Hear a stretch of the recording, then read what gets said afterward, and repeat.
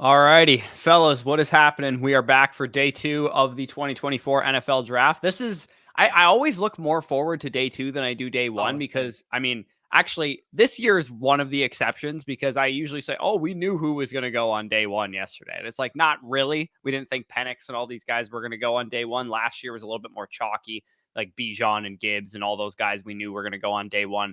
But day 2 is always fun, man. You get all the running backs are going to be in play now. We're going to have the wide receiver position depth kind of fill itself out. Adonai Mitchell, Lad McConkey, Troy Franklin, all of these guys still on the board for some of these teams, especially at the top of the second round. I think the Bills, Patriots, Cardinals, potentially the Commanders, Chargers, Titans, a lot of wide receiver needy teams here at the top. And maybe we even get surprised with a high pick running back here in the top 50. And speaking of, the Bills are on the clock right now. A trade has not been made at this current point, so potentially ruling out a T. Higgins or a Brandon Ayuk trade. Who do you think they go here? I think it has to be. Are they officially on the clock already? Well, they're going to be. It's 7:00, and they haven't traded the pick at this point. Right. But I think, does Raj come out and go, yeah, day 2 is officially open or whatever? Yeah. He hasn't done that yet. That's the thing. Okay. We got a little Fletsky in the back seat. What's going on here? Let's get the three stack view. Just FYI, we scoring up to 6 correct picks guessed. I think he got all 6 in a row. It almost felt like. Flet was at 3. Notorious if he's back. I don't know if he's coming back tonight or if he's doing something, but I got 4 yesterday, so I'm trying to close the gap here. And I believe the Bills will make this selection, and I do believe that Adonai Mitchell will be a Buffalo Bill. Yeah, I agree. I think you pretty much summed it up. He's there. I think it's going to come down to him versus Troy Franklin. I just trust the evaluation in NFL circles about A.D. Mitchell compared to what I do with Troy Franklin. A.D. Mitchell, obviously, they need a big-time, high upside X receiver, and that's exactly what Adonai Mitchell brings to the table. And he unlocks the ceiling for this offense if he's added. If he is able to hit that upside, we're talking about a T. Higgins, possibly on a similar plane of a worse yards after catch CeeDee Lamb. Yeah, I don't think I still don't think that CeeDee Lamb is quite within his range of outcomes because I just think that he doesn't play like CeeDee Lamb plays. Like in terms of his releases, I see it. Yeah, the releases and the route runnings definitely there's some similarities there. I just think the competitiveness and like that's fair.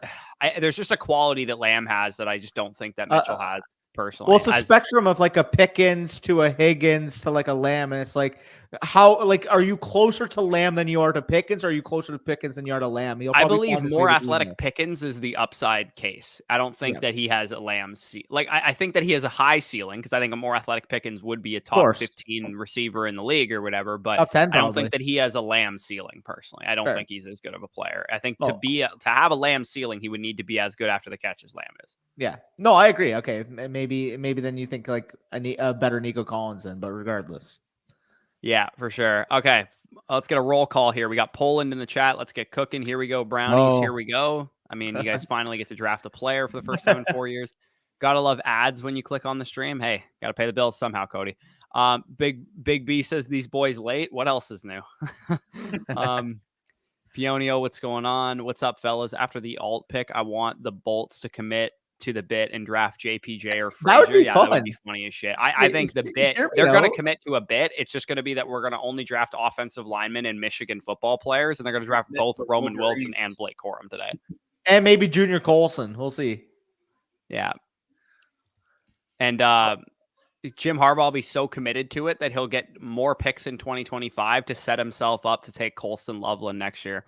Oh yeah. Cody says hoping for Lad to the Pats. Yeah. If I had to guess right now, why do I have to get the sense it might be Tez Walker? Oh, please no. No, I hope not. They're not that stupid for them to take.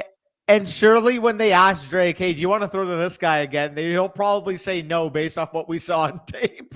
Yeah, true.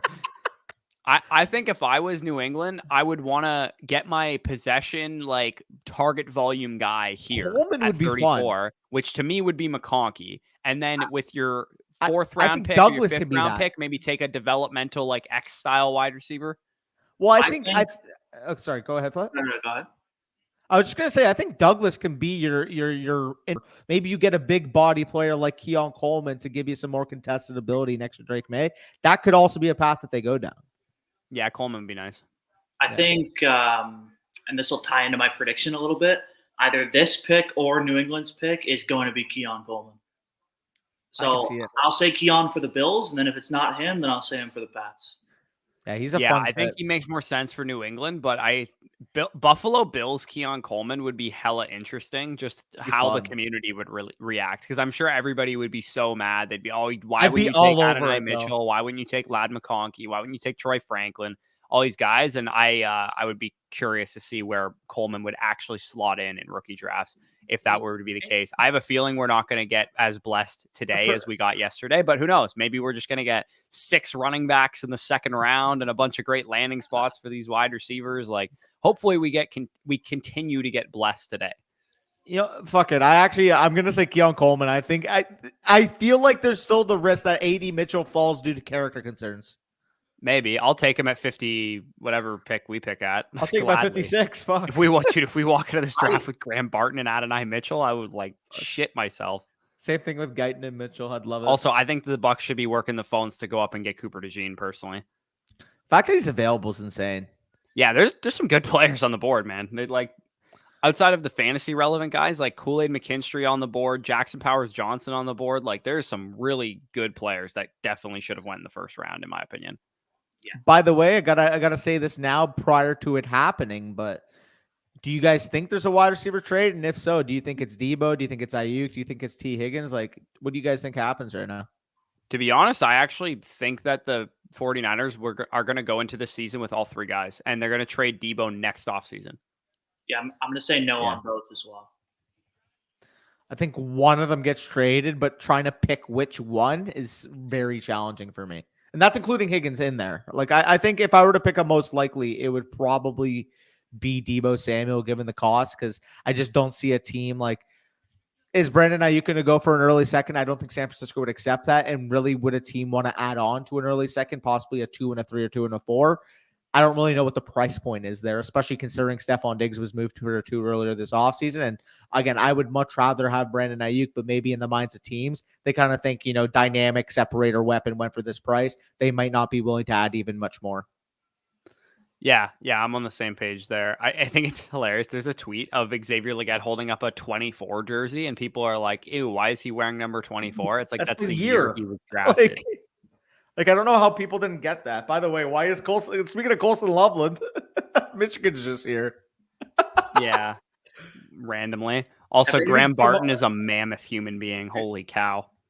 Do you guys think Jim Harbaugh salivating seeing Colson Loveland, thinking of what he can do in the offense next year? Yeah, Mike Sammerstill is 100% the pick at 37 for the Chargers. How much you want to bet? Have they ever done this for a national champion before? Just bring them all. No, but I love it. Go blue, baby. Go blue. They're in the state that they won the championship. That's probably why. I guess that's fair. Yeah. It's a little glazy though. Are you gonna hold up the jersey properly this time? Go blue, baby. Go blue. Yeah, fuck you, Major.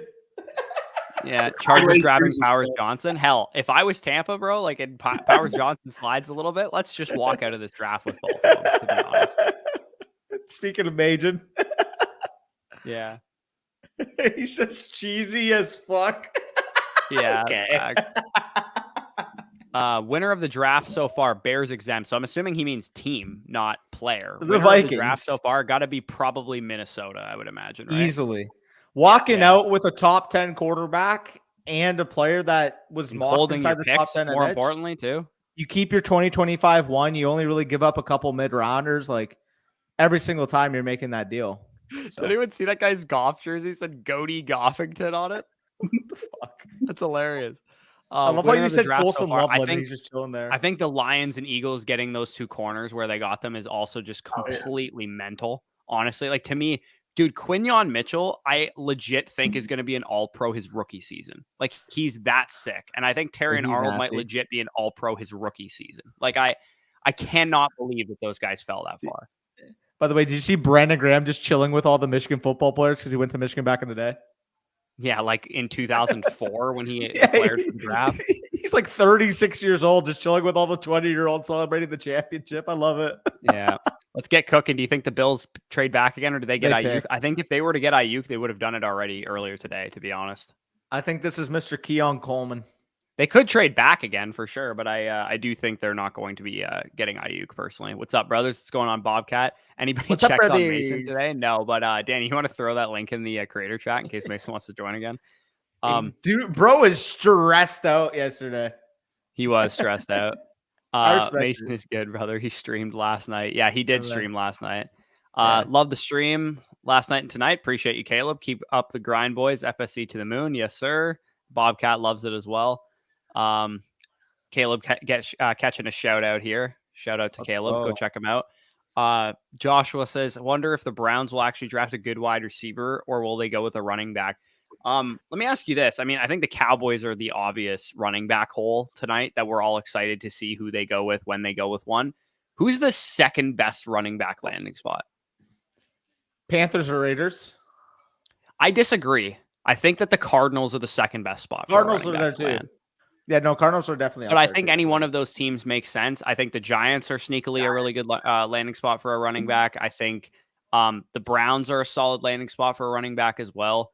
I would love Trey Benson top of round 3 to the Cardinals, man, because especially knowing how many great draft capital options we got, especially with some of these receivers going off the board. What if he goes 34? Like, how late are you going to get Trey Benson in rookie drafts if he's a third round pick? Like, he'll probably be like the 208 in rookie drafts. Hey, all I'm going to say, Benson goes 35. I make a quick plus 300 on Benson first running back on, and we're all having a good time. How about that? Yeah, I also that's my only bet still standing is that I have Brooks live to be first running back taken, which I think he will be. And I got him at plus 200 odds before he was heavily favored, which he was when the betting closed. KW also makes a good point, man. What if the Chargers just say fuck it and add a big time high draft capital running back? Like Blake Corum behind this offensive line. If they wanted to bring in a guy, I actually think that they're probably good with the two that they have. But, I agree. He's just going to get vultured by Gus Edwards all season. Yeah, I mean, if it's Blake Corum, a day 3 guy like an Isaiah Davis or something like that, but I don't think they'll spend big on Corum. I think everybody's expecting them to take Corum. I don't personally think they're going to do it, but I do think sneaky good bet was to take Blake Corum as the first running back taken potentially. Yeah, because you get plus odds. Think about how much the NFL has glazed these big school guys this entire draft. Like they just took Penix at like 8th overall because he played in the national championship. Like, and it simply seems for that reason alone. That's why they went 8th overall. By the way, think of it like this too, right? Whatever running back, if they do get taken like high second round capital to the Chargers, goes there, you're gonna have an elite offensive line and an elite quarterback to bail you out in 3rd and long. On top of that, coaching tendencies that will pound the rock inside the 5. Like schematically, it's got to be a dream spot. And playing behind this offensive line now with Joe Alt, Rashawn Slater, they're added on your bookends. Like Justin Herbert's probably going to be protected on his bookends for the next 15 years. Yeah, I would say as long as whatever running back goes there is okay being the second best running back on the team, they're probably in good shape because Gus Edwards, baby. I will stand J.K. Dobbins until he's out of the league. Like Gus Edwards, baby. Also, if you had to set the over-under on pick number that the first running back comes off the board, where are we setting it? 44.5. You think one's coming off the board before then? Where does Dallas pick? Yeah, my answer would be 55.5. Cowboys would be 55.5. Does one go before Dallas's pick, or is Dallas the first one to make it? To me, is the over-under. 44.5 also includes the potential that where are the Raiders? The Carolina, LA Chargers, maybe even Washington, because they're both, actually, probably not Washington, and then Arizona. Actually, I don't know why I said Washington. Why did I say Washington? Isn't it mental that Josh Allen had the most quiet 43 touchdown season you've ever seen in your life? Yeah. Yeah, legit. We're all guessing Coleman, right? I'm going Mitchell. I'm still sticking to Mitchell. Johnny, this better be a prediction. Yeah, this better be a prediction. No spoiling in the chat. If you spoiled it, we were gonna be upset. What's the difference between Neighbors and Odunze now in Dynasty? From a startup standpoint at the wide receiver position, probably not a huge difference. Like, I think you're talking about Neighbors being like wide receiver 9, wide receiver 10, wide receiver 11-ish in Dynasty. And then Odunze is probably wide receiver 12 or 13. Like, it's not a huge difference in startups. Like, I think I had Neighbors wide receiver 8 before the draft. Let me actually take one more look. I think he was either 8 or 9. I can't remember. I mean, if I had to ask you right now, okay, let me go to my rankings. Oh, I had Neighbors 8. So, I believe I had him 8 as well. Yeah. The only difference is that I have AJ ahead of him and Nakua behind him, and I'm sure you have Nakua ahead of him, AJ behind him. Yeah, I have Nakua at 7. I have AJ at 11. I have Malik Neighbors at 8, Drake London at 9, Chris Olave at 10, Rome Odunze at 12. Really, eh? You have Odunze ahead of Hill then, I'm guessing? Yeah. And yeah. Ayuk? Yeah, Waddle, Nico. Yeah. I also have Odunze at 12 ahead of the same names, but I have Ayuk one spot behind him. I previously had Ayuk ahead of him, but now that I'm thinking about it, I'm still taking Ayuk over Odunze. I think that's the spot that I'm still sticking with it. Coleman. All right. I'm hoping. Yeah, I haven't seen it yet, so don't do my that. bad. My bad. I thought you saw it at the same time as me. Let me know when you see it. Yeah, I just saw it. I want to make sure I'm ahead and caught up here. I fucking love that pick. I love it, dude. I actually really like it. I'm not going to lie. Danny just got another point, which I don't love, but. Let's go. Wait, Flet, you said Coleman too. Were you sticking to Coleman too, Flet? Yeah. Yeah. All right. Well, tough scene, but Keon Coleman, can't quit him, and everyone's going to hate it, and I kind of am here for it. I actually really like when the fantasy community hates something, and I don't. So it presents a opportunity that these early second round picks, people are going to be like, I'm not taking Keon Coleman or Xavier Legette. And I'm like, I will. Yeah, thank you. Yeah. Hey, yo, in the Debbie League, I have Keon Coleman. He just gets Buffalo as his landing spot at 33rd overall. Kind of nutted. You take those? Yeah, in the Debbie League, I have Malik Neighbors, who did not get a nutted landing spot. So it's not as fun. I'll trade you Keon Coleman. I can count on two hands the amount of shit offers in that league that I've received from Malik Neighbors. They're insane, people think bro. that I don't know that Malik Neighbors is good or something. Some of the offers you get Malik Neighbors is on your team. He's like a wide receiver 3 in Dynasty. You must think that at least. I'm like, no, not really. Actually, he's like literally a top 10 receiver in Dynasty for me. Chargers traded up apparently. Yeah, New England traded, by the way. Oh, New England traded back. Chargers traded up. Yeah. Is this Adonai Mitchell? I can't see Jim That's Harbaugh not a fit signing we've seen off at on all. that. Actually, I can't see Jim Harbaugh. I can't see Jim Harbaugh signing off on that. Yeah, I don't know. I don't know. He was tough at Georgia. No, it's Lad McConkey, baby. Oh, I would be so down for that, dude.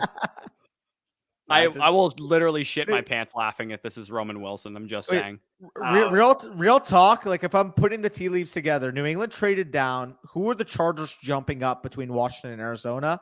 My guess it's for an offensive lineman because Washington and Arizona were both rumored it, and I would guess probably center. I'm guessing Zach Frazier. Yeah, they could definitely do it. We do need to discuss here. We getting a little sidetracked.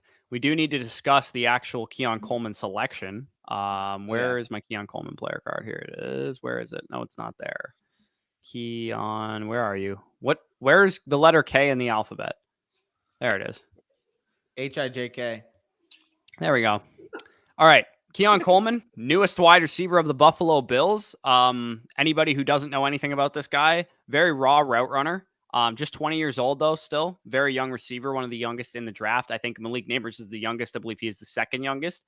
He doesn't have elite speed. Ran a 4.61 at the combine, but he plays fast. Weight-adjusted speed score, 62nd percentile. His in-game athleticism score, according to PFF, was in the 99th percentile. So, again, even though he's not, possessing that elite speed testing-wise at the NFL combine, he does have a really intriguing game. Above the rim athlete, type of guy that can go up and get it. Two-sport athlete, played basketball at Michigan State before committing to football fully, I believe, this year. Goes to Florida State. Johnny Wilson's there. Trey Benson's there. Jaheim Bell, the tight end, are there. Potentially all of those guys will hear their name called today, if not 2 or 3 of them. And physicality, yards after catch, very strong for him. I think he has a high ceiling. I think that he can be a guy that you can play as a big slot, a power forward type of, old school wide receiver. I know Keon Coleman doesn't have the flashy 4.33 or whatever that Adonai Mitchell has, but to be honest with you, I was more impressed with Keon Coleman's film on a play-in, play-out basis. what he can do at the catch point, he just plays physically, plays tough, plays smart. And for a young player, that's really intriguing for him. I mean, he was productive at 2 different schools. It wasn't elite production. It wasn't 40% target share production, but he did compete with a lot of NFL players, including Jayden Reed at Michigan State, out-targeted Jayden Reed at Michigan State in 2022 as a true sophomore 19-year-old. So very intriguing player, a guy that has a high ceiling. The Bills are going to need him to produce right away, but I actually think he was more pro-ready than even Adonai Mitchell was, even though Mitchell's a year older than him and should be theoretically the better option in most people's minds. Yeah, the way I kind of view it with Keon Coleman, like you said, above the rim threat, obviously the big frame that he brings to the table, and very underrated from a yards after catch standpoint. I think he is. By the way, I'm taking Roman Wilson with us. I already saw the pick. I can't. Yeah, I was gonna say it's not. Yeah, wow. I know. But nice. Okay, anyways, going back to Keon Coleman, obviously this year, offense at Florida State didn't really live up to expectations. I honestly think that Jordan Travis really hindered this offense in terms of the capability, the potential we could have saw. But Keon Coleman, man, like he flashed the ability. You saw those big-time plays he made against LSU, winning above the rim, like Corey said, winning after the catch, winning based off pure compete. I mean, we saw this guy in game film running a lot faster than the combine would indicate. That 4.61 is not indicative of the game speed that he brings to the table, and I'm really excited with him working with Josh Allen. Now we go to Lab McConkey, where awesome fit, dude. I love it. You're going to throw out every single white receiver that you know. Oh, he's the next Wes Welker. He's the next Julian Edelman. He's the next Renfro. Let's shift gears, man. We're talking about our comps being the 2 Seahawks wide receivers there with Doug Baldwin and Golden Tate. Another comp that I really like, athletically very similar to that of Chris Olave when he was coming out. Smooth as butter, great route runner, great after the catch. I mean, the only real downside you can say is he's not going to be this big hulking press receiver. Like, you're not going to throw him on the outside at X day one and expect him to win on a play-in, played-out basis. But you need a player that can pretty much absorb the Keenan Allen role. Lab McConkey could be your Keenan Allen. Yeah, literally. And I mean, the production profile wasn't great, but he was playing at Georgia. They had Brock Bowers. They had Adonai Mitchell. They had George Pickens, his redshirt freshman season. As a junior in 2022, he has a great season, very efficient. This was supposed to be his year to break out. Before this season even starts, he's dealing with a back injury, has an ankle injury midway through the season. So we were robbed of the monster breakout season from Lad McConkey, but you did see it on a play-in, play-out basis. Career yards per route run was 5th in this class at 2.54, 3.26 yards per route run in 2023 as well.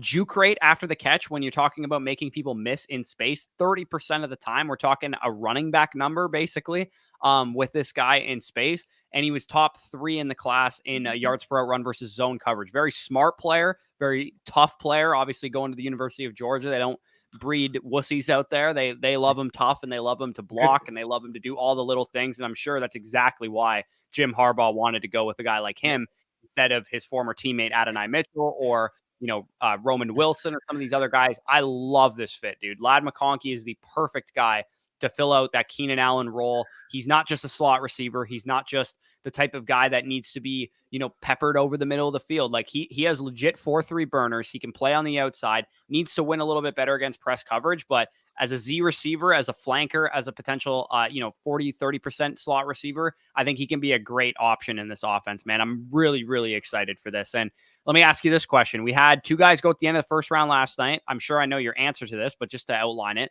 Ricky Pearsall and Xavier Legette get the first round draft capital. Both the guys that go today, Keon Coleman and Lad McConkey, I personally preferred to, maybe not Legette. Legette and Coleman were quite close for me, but for me, McConkey was ahead of those guys pretty comfortably. So let me ask you this. How high does McConkey go in rookie drafts? Is he ahead of, let's say, so Worthy and Thomas, I'm assuming you're going to take over him.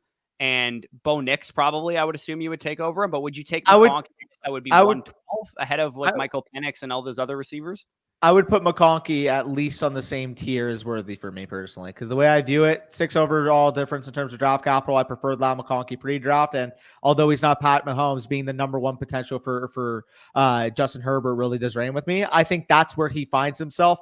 Keon Coleman, because I didn't have as quite of a prospect profile on him, he would be my number 2, but he would kind of be the tier after. And I think he would lead that tier with Legette and with Pearsall. Pearsall may be a half tier after those guys, because I can see myself in some spots taking Keon versus taking Legette. I just don't really envision a world where I take Pearsall over either in the Dynasty draft. Yeah. Did the Falcons just trade up? Yeah. Yes, let's make our picks. Okay, 35 overall. Jerzon Newton. Yeah, Jerzon Newton would be interesting, I think. I'm going to go with DeJean. I think this is McKinstry.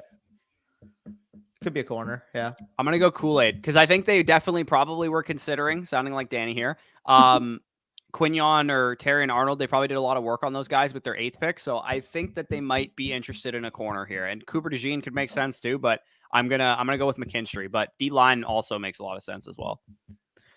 Yeah, it's just like could be JPJ also if they wanted to grab a offensive lineman. I don't think their interior is pretty strong already with Lindstrom and those guys, but getting your new quarterback and current quarterback some offensive line help, or they're gonna just copium and take a receiver here to try and fold things over here with Kirk Cousins. Yeah, no, that would make sense. Well, there's a guy wearing an Adonai Mitchell number 5 Texas Longhorns jersey in the draft war room. No, I think that was a Bijan jersey. No. Was it it was a Bijan jersey, right? Yeah, I forgot he wore number. I was like, well, honestly, I was like, is that an Adonai Mitchell jersey in their draft room? I thought the exact same thing. So Buddy must be Buddy must be the biggest fan. He loves the pick that they're about to make. Yeah, literally. Josh says, "Hey guys, working on a trade. I have DJ Moore for Mayer 203, 407, and 10-team premium. Yeah, I need more than that for DJ Moore, boss." Oh, he's my official guess is McKinstry, by the way. All wrong. Really, eh? Did you just get spoiled? Is it a shocker? Shocker? No. Like a shocker maybe this high, but I don't know much about this guy. Ruke! We fucked him in the mock, remember? He was the default. Wait. Ruke over Jerzon? I was going to say, I guess maybe that's the shocking part. Who? Him over Newton. A Ruke-a-roll. I'm gonna keep it a stack. I follow the draft pretty tight. I've never heard of this guy.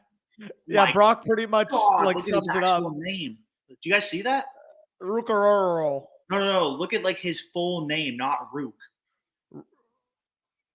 It's Earl. No, his full first name, Danny. Oh, okay. I haven't seen it yet. Search it up. I mean, you can. It's 12 letters long. Oh God! Seems like a smidge of a reach by the Falcons. Just that's their name of the game today. This draft. They're just going to draft whoever they damn well please. Dub Kai, how do we value Michael Mayer? I don't know, man. This question makes me sad. I would say a top 18 Dynasty tight end. Let's hope that someone trades for him today. Washington, please, Washington. Yeah, Washington, even New England would be nice too, I think. Yeah. Cincinnati, Miami. Eagles aren't actually good at drafting, just good at accumulating value. That's literally how that describes me in Dynasty, dude. I'm not good at drafting. I just accumulate value. Hey, man. Chargers dream RB spot. Disagree. I think that the Cardinals are a better spot for a running back. And I do think the Chargers are a damn good one. Spot. I do think the Chargers are a damn good one now that they got. I think the Vikings are sneakily a really good spot for a running back too. Yeah. Let's get Johnny Brooks to Minnesota here. Minnesota pick at any point? No, they don't have a second, right? They traded all of their picks, I believe. I got interior defensive lineman right. They just decided to be dumb and pass on Jerzon Newton for Ruke-a-roll. Yeah, this has got to be JPJ, right? Or Kingsley Suamataia or something. They got to pick a lineman for sure. Kingsley Suamataia. Yeah, I'm gonna guess. I'm gonna go Jordan, or no, not Jordan James. That's the Oregon running back. What's his name? Patrick Paul. Sorry, I knew it was an alliteration name. The one from Pat P, baby, Pat P. I'm gonna go Patrick Paul here, Houston offensive tackle. Harbaugh going to draft Corum and Roman just because that's the way he is. Yeah, no, we did get Lad McConkey to the Chargers, which I'm still fired up about. The Chargers are taking Marshawn Lloyd. I mean, an okay 3rd round or 4th round pick. Ray Davis would be fine. Ray Davis is a future Buccaneer. I just guarantee it. Our offensive coordinator coached him. I will bet good money that he's our 4th round pick. Yeah. After the 1st round, which top 4 players are getting drafted? I have the 4th pick in my league. Oh, you're chilling. You're big chilling because then you're there. You're guaranteed one. Okay, so it would be May at 103. This is super flex. You're guaranteed one of Drake May, Malik Neighbors, or Jaden Daniels. If it's a 1 quarterback league, I think the one quarterback 104 becomes more interesting now because I would have said guaranteed it's Brock Bowers before the draft. Now I it's think like you a can tier. talk yourself into Xavier Worthy or Brian Thomas Jr. or even Lad McConkey potentially as one of those guys. I think in a non-pressing need for a tight end, I would be okay taking Worthy over Bowers in a one quarterback league at 104, but I would probably try and trade down, to be honest, if someone wants Bowers. But there's a good chance nobody's going to want Bowers in this landing spot unless they trade Mayer. Makes sense. Yeah, I mean, that's fair. It's definitely a fair assumption. So do you have Bowers at 8 now? Yeah, dude. J.K. Dobbins is just a sick player, man. Who do you got official guesses here? I got Patrick Paul. Who does everyone else have? It's Kingsley Suamataia. Yeah, say Suamataia. Okay. Let's set an over-under on how many weeks Dobbins survives this season. 4.5 weeks would be a record for him, considering it was like 2 weeks for the other seasons. Good money on the under. Facts. AD Mitchell's diabetic. Did anybody else not know this? Yeah. I did not know that. You didn't know that? I did not. I've never heard anybody mention that on the Texas broadcast or anything. I was going to say, he literally played for your favorite team. No one ever mentioned that on the broadcast. Fuck. Yeah, no. Yeah. Hopefully he's okay. Yeah, I mean, I don't know what type it is, but yeah, I think Andrews is type 2, which is like the one that's more difficult to manage, and he's obviously had a great career in the NFL. Like, I'm pretty sure, like, mid-game, like, he'll take, like, insulin or he'll take... Or type 1. Well, I don't know what one the worst one is. Yeah. Whatever one that one is I believe what Andrews has. The Cardinals just kind of got a steal, no? They only dropped down 8 picks, and they moved up 3 rounds for it. What was the terms of the trade? So they moved down to 43, I think it said. And they got a third 35. For a 6 swap. That's pretty damn good. Really good. You know what? I'm going to change my pick. I think this is Jackson Powers Johnson. I'm going to go with JPJ. We have to assume Rattler's in play for the Falcons. Need a backup for Penix, who's injury prone with Kirk being so old. Dude, I would be laugh my ass off if they took Rattler too.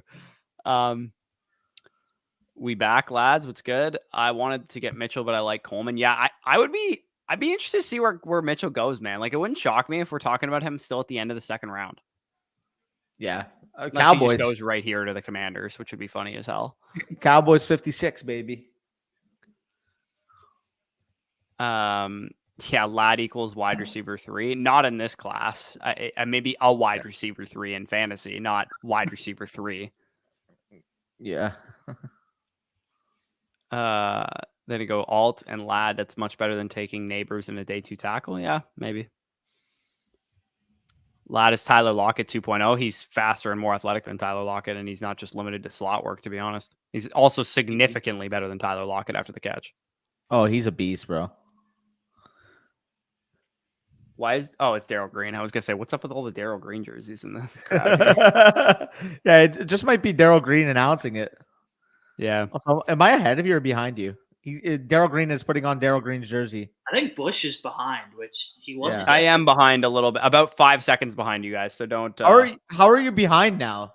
Yeah, I was saying almost synced with. I do have the zone, but I'm gonna go back here and go back in here for a second. I was gonna say, I'm like, if we're both watching it on the zone, why am I significantly ahead of you when I'm always behind? So I don't know, honestly. I have no idea what was going on there. Are they showing the crowd right now? Yeah. They just panned back to like him and Goodell for me. I haven't seen that yet. Okay, they just panned back to him. Yeah, I see it now. Yeah. Yeah, him. Timothy. He's sticking his hand out. He's waving it around a little bit. Falcons franchise, a roller coaster of emotions. If Lad had a Lockett-like career, you'd be disappointed. Maybe if you held him throughout that career, but if he broke out in year 4 or year 5, whenever it was for Lockett, I'd probably be a little bit disappointed. I wouldn't be. That's not at all what I said. I said he's a better prospect than Lockett. No, I know, but I'm saying if he broke out by year 4, year 5, like more than likely you're either. Yeah, I would be disappointed because he should probably break out his first or second year. That's what I mean. Like he would already be off your team at that point. Yeah, by that logic, we're like Treylon Burks is breaking out next year. Yeah, facts. Let's see Washington. Kingsley. Okay, that makes sense. Let's just say we were all wrong. Yeah. We all were wrong. Good It does make pick. sense why they traded up for that much. So maybe that's why the Also- Falcons traded up, because they knew that Newton was going to go to Washington. Wait, Why bro. does he look like Loki? Wait, Wait. What? They have never Deron mind. Payne, Jonathan Allen left, right? Did they No, re-sign Jonathan Allen's still there, I think, right? They also have Deron Payne. Yeah. Maybe they finally trade Payne because He's a 3-tech, though. Jerzon's a 3-tech, and Allen and Payne are more like run-stuffing down linemen, aren't Allen's they? a 3-tech. Allen's a 3-tech? He's kind of big Yeah. for a 3-tech, no? I mean, what's he listed at? 6'3", 300. It's pretty big for a 3-tech. I mean, yeah, I guess. But like, I guess you also have maybe I'm Deron just Payne. used to all these dimensions of all these undersized 3-techs. I just think that's what the regular standard is now.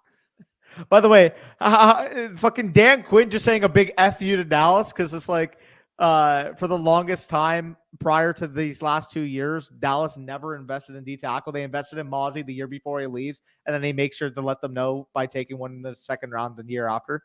Yeah, you're reading really into that, dude. Like way too far into that. You just reached and picked a bad player last year. You could just admit it. All right, whatever. Nobody thought he was going in round one. And you were like, when did- you had the most wait. amount of copium Wait, I've wait, ever wait. heard out of When- you in when- my when life did- when you made that. Okay. When did Washington sign Bobby Wagner? That was I remember when they signed him. They're like, what a I great don't need the veteran yap presence right now. for that I don't defense. need the yap. I don't need the yap. Let's okay. I don't need to hear about how my first round pick was such a bust in his rookie season. I really He could care sucked. less at this point. So Cool. bad. I could give two shits. all right, I think this is Kingsley right here. Yeah. Really? I would Over I'm saying receiver? this is JPJ. I'm gonna just keep saying JPJ until he gets picked. I don't think Yeah, it makes sense. Kingsley. Is this Michael Owenu making this pick? He's a jolly man. Or AD. I would love AD for the record. Yeah. I'll play it safe though because of the character concerns and say it's Kingsley. Yeah, that's what I would say. Okay, here we go. Oh See, it's shit! so fast. Okay. All right. Ooh, I like that. I like it. I like I it, like dude. that. I actually really like it. I like that. I'm pretty sure someone like in the know mocked Polk at the start of the second round in New England like a couple weeks ago. Yeah. Yo. I dig it. I'm not gonna lie. I actually dig it. New England remade offense is Loki looking fierce. Yeah. You got a guy that's so reliable at the catch point and a gunslinger quarterback who will throw it to whoever he damn well pleases, as long as they can catch the football. Yeah, kind of like it. Yeah. No, I'm a big fan of that. Also, I think you guys are a little bit ahead of me now. Yeah, so Jaylen Polk, wide receiver now of the New England Patriots, 37th overall draft capital. A little higher than I thought he was going to go. You can see there, me and Danny both have him graded about as a top 75-ish talent. But he has a couple really strong traits. He has really good hands, like probably the best hands in the class. Absolutely automatic at the catch point. I think he's a pretty fluid mover. I think he's solid after the catch, even though that wasn't really his role at the University of Washington. Great physicality, well-rounded, tough. The type of guy that I don't think will bust in the NFL, really. I think the real question is, like, how good can he be? It's like, if you need a good number 2 receiver, this is the type of guy you go after. The Patriots, unfortunately, need a number 1 receiver, so I don't know if he has number 1 receiver upside, but he's a good 3-level threat. The nuance, the broadcast just talked about it too. He needs a little bit of polish in his route running. Market share production wasn't good, but of course he was playing with Romo Dunze and Jalen McMillan. Doesn't have elite speed, ran a 4.52 at the combine, and he does have deficiencies to his production profile, mainly due to, him being a senior coming out and obviously Romo Dunze there and playing with a good quarterback like Michael Penix. My comp for him was Rashee Rice. Your comp for him was Tyler Boyd. Both of us said, he's a good number 2 wide receiver. I think he can play X. Both of us put Z there, but I do think he can play X, just probably not in the, commanding elite target share caliber role. I think if the Patriots grab Polk here and then they grab more of like a target hog type of guy in the 3rd round or in the 4th round, that should round out the receiving core. Danny seems to be all in on Demario Douglas for some reason, who's a fine player in my opinion, but I think you kind of want Douglas to be a number 3, not a number one or a I number think two. Okay. The way I viewed Demario Douglas is like a worse Deontay Johnson, where like at this point he was kind of being valued so low, like 15th round type of startup pick, 20th round type of best ball pick. I was just always under the assumption that the quarterback upgrade wasn't really priced into that, in my opinion. And now with Drake May, like he's got a wide receiver 2 projection on that team. Even if you assume Polk's going to be the one, I really do like the separation chops that Douglas brings to the slot. And if he can develop into a Deontay Johnson type of player, like you're looking at a big time ROI on that. So. Yeah. Polk's interesting, man. Like, let me ask you this. If you were faced with a on the clock decision in a startup draft, you're probably in what, round 8, round 9 at this point in time, where Jaylen Polk would go off the board. You're faced with a cluster of Deontay Johnson, Josh Downs, Terry McLaurin, Chris Godwin, those type of guys. Are you going to take Jaylen Polk over those players? Say the names real quick. Deontay Johnson, Josh Downs, Terry McLaurin, Chris Godwin. Yeah, I mean, I guess it would depend on kind of your team construction at that point and what you're looking for, because I think you're re-rolling on a rookie, hoping that he turns into something better than those guys, because those guys are giving you kind of replacement level production as like wide receiver 3s. So even though, I know what I'm getting out of Terry McLaurin and Godwin and Deontay Johnson, they're not really moving the needle for me. But at the same time, I could make the argument that Polk isn't the highest ceiling guy either. And I'd feel pretty good if he turned into any of those guys. Yeah, no, that makes sense. Yeah, I think Godwin's a sneaky half decent comparison for him as well. Keon Coleman now on the Bills or JSN? Definitely JSN. Yeah, definitely. That's about the range though for me. No, it's not. I like Keon Coleman. He ain't that high. Okay. Like I'm assuming you're taking Coleman or Leggett?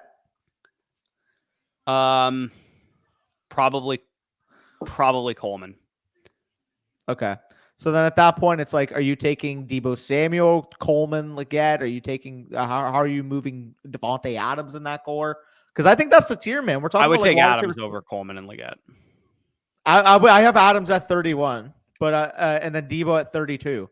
Coleman 33. Then I think Leggett, pending where AD Mitchell goes, he could go higher than this, but tentatively pending he might fall. Risk averse 34 right now. I would take both of those guys over Jaden Reed. I'm assuming you agree. You're taking Keon Coleman on the Bills over Jaden Reed? Yeah, probably. What about like the other veteran guys like Amari Cooper and Steph Diggs and stuff? I would take Keon Coleman. Yeah. Yeah. That's like fair. It's like we're looking at a legitimate top 35 receiver. And I mean Jaylen Polk, he's not quite beside for me, but 36 at the moment. Yeah, I have him at 33. So similar vibe. Where did you put Thomas, just out of curiosity? Brian? Yeah. He is wide receiver 19 for me right now, but he's very close to DJ Moore. Wow. Yeah, I'm not high. My wide receiver 4. He's my wide receiver 4. So I actually placed both him and Worthy back-to-back at 24 and 25. So I ranked them a little bit more conservatively than you did by the sounds of it. And I have them in a tier, like not in that tier either. Like the top of the tier 5 receivers for me is Pittman, Worthy, Brian Thomas Jr., Rashee Rice, George Pickens, those type of guys. But slightly ahead of that tier is like the Tank Dell, Jordan Addison, DJ Moore, Zay Flowers, T. Higgins, Nico Collins type of guys.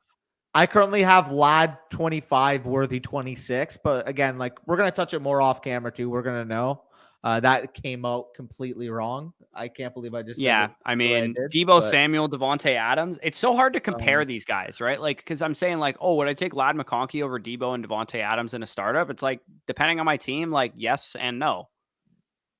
Yeah, let me move up Jaylen Polk, by the way. Jaylen Polk or Christian Watson? Don't spoil it. I'm a little bit behind. Oh, let's go. Hook him. I'm surprised Devondre Sweat at 38? Off the field concerns.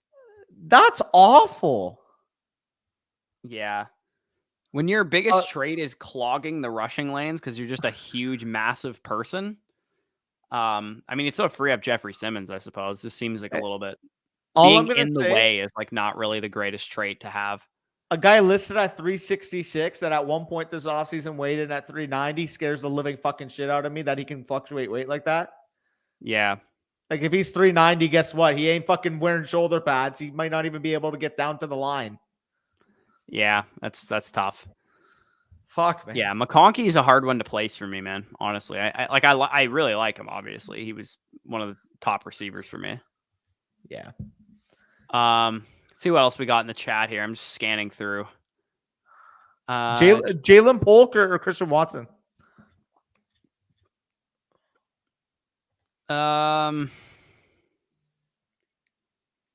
I think I'm gonna rank Polk right like at where I have Josh Downs. So yeah, that's for about me, where I have Polk's him like right wide now. receiver 48, like just inside that top 50 range among that Deontay Johnson, Terry McLaurin, Godwin cluster. It's like obviously he could accumulate value beyond that Rams point, traded but up. kind of hedging my bet a little bit that he, maybe isn't the most high ceiling player in the world. He's a solid receiver who could turn into something, especially with Drake May as his quarterback. Like I feel pretty good about that. And I think he's pro ready too. I don't want to put the cart before the horse on Polk and just be like, every rookie receiver is a top 30 dynasty receiver. It's like, that's not really how it's going to work. No, I think that's fair. I don't have him top 30 either for the record. I do think like the 40 to 50 range is reasonable, but man, like it's hard to complain with really any of these landing spots we've gotten so far. The Rams just traded up. Could this be a receiver? Could this be Mitchell? I tend to think that it isn't, but could it be? It could be Mitchell, I suppose. It'd be such Franklin a good fit. too. Oh, Franklin would be such a good fit too. Franklin would be fun. Talked about it earlier today. Franklin would be a great fit. Yeah. I keep mixing up Joel Klatt and Jason Garrett. I'm like, why is Jason Garrett on the broadcast right now?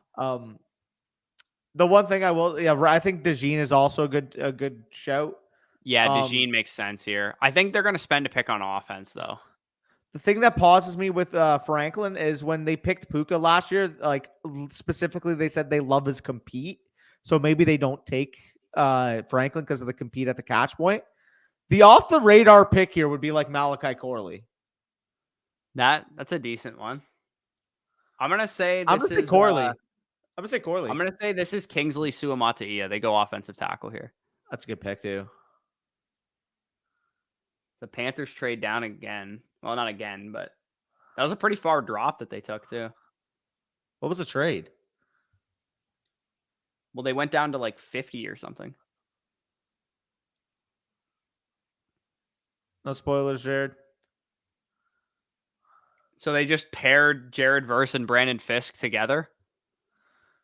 Yeah, I guess. Yeah, the Florida State boys. They're just remaking Florida State's defensive line, I suppose. You already know they took Jared Verse yesterday, and Jared Verse just talking to him like, yeah, my boy Braden, he's an absolute dog. Like, we need him on the interior. He's my rushing mate. Yeah, third round Jaheim Bell incoming. Trade Benson, baby. Trade up for Benson. No, my Kyron bags can't handle that. Yeah, I have Kyron too. Johnny Wilson is a fucking Florida. I was going to say Florida State Ram. Oh my God. They wanted a Donald replacement. Well, they still might want one because I don't think Fiske is quite that. They wanted a Donald replacement. Yeah, I don't think Braden Fiske, who is running second fiddle to a 25-year-old edge rusher in college, is going to be Aaron Donald. I hate to tell you guys, Rams fans. That was kind of a reach. I'm not going to lie. I think Fiske was like a fine like third round dude. Like his comp was like Derek Wolfe. Like it's kind of a mid-pack player, if you ask me. Yeah, literally though. I mean, for the second rounder, it makes sense, I guess. Hudson just wants to brag about this trade. I think I've seen him put this in the chat like 4 straight. He loved letting us know about his trade for the 108. You love to see it. You absolutely love to see it. McKinstry is my prediction. Oh yeah, we're like way behind on these. Okay, I'm gonna try and catch up here. Yeah, I would be quite happy if Eagles traded up. Career of Lockett in terms of like the overall fantasy finishes and stuff, but I think he should produce earlier in his career. Eagles traded up, by the way. Get DeJean still? Oh God, dude! If the Philadelphia Eagles walk out of this draft with Cooper DeJean and freaking Quinyon Mitchell, I'm gonna kill somebody. It's Kingsley Suamataia, is my guess. Yeah. What if it's JPJ to replace Jason Kelce? They were rumored heavier on O tackle because they're more worried about Lane Johnson long-term health. I don't know. They don't have a center right now. They have Jurgens and they took Dickinson and they got one more guy. Tyler Steen. Is Dickerson going to play center now? Yeah. No. What's his name is Jurgens is. Okay. Because they have Steen as well at right guard. Yeah. Gave up Ladd for Polk and 27 spots on day 3. Yeah, I guess that's what the Patriots did. Yeah, pretty much. I would have taken McConkey if I was New England, but whatever. Yeah, same. Polk is gonna look nice with Tet McMillan in 2 years. Yeah, facts. What's your opinions on McMillan too? Those Washington wide Big receivers fan. are all nice. Absolutely, man. I think McMillan's actually the second best of them. I liked Polk and I enjoyed his film, but I think McMillan's role is like an over the middle, receiver that can kind of separate more consistently. To me, makes him a little bit more valuable than Polk. I think hands wise, Polk wins out there, and I think he's better size wise and physicality wise. But they honestly all had their merits, to be honest. So McMillan is the type of guy I would love for him to go in the third round of the Broncos. That's my favorite landing spot for McMillan because I think he can fill a great slot role in that like Saints caliber scheme. Like think about what that scheme has done for Amon-Ra St. Brown and what that scheme did for Michael Thomas in his prime. I think McMillan would be a perfect fit for that.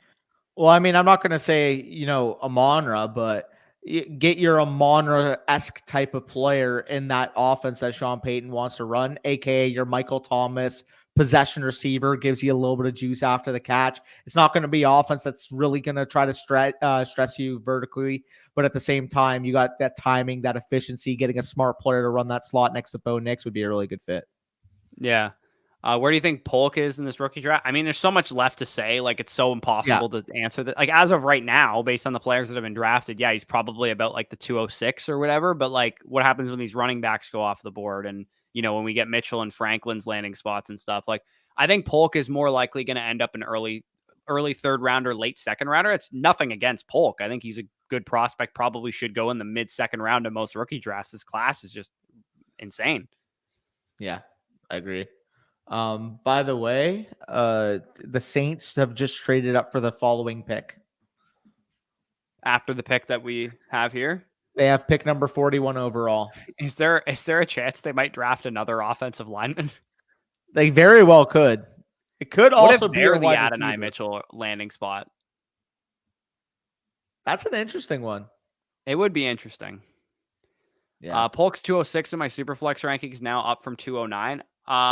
Yeah, I mean, again, I'm not even going to bother ranking these guys until day 2 is over. This is not a good sign. Uh-oh.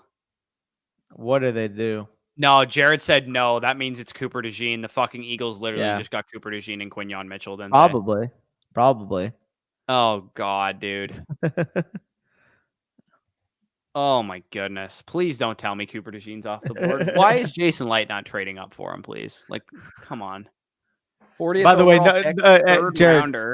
Jared, if that is a spoiler, we're saying Saints deal. Oh, okay. Oh, because Jared wanted to pick. Okay. That makes sense. Oh, Packers traded down. Okay. Yeah, wow, dude, they gave up a lot, man. I didn't see what it was. What was it? 50, so they got 2 2s from Washington. Or they gave Washington 2 2s, sorry. They gave them like 50 and 53 or something like that, and they got a third rounder and then this pick. Oh, fair. It's like decent like move up there. 104 plus Achan or ETN for 111, 202 in 2025 first. I feel like you've asked us this question before, J-Full. I mean, Achan at this point. I want Achan in the 104 here, I think. So right off the bat, I would probably rather still have the one. Yeah, no, I definitely would rather. I just wash out the running backs, to be honest, and it's 104. I would prefer 111, 202 and 25 first. On top of that, I would also prefer HN. Yeah, ETN. I don't prefer him, but it's a wash for me. Definitely HN over ETN. Yeah, but that's probably a fair trade though, to be honest, J-Full. Vontae Mack or Bo Callahan, definitely not the middle linebacker first overall. I would have stayed at 7 and taken him. I'm guessing Kingsley, by the way, because they do need a tackle. I think it's gonna be Coop. Oh man, I hate the Buccaneers right now for not thinking we need players in our secondary, but that's interesting. We really let the Philadelphia Eagles get Cooper DeJean and Quinyon Mitchell in the same draft. What are we doing? Yeah, facts. Some teams are just raging casuals, bro. Like we have freaking the Falcons trading up for Ruke when Cooper DeJean is on the board. What are we doing here? Yeah, One traded up for Ruke, one traded up for Cooper DeJean. By the way, Saints pick, they traded up. They would have the knowledge that Cooper DeJean just went. I think the Saints traded up for Kool-Aid McKinstry. Maybe. They could have traded up for Kool-Aid. I think that the Saints, I'm going to say the Saints traded up for a receiver. I think that's what happened. I think they panicked because they saw Cooper go off the board, so they wanted to go get Kool-Aid. My prediction is that the New Orleans Saints take Johnny Wilson. I'm just trolling Saints fans here because I think it would be hilarious. But if I'm right on that prediction, I'm gonna laugh my ass off. My prediction is when the Bucks come on the clock, they select Braylon Allen. Oh no. They're going to take Jamari Thrash. Wait, I got to knock on wood because watch Carbo would be the Cowboys taking Allen at 56. Yeah, buddy. I would be scared of your own team's pick after taking a guy with like 3 games of experience at left tackle in the first round. By the way, of course, the Eagles get a guy who's comped to Malcolm Jenkins after having Malcolm Jenkins for so long. Yeah, of course. I mean, of course, the league is stupid and let the Eagles get Cooper DeJean. Like, are they gonna play my safety? I'm so triggered that the Bucks didn't try and trade up for him, dude. You have an extra third. Such an easy move to make. Take your 58 or whatever you pick at and go up and give the team your third for like a 6th rounder or whatever the Washington did in that other trade and just go get Cooper DeJean. Like, I don't know what we're doing here. Yeah, fair. I guess if you grade him as a safety, you don't want to play like you have Whitehead in the box and you already have Winfield. But to be honest, I think he could play all over the place. Like, he play nickel and use him at free. And like, I don't know. To me, just Bulls would know exactly how to use him. Taysom Hill announcing the Saints pick. Your boy, Bush. He's going to announce Jatavian Sanders. I'm saying Kool-Aid. No, it's not Jatavian. It's Johnny Wilson. So triggered, Jared. Wow. Danny hits it with the Kool-Aid. What was your guess, Flood? Did you make one? Nah, not for this one. Just missed the boat here. Yeah. That's a good pick for the Saints, by the way. Not gonna lie, I don't think I was guessing Kool-Aid McKinstry anyways. Pretty decent draft for the Saints so far. Hate to say it. Yeah. Get Talisa Fuaga and Kool-Aid McKinstry. Pretty decent. Not too shabby. He wanted a Donald replacement, LMAO. Do we get a running back in round 2? I don't know. Which team are you cheering for? Oh, do you just mean, do we as fantasy players get a running back in round 2? Yeah, I think that one running back will go this round, and I think the run will start next round on more running backs. Yeah, I agree. For me, I think that Brooks is going to go off the board 56 to Dallas, and then Benson and some of the other guys will go off the board earlier. Third. I think Benson's going to go in the second. Really, eh? Who's the running back team? Is it Arizona? I think it may be Carolina because they just traded down too. Carolina or Vegas makes sense. Yeah. Arizona too. Giants. Bengals. A lot of teams. To be fair, I think the Giants are booked. I think the Giants are booked right now on Spencer Rattler. Yeah, never again. Why? I don't think that's possible. Happen first. It's very possible. I don't think Rattler's going to go until day 3, to be honest. I think he's going today for sure. I'd be shocked.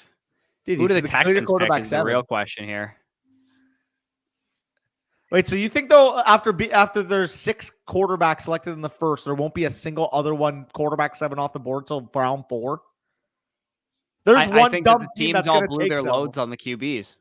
Sure, but there's always at least a couple dumb teams that will take one on day 2 regardless. Like there's no chance one falls to round 4, in my opinion.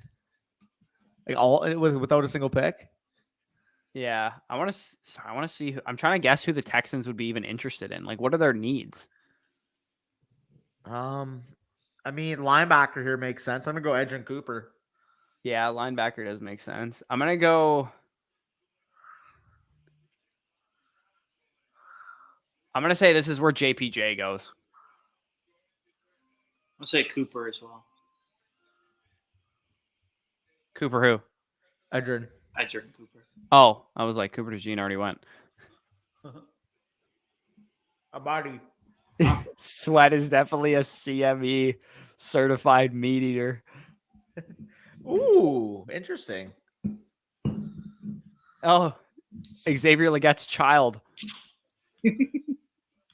I'm glad he's off the board, to be honest, because I didn't want him for Tampa, and I know they would be interested in him. I hope it shows weaknesses here, as you can see in this game against Xavier Legette, who just got selected yesterday. Yeah. I would be very excited if the Bucs took TJ Tampa with our second round pick. I would be quite excited for that. But I'm not going to lie, dude. If JPJ is on the board, like, just take another interior offensive lineman and let's ride. Yeah, facts. Let's just literally dominate the trenches. Man, imagine having JPJ, Graham Barton, whoever we want to throw at guard at the other spot. Left tackle Tristan Wirfs, right tackle Luke Adekide will maul kids up front.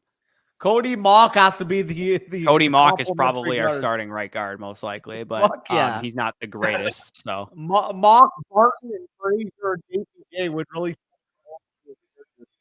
Yeah, you went Domo Arigato there, pal. A bunch of CMEs. Sadly, Zach Frazier goes. What would you give up to go from 103 to 101? Dude, Caleb's so friggin' valuable right now. I think I'd be willing to give up a 1 to do that. Like a 2025 first. If I was a contender and I lucked into the 103 or whatever, I'd be willing to give up a late first to go up from 103 to 101. But you might not have to even give up that. Who just went 42? Lassiter. Yeah. And 40 and 41 were corners? Cooper, Jagina, and correct, yeah. I think this is Mikey Sainristel. I'm going to say this is a receiver.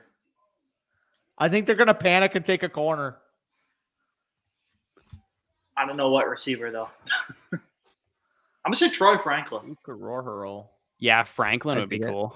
That'd be fun. Franklin. I don't think that they're like a hard team to figure out. I don't know what the hell they're going to do here. I'm going to say TJ Tampa goes here. We're going to take a corner. For the record, they wasted no time to make the pick. It was on the For the record, also, their corners are the worst in the league. So that's why I'm going to go with TJ Tampa as the pick here. Yeah. Wonder why Pats didn't go Ladd or AD. Yeah, are you pissed about that pick, Flat, or what? What are your thoughts? Polk? The Patriots taking Polk instead of Mitchell. Or just taking Ladd instead of trading down. I don't mind it because it's very clear that a lot of other teams are passing on Mitchell too. So this like attitude concerns is obviously pretty valid. So like from that perspective, I don't mind it. But yeah, Polk's a good player, man. People are going to take him. He's like Patriots not helping out May too much. It's like, what do you mean? They just drafted a receiver at 37. Also, like he's a good receiver too. It's not like they drafted Roman Wilson, who stinks. Also, I'm fairly certain they tried to get back into the first round last night, and I think they were probably going to take Coleman, to be honest. Yeah, definitely considered it.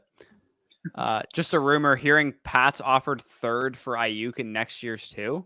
Interesting. Like, I'm assuming you mean a third and a 2, not third for Ayuk. Yeah, that's and what a 2. I'm assuming. Yeah. Otherwise, that's a little bit of a disrespectful offer. I may not want to make that. Imagine that's the type of offer you get in a dynasty. Like, yeah, I'll give you a third rounder for your 2 next year at Ayuk. And a good player. Yeah. When would you take Ladd in a 1 quarterback league? I have the 109 and 202 right now. I mean, 109 is definitely he would be in consideration for me at that point, depending on what happens with these backs. Though, again, like I know it's so fun to just be like, where would you take these guys now with this landing? Like, I honestly can't answer that question until I know like other like the running backs where they go and the other receivers that are off the board and stuff. But for now, we're just gonna say it's like stock up, stock down type beat.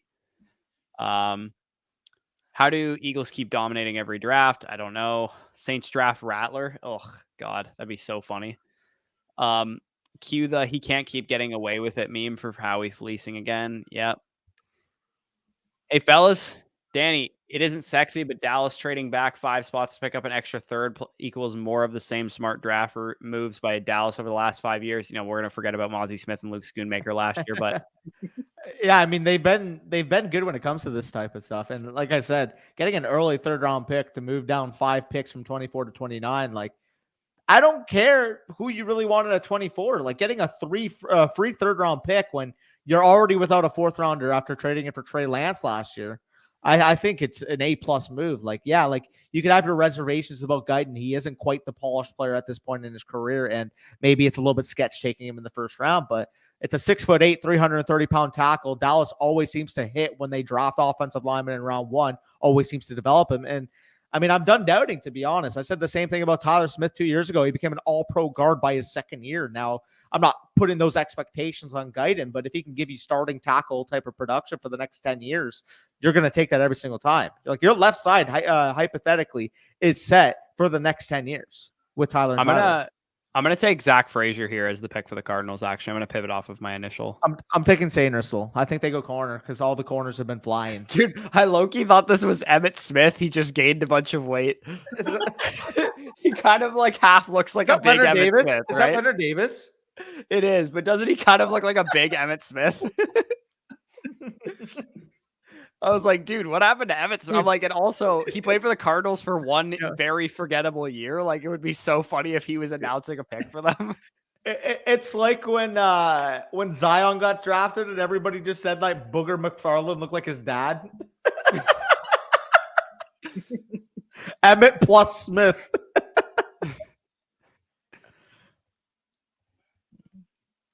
Leonard Davis, former second overall pick. Oh, Max shit. Melton. Okay. Yeah, DBs are going off Right the board. position, I'm wrong Tampa player. Picks in about 15 spots here, and I want a defensive back. TJ Tampa needs to be a Buccaneer here. Hey, fun fact, Jared, I'm sure you know this, but Max Melton, brother in the NFL, actually on the Packers, Mr. Bo Melton. Little Bo action. Little Bo Melton. Also, have you ever heard Kuiper talk about Bo Melton? He talks about him like he'll be like all the receivers that have hit over the last couple of years: Garrett Wilson, Chris Olave, Bo Melton. I'm like, what? Bo Melton's a hit? He's a quality player. He but talks I think about that's Bo a Melton little- like he split the atom. By the way, I don't know what the hell his obsession is with Bo Melton. He had like Raiders- 2 good catches this year. Raiders didn't take O-line in round 1. This is Jackson Powers Johnson. Yeah, Raiders are about to take Jatavian Sanders.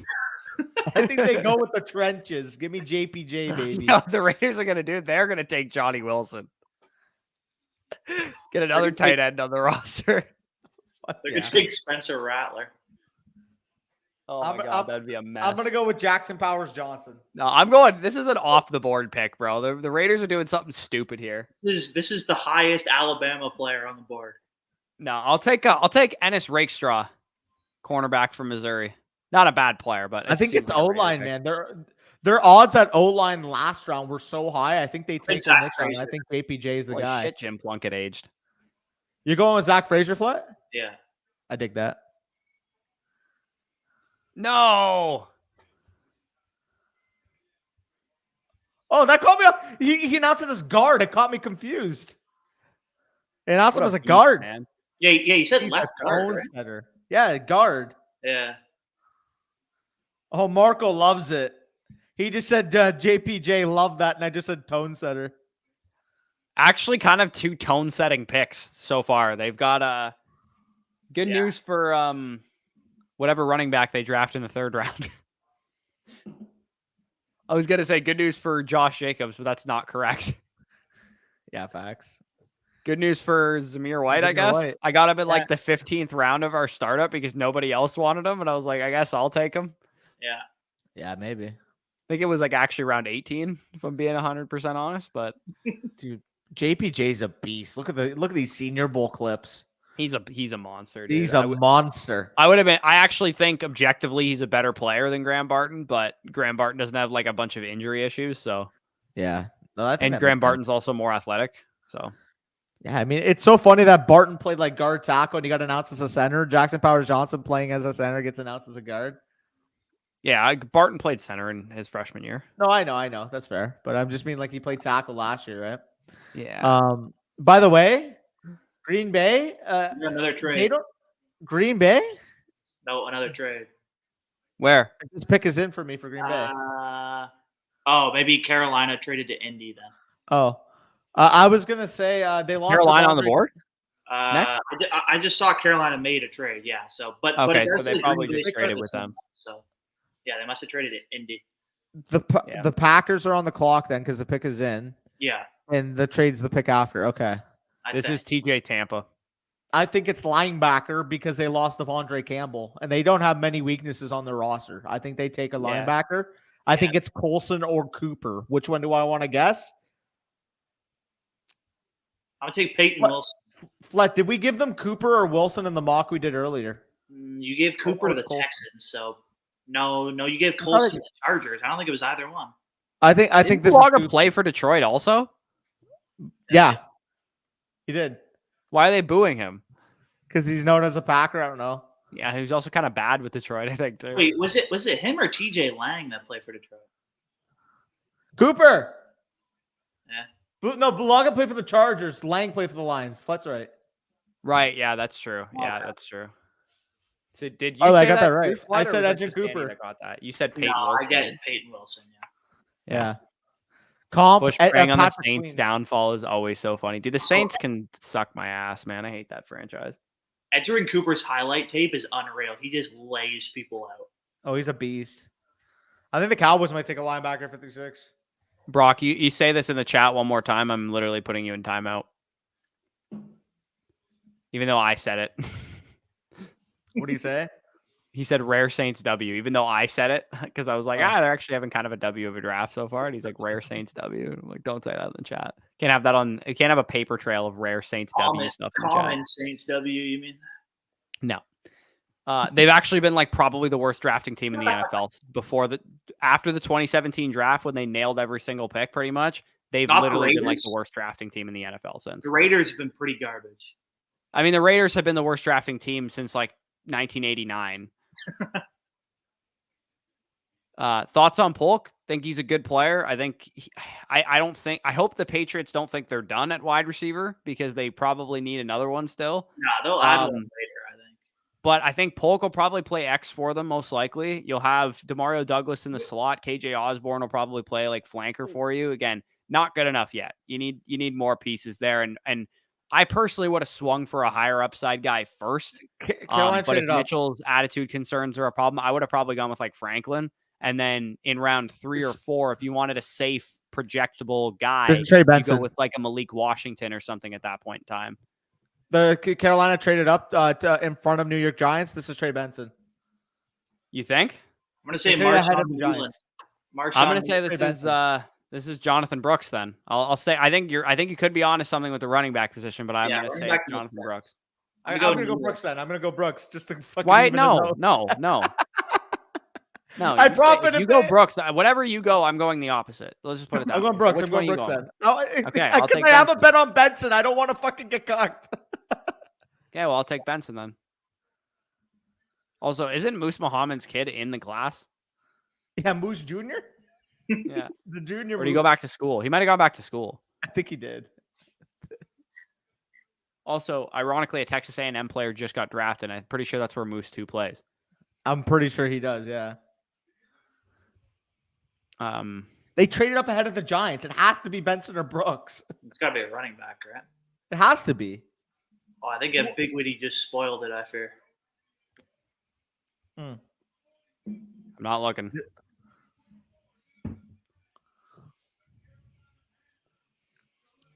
Who's announcing this? Moose Muhammad. Oh, right.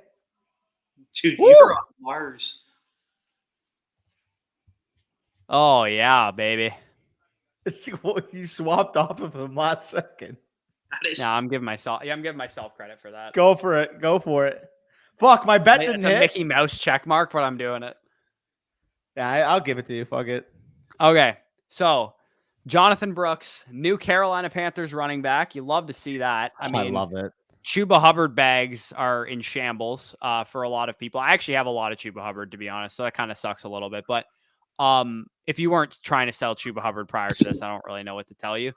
Jonathan Brooks, University of Texas running back, 6 foot, 216 pounds, of course, notoriously coming off of a torn ACL, but very productive prior to that injury. Didn't really start until this year, so he's got fresh legs. Good receiving threat, natural instincts out the wazoo. Me and Danny broke him down in a film breakdown. Productive as hell this year when he took over the starting job in like week 2, week 3. He rushed for like 95 yards a game until tearing his ACL against TCU late in the season. Pass protection's a huge strength. Very creative running back, good elusiveness, good contact balance. Not quite the brawler, bruiser type of running back that Trey Benson is, which is why both of us have Jonathan Brooks at RB2 and not at RB1. And the ACL kind of factors in a little bit as well. And I also tend to think that had he been healthy and had he tested, he probably would have tested solidly 4.52, 70th percentile type of numbers, but not anything special as far as an athlete. But feel good about that pick, man. Honestly, Jonathan Brooks, I just hit my Jonathan Brooks first running back selected bet, so I like that. I missed my Benson. Yeah. Also, good news that they're taking him that high because it means his knee is probably in decent shape. Top 50 draft capital, man. Like, let me ask you this question now. Now that we know Jonathan Brooks is a Panther, we take it Jonathan Brooks or Lad McConkey in a rookie draft? Sorry, I was listening to Ian Rappaport. I was trying to hear him. What'd you say, sorry? Jonathan Brooks or Lad McConkey on the clock. Say you're at like the 112 or the 201 or something. Depends on my team, man. Like, it's tough in a rookie draft because you're a competitive, you're a house money team. You could use either position. If I have even depth at both, I would take the receiver by process because I don't want to have too many valued running back assets. But if I had a pretty much set up wide receiver core, I had one anchor running back and I could use the second one, I would take Jonathan Brooks. I really do think like that range, the 110 to like the 204, it feels like at this point, is really just a pick your flavor type of tier. And assuming Benson goes in the next few picks, whether that's the next 10 picks, the next 15 picks, that would be fine. But on face value, I would take the wide receiver. I would take Lad. But like I said, if you're a contending team and you need that last running back piece, Brooks is going to be valued as a top 12 running back for me in Dynasty. Yeah, dude. I feel pretty good about getting top 2-round or top 50 draft capital is awesome for Brooks's Dynasty value for sure. Yeah. What a fucking start to this draft, by the way. If you like the biggest winner so far, we could talk about each team directly, but man, if you stockpile 2024 picks, like let's just say, I mean, I keep like we're all winners. Yeah. I just remember when I made the video in 2022 saying to get rookie picks. And again, like that was like everybody was talking about 2023. It's nice to see those who actually like went out there, got 2024 picks plus for 2023 picks. Like if you're on the clock last year at the 106 in 2023, you probably could have gotten like 2023 106 plus a second for 2 future 2024 firsts. Yeah. Oh yeah. You were getting some crazy deals done a couple of years ago. Giants pick is in. They kind of picked pretty quick there. I don't think they're going to take a running back here. No? I don't think they're going to take a running back. No. I think they could go like secondary maybe. Like I got one here. Newbin. Yeah, I'm going to go Newbin. They lost McKinney in free agency. I'm going to go Newbin. I think I'm going to piggyback you. I like that. Rattler makes sense too. I think they take secondary. Rattler. Come on, Danny. Trust it. You're on the Rattler train. I'm going to hedge myself. I like the Newbin call though. Okay. Speaking of Achane, what price would you be looking to move off of him in a one quarterback? 106 to 109. Love the upside, but feels volatile. I think that's probably about what he's worth. I would take Achane. Yeah, I think given the hype of this class, that's probably the best you're going to get, though. Achane or Bowers straight up? Probably Achane. And Bowers would be higher than the 106 in a one quarterback league. Yeah, he might be right around that range, to be honest. Fair. I think that's exactly what he's worth. I would say 104 to 106. Achane, that's pretty much exactly what he's worth. Mm-hmm. So, I mean, especially, you look at it too, 106 to 109 is where Brooks is going to find himself in one quarterback drafts as well. Yeah, and I would take Achane over Brooks. I would as well. I'm just saying that's like the range you're talking about there. Brown's a solid RB spot with a Chubb question mark, if we're being honest. I don't know, dude. Chubb is just a mammoth human being. I wouldn't be shocked if they don't even draft a running back because they just know Chubb's going to be mamothy. They also sell Ford, right? And they signed someone else, didn't they? Yeah, they have Ford and Foreman, right? Yeah. Is it Foreman that they signed? Yeah, I think so. I don't think they really need a running back. Like they could definitely use their picks on different position groups. But the Browns roster is like sneakily quite good. It is very good. Oh yeah, no, they kind of need their massage bro to figure his shit out. And I mean, if I were them, I would throw another pick at the receiver position just because like you can never have too many receivers and like none of them might be good on your team. Yeah, and real quick too on that, with the Browns, me and Flet were looking through their roster earlier today, trying to do the mock, and dude, like if Deshaun Watson even returns to league average type of level, like. They're an easy 12-win type of football team. Like, there's no weaknesses on that roster. I know. I think if I were them, like, when all else fails, throw a pick at the trenches. Just grab a interior lineman or a tackle or something. Hey, let's go. Nice, Tyler Newman. Let's go. Hey, good call. Yes, sir. May or may not have piggybacked it, It's but like it the worked. first good call I've made in a while. Normally, the other ones have just been luck. Jackson was the only one I actually had good rationale for. That's actually hit.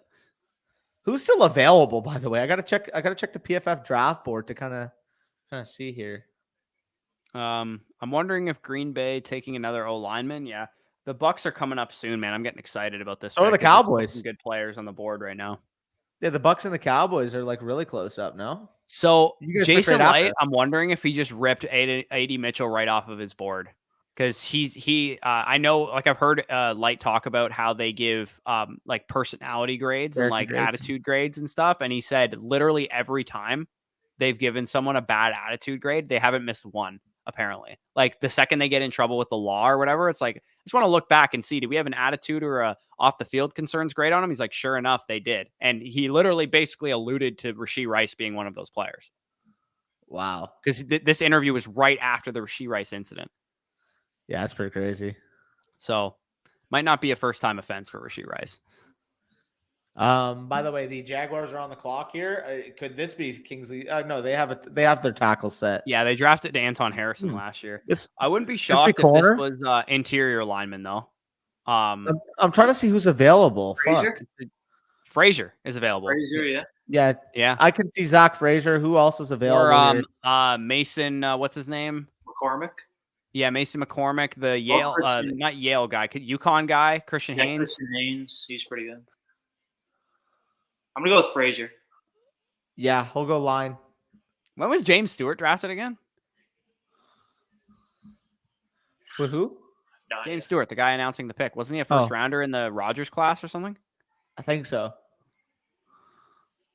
Mason was correct, not not Mason. Mason with two A's, eh? Yeah. Mason. Mawson. Oh, I'll go with nice little Christian Barmore comp. Nice. That would be a quality outcome. Barmore's a stud, man. He's a beast. Me and Flat, by the way, Danny, we have a heater cooked up for post draft potentially. What do you mean? Like a draft? In listener Dino, we got a heater on the table right now. Oh, I already know it's about Marv because you guys were really talking about it 2 days ago. Yeah. Who wins? AJ Brown and Brian Robinson for 102. 102 easily. Yeah, I think I want Marvin there. I mean, if B-Rob was a better second asset, I would say that's fine. Like, if it was AJ Brown and 204 for 102, I think that's probably a fair trade on either side. But you could offer me AJ. Forget how good the 204 is this year, dude. You could offer me AJ in a 2025 1, and I'd probably still take Marv. To be honest, in a start 10. Yeah. You just hate AJ Brown, dude. You're such an AJ Brown hater. 27 years old with no value. Man. What's his value ceiling? He's gonna be 28 next year. Even if he has care, dude. He's literally gonna be a wide receiver 1 for the next 3 years. And in 2 years, what if he's Stephon Diggs value? Then you got 2 years of like top 5 production out of him. Or I could just take. And he also isn't going to be that in 2 years. Also, I could just take my Marvin Harrison Jr., who could be the 104 in startups. That's why I said you need AJ Brown plus like a decent asset for making. I wouldn't. A fair trade. You could offer me AJ in the 25 first, and I would take. I like the Marvin side too. I like AJ enough that I could get to Marvin without having to give up a 1. I think if it was like 2 2s or something, I could probably do it. By the way, I'm guessing edge Marshawn Nealand here for the Bengals because they're rumored to trade Hendrickson. I think they go D-line. I'll guess Braswell. I dig that. I'm gonna guess Trice from Washington. Nice. I dig it. By the way, Zach Frazier is still available. Like if the Cowboys can get their hands on him, I'd be pretty damn happy. Especially with Brooks off the board. Washington should take him next pick. They should. I mean, they signed Biotish. Yeah, mid-pack. Big deal. I mean, he can play other guard positions, and their whole offensive line sucks. Oh, Frazier can. Yeah. Well, they also signed Allegretti, and they have Cosme. Like, if anything, they need tackle. I think it'd be Kingsley. Maybe, yeah. Who did they trade up for at the beginning of this round again? Jason Newton. They had it at 36. Yeah. He looked so unenthused with that selection. Wait, Washington's right. They have 50 and 53 from the Eagles. Yeah. Can Bryce get the ball to Leggett? Can we get Benson here, please? That'd be fun.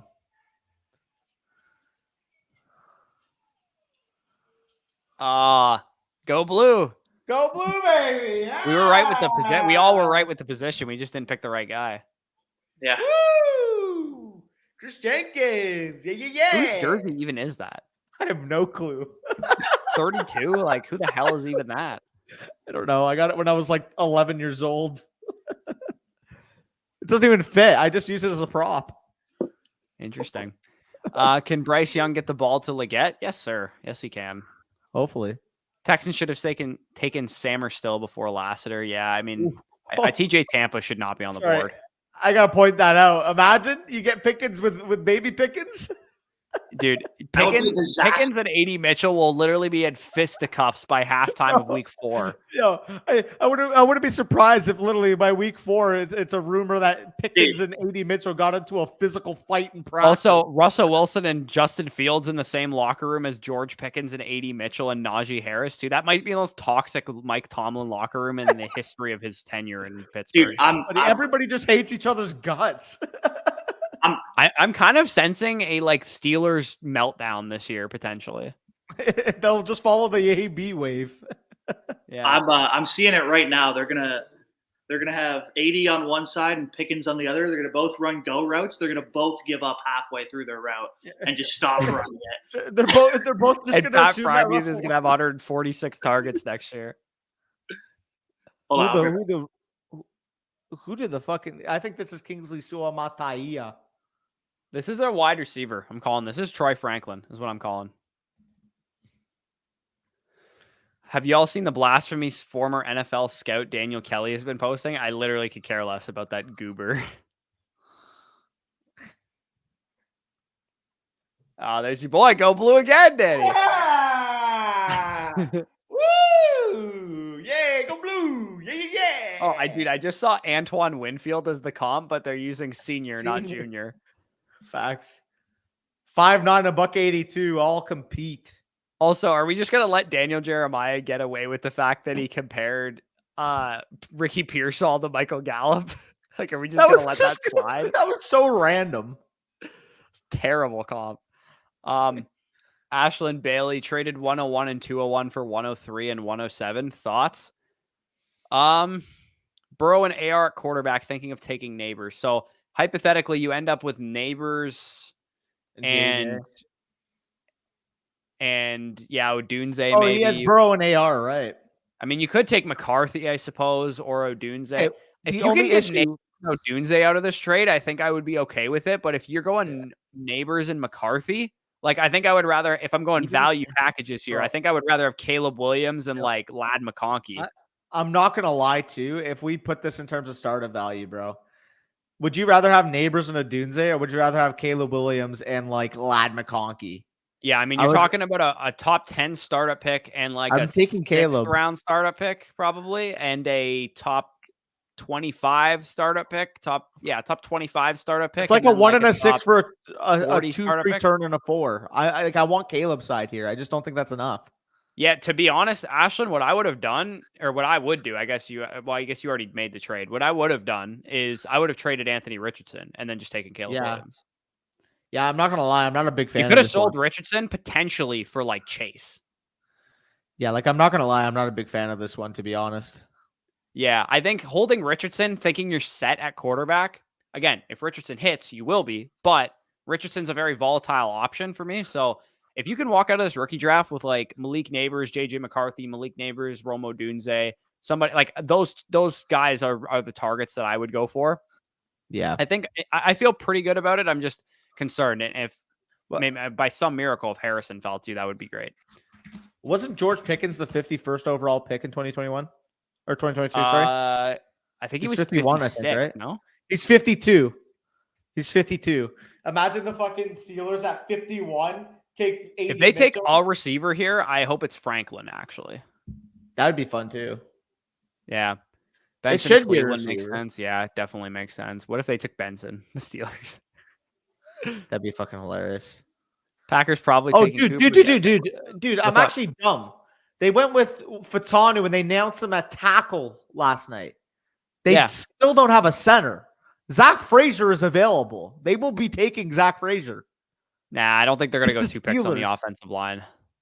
I was long of the opinion that they were going to go with like Terry and Arnold in the first round. So I'm going to say that they take Ennis Rakestraw here. I'm going Zach Frazier. He's too good to be on the board here. They don't have a center.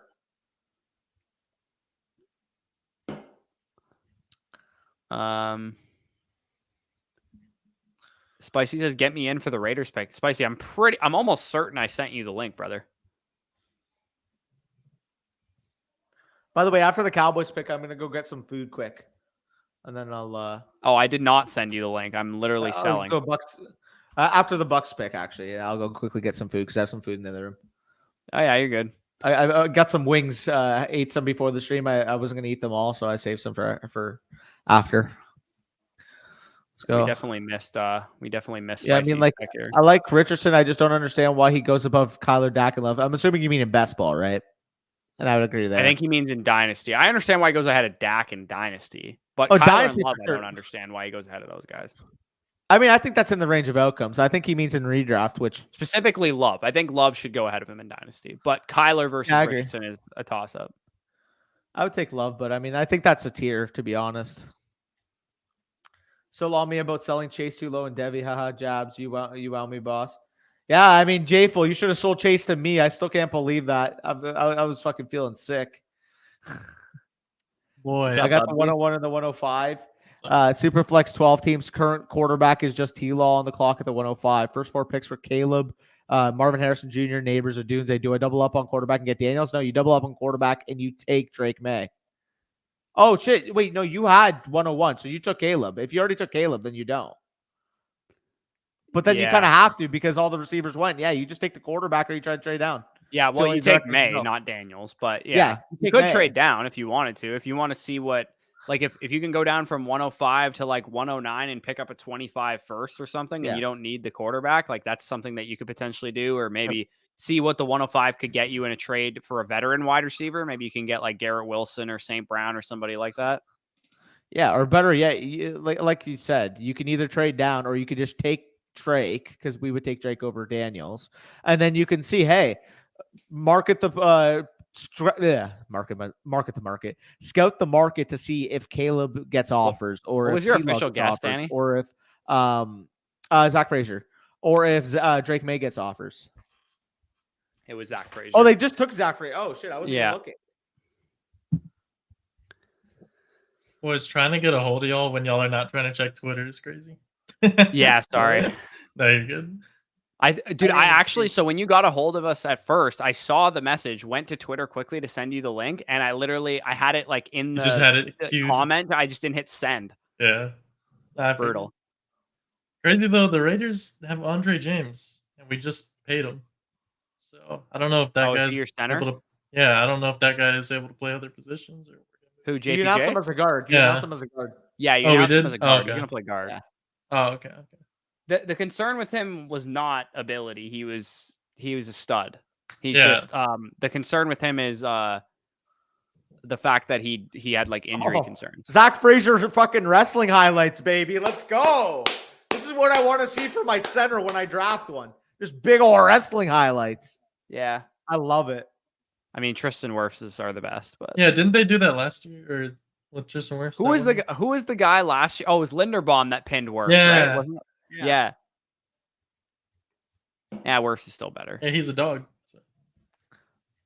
By the way, Steelers really investing in the trenches with left tackle Troy Fatanu and now center Zach Frazier. I love it. Not gonna lie, I did think the Raiders pick was gonna be something crazy like Blake Corum. Facts, I was waiting for it. Yeah. Where's Brooks gonna get drafted in rookie drafts? I would say that he's gonna go, like, we kind of already talked about this, but he's gonna go, like, let me ask you this. Is there any circumstance, Danny, where you would take Jonathan Brooks over Bo Nix in a rookie draft? They're same range. They're same tier. So, yes, that's the answer to that is yes. You would take potentially him, like, tier. If you have 3 QBs already.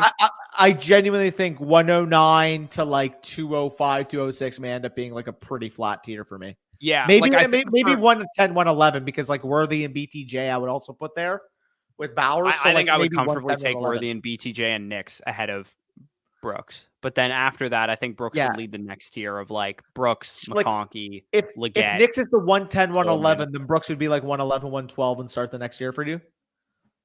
Yeah, which and I like mean, I'm gonna show you like.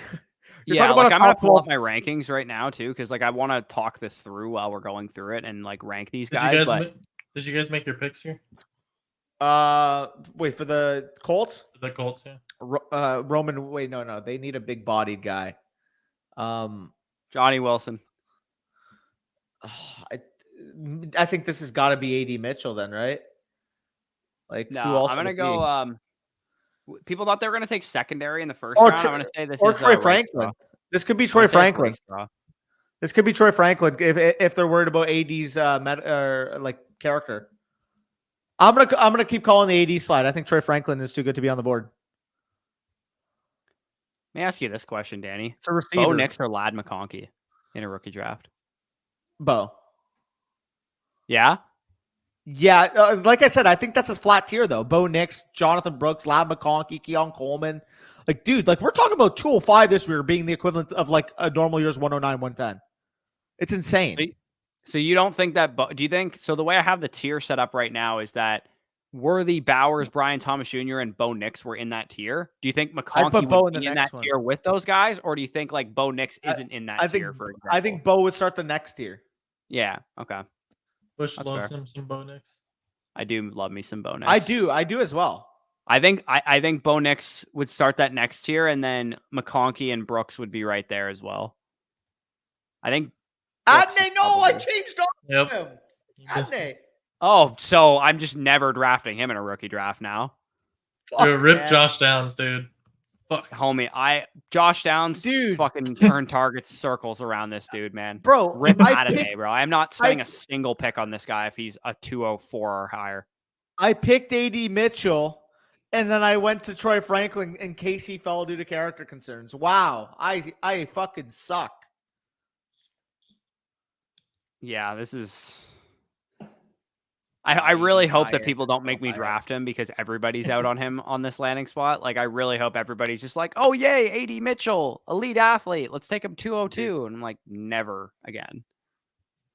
He's a really good 206 to have, though. He is. But I anticipate he'll go higher than I'm willing to take him. But I could be wrong. People might just look at this landing spot and think it's disgusting. But I do kind of like the landing spot for Mitchell's purposes because he's able to develop a little bit behind Pittman and Downs. It's like the Pickens pick all over again, except you don't have to spend the 110, 111. You're spending maybe the 205, 206 because of this. Yeah, cost. I mean that's a product of not having the 2022 rookie class versus the 2024 but that's what I mean. Like I would much rather be able to take that bet like in the mid-second than I was having to at George Pickens. Yeah, I mean. If you're in need of a receiver and you have the 201 to 205, like you're gonna have a nice cluster of McConkey, Coleman, Leggett, Mitchell, even Pearsall to potentially decide between there. And like, so where's Penix? Let me figure out where Penix stacks up for you. Again, we have to rank Penix or guys. Mitchell. I would rather Penix. I would too. What about Penix or Leggett? Who would you rather have? Leggett slightly. I don't Penix know. Fuck. Penix. No, Coleman. Oh, that's. Bro, you're gonna have to wait 2 years on Penix. You're gonna have to wait 2 years on him. Dude, I think Penix. I have Penix one spot ahead of Mitchell, but one spot behind Leggett, and then Coleman, McConkey, and Brooks are 12 through 14 or 12 through 15 for me. But again, Mitchell or Polk. Mitchell or Polk. I'll take Mitchell there. Mitchell or Here's Pearsall. a hard one. Yeah, that's a hard one. Pearsall or Mitchell is the hard one. I think Mitchell. I'll take Mitchell still too. Yeah. Mitchell or Watson in Dynasty? Who? Mitchell or Christian Watson? I'm not worrying about rookies versus veterans right now. I'll do that. Okay, but let me ask you that. You just don't want to answer. Mitchell versus Watson. I'll take Christian Watson right now. Okay, but that's like the tier for you, right? Yeah. Dude, we're talking about like wide receiver, a top 45 receiver potentially being there at like 206, 207. Yeah, based on the rankings. Dude, I have Jaylen Polk and Ricky Pearsall currently. Actually, I think I'm missing some fantasy relevant players right now. Actually, no, I'm not. I think I got everyone here. And to I be think honest, there's been like, 19 fantasy relevant prospects taken. If I'm doing my math right here. yeah. And currently, I'm deciding which one. Like, I have Mitchell, Pearsall, and Polk as 17, 18, 19 as the 3 worst fantasy relevant picks so far. Wait, Let me ask you this question: Pearsall or Polk? Pearsall. I would say slightly though. Pearsall 43, Polk 45 for me tentatively.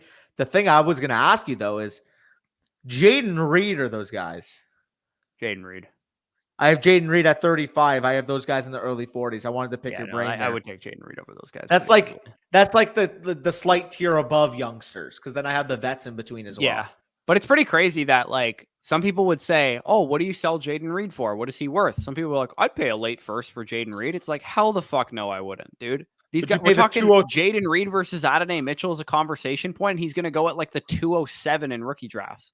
Yeah, no, it's insane. Like, late first for Jaden Reed? Okay, you're going to give up Bo Nix for him? Like, or Jonathan Brooks or Lad McConkey on the Chargers? Like, give me those guys easily.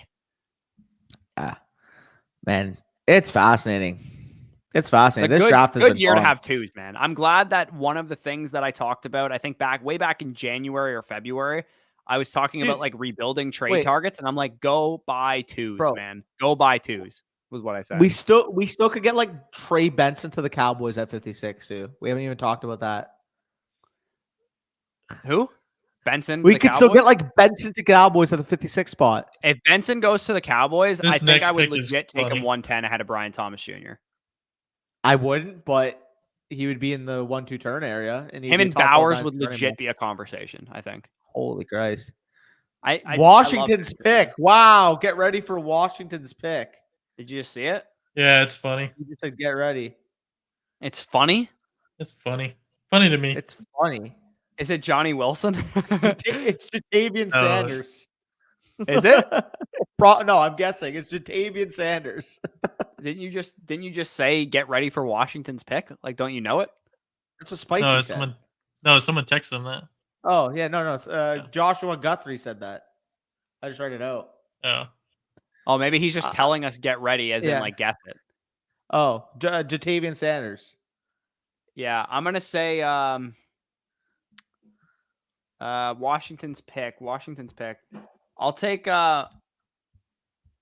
Malachi Corley. They need to replace Curtis Samuel. I'll take Malachi Corley here. Yeah, that would be fun. Darryl Green. I think it's offensive skill. I think it's offensive skill player. I'm guessing JT Sanders though, but you're guessing Corley. So Corley being the pick and like me being uninterested in everyone from this Washington offense would be kind of funny. I'm not gonna lie. Facts. It's fantasy relevant, said Josh Guthrie. So we might be right. You ain't wrong. Oh yes, Danny. Bro, what? Ben freaking Sinnott. Let's go. Our guy. He gets to learn from Zach Ertz, baby. That's huge. Tight end Washington Commanders ball knowing by taking Sinnott over Sanders here. Yeah, facts. So, Ben Sinnott, if you guys don't know much about this guy, he's kind of an under the radar dude. Kansas State University tight end, 6'4", 250 pounds, good prototypical size. Washington takes him with a 53rd pick here. Great production profile. Was really productive this year. Was a top pretty much 4 tight end in terms of like targets, yards, touchdowns, all that kind of stuff. Very good athlete too. You can see he ran a 4.68 at 250 pounds, 9.71 RAS score. Blocking abilities off the charts. I noticed. I thought he was really physical. The real knock with him is that he was kind of used like as an H-back, as like a short target.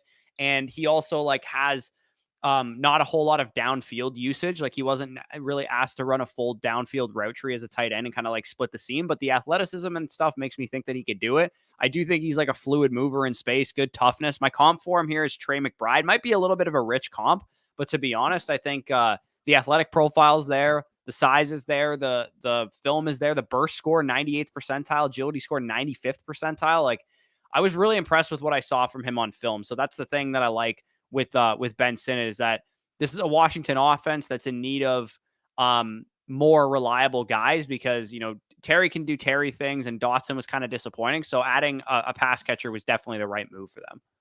Yeah, no, 100%. I mean, I talked about them potentially getting some juice at wide receiver 3. The flip side was, of course, getting that security blanket at tight end. You do have Zach Ertz potentially playing the starting tight end role for the first few weeks of the year, but I really do feel like Ben Sinnott is going to be a quick learner. Ben Sinnott could be that intermediate yak weapon out of the tight end position that they need to pair the verticality that Terry McLaurin and that Jahan Dotson bring to the table. I really feel like he's a good compliment, giving them that underneath security blanket, to be honest. And it's funny enough because, I mean, they have Zach Ertz. It's like, if he became Zach Ertz one day, Ben Sinnott, I wouldn't be shocked at all, to be honest. Yeah. I think that's that's obviously a pretty lofty comparison considering the career that he had. But yeah, I think it's definitely within the wheelhouse. Did the Browns trade up for this, or were they on the clock here? They were already on the clock. Yeah, I mean, someone in the chat said that Sinnott's going to become a second round pick in tight end premium leagues. It's like, in most classes, he probably would, but there's no way he's going to find his way in the second round, to be honest. I don't even know what D linemen are available, but Michael Hall Jr. Oh, I actually know him. That's fair. I was going to say Marshawn Nealon, to be honest. Yeah. Miami's on the horn with the next pick. Is this where we see JT Sanders go off the board? I think offensive line, interior. Yeah. Maybe like the board kind of got wiped clean, though, no? No, not really. There's still like Cooper Beebe, Dominic Pooney, a couple available. I'm going to say Roman Wilson. That's interesting. Roman Wilson to the Browns or to the Dolphins? No, the Browns already made their pick. I'm literally stunned. Yeah, this is sneaky good offseason for Bryce Young so far, man. Again, maybe people don't love the landing spots and the actual players that they did, but drafting a top 50 running back, drafting a first round receiver, and signing 2 offensive linemen in free agency, and getting Dave Canales, who maybe he's like a little overrated, but he's definitely a significant upgrade over what Frank Reich was doing last year. So, again, nice little offseason for Bryce Young there in Carolina. They also traded for Johnson. And Deontay Johnson too. Yeah, I forgot about him. My guess is going to be Cooper Beebe, by the way, because I feel like they're going to take their center. You guys, did Darren Waller actually retire today? I saw the report from like an account with like 45,000. Yeah, I couldn't tell. He just saw neighbors and he was like, "Yeah, I'm out." Yeah, literally though. I'm gonna say Miami takes Malachi Corley. Let's have some fun. Imagine it's Jalen Coker. Try to flip out. I'll literally flip out. If Jalen Coker goes today, bro, I'm like smoking that pack. Yeah, that'd be fucking fun. Where does Brooks go in a 1 quarterback, no tight end premium? I don't know, somewhere between 106 and 110 probably. Can't answer that question quite yet. I have the 104, 108, 109, 110, 112, 201, 203, 204, 209, and many thirds. I thought about consolidating, but damn, this draft feels great. Yeah, just literally fire picks at the dartboard, my man.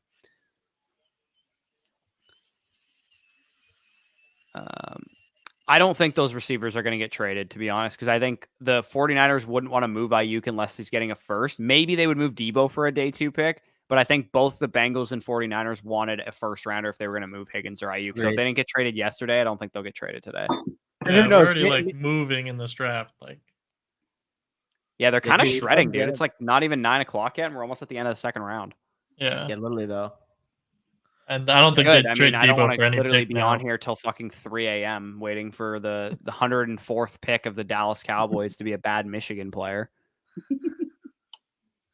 Look at this big guy. Oh, yeah. Damn. This guy's a big unit. Guy. This is a large human. Richmond. I think this guy could fucking put his hand in the dirt now and start at left tackle for the Dolphins. 9th overall in 1990. Yeah, get him in the trenches. Oh, I literally was going to guess him, dude. I'm actually so mad. I guessed him a couple times already, and I thought about guessing him for this one. I definitely considered it. Yeah, I like it. I'm definitely a little bit behind you guys now. Fuck me. I'm poverty again. Sleeper just put out a note saying Brooks will be fully recovered by training camp. I saw that. Yeah, we'll see. Yeah, Sleeper also said that the Niners drafted Cooper DeJean. So we need Ben Sinnott. We need who? Benson to Dallas here. That would Yeah, be fun. we need. All right, we yeah, need we're on the Benson to clock. Dallas We here, need fellas. Benson to We, Dallas. Wait. we need Benson to Dallas. Hey, This is what we're rooting for. I can't 100%. get I'm begging you guys, no fucking spoilers. Same thing. I'll do the same for you. Bro, versus that's next gonna pick. troll you so hard. Chat is gonna troll you. If it's Braylon Allen, I'm sorry, I'm spoiling it. You don't say the name. Only though. Braylon Allen spoilers. What if You're it's not Blake saying the Corum? name though. What if it's Blake Corum? I'm blasting this volume here. Hey Trey, it's Steven Jones, the Dallas Cowboys. We're making the pick. It could be a linebacker. It could be like Peyton Wilson. What's up with you guys and linebackers? Don't you like have good ones? Colson. Or they just all suck and retired. Ambiguity says traded 102, 106, 110 for 103, 104 and Devontae Smith last week. Sigh. I wouldn't really feel too bad about that, dude. I mean, 110. I'd rather have Devontae than the 110 pretty easily. And 102 and 106 for 103 and 104, I think is relatively an even move. I think I would prefer his side, like almost guaranteed. Yeah, like I mean, 103. If it's, let's say, just for ease sake, you got Neighbors versus Marvin with either 1-4 or 1-3, and then you get a quarterback out of it with 1-3 or 1-4 as well. For 1-6, which is like Odunze probably, but I don't know. And 110 again, you're probably looking at Brooks or Worthy or Brian Thomas Jr. But I'd rather have Smith than those guys. Yeah. Yeah, I mean, like 102 and 106 versus 103, 104 is very close for me. And then I think I would. If you needed a quarterback, I would like actually prefer 103 and 104. Yeah. I mean, that's a really close fucking offer. I think I would take 102, 106, 110 slightly. I would not. Tell me how you get there. If you need a quarterback, you take the 103, 104 side. Otherwise, I don't mind taking Mark. If you don't need a quarterback, then you take Malik Neighbors at 103. At 104, you could probably sell that pick for a quarterback. Or you can just end up with 102 Marvin Harrison, 106 Rome Odunze, and then 110 Xavier Worthy or Brian Thomas Jr. Yeah, well, I mean, I'd rather have Smith than those other guys than Brian Thomas. They're same tier for me. Same tier. Is the Dallas draft? Brian Thomas is 19 for me. He's 19 for me, Brian Thomas Jr. That's egregious. All right, then we just you have Thomas Jr. in the same tier as Devontae Smith, dude. He's a top 20 receiver for me that just went top 25 in the NFL draft to Trevor Lawrence, who you believe in a lot. Not a chance. Go ahead. I love Worthy, bro. I ain't putting him in Devontae Smith's category yet. What's the volume ceiling of the Eagles' offense in terms of passing volume? I don't care. I have Devontae Smith's like a lock for 130 targets. And I'll take the 21-year-old receiver that if Trevor Lawrence does not every young receiver hits, Danny. That's I the understand risk you're playing with. But even if he's Nico Collins, I have Nico Collins ranked above Devontae Smith. Nico Collins is a massive hit. Absolutely. And Brian Thomas is 21 years old. Yeah, but that's also you're like if he hits his 100th percentile, he's going to be huge. I'm like, I agree, Smith, but like he's not guaranteed to do that. What's Devontae Smith's value ceiling in Dynasty? Well, how high can he climb? Hit rate. Can he be a second round? Stay where he is for the next couple of years, probably. Is he ever going to get back to third round starter pick? Probably not. But he's literally 25 years old, and he's going to give you wide receiver 1, high-end wide receiver 2 production for like 5 more years. If Brian Thomas shows signs of life like we see in year 1 and has a Brian really Thomas solid is a risky prospect, dude. For sure he is, but I want to take the value ceiling, especially in a shallower starting lineup, man. Not when start 10. Give me Brian Thomas. I get taking Brian Thomas in a startup high because you want a value ceiling. And for the record, thing, bro. Like he's for the record. I have Smith ranked higher, but saying that he's this big asset compared to Brian Thomas Jr., they're the same tier asset for me. Yeah, the value ceiling for Brian Thomas is just so much higher. I agree. Smith is definitely the safer asset. I just don't think his ceiling is nearly as high. Okay. Come on, Benson. Cowboys pick is in. Also, if you guys don't take Benson, like I wouldn't say no to him either, to be honest. I think it's Benson or I think it's linebacker. I'm gonna guess Wilson. Who are the best available players on the board right now? Because I want to know who's on the board for the Bucs. I'm going to guess Junior Colson. I'm guessing Benson. Guessing defense. I just want Benson, so I'm going to guess Benson also. Shit. I just looked at my phone. I want Junior Colson. I just looked at it. I know who they picked, so I won't say anything.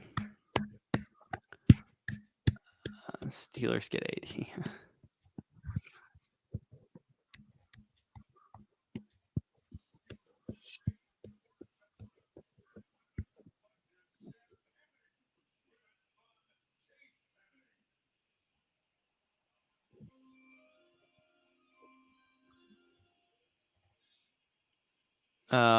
Rob says, I've got the 101 and 105 Superflex 12 team. Current quarterback is just Trevor Lawrence on the clock at 105. So obviously you're going to have Caleb as well. I think we talked about this already, but oh yeah, we did already talk about this, right? He said, do I double up on QB and get Daniels? Again, with Odunze off the board, what I would consider doing is trading down, but like I would just take Drake May there. Do I try and trade out of the 108? I mean, I'd have to know who's on the board and what you actually need.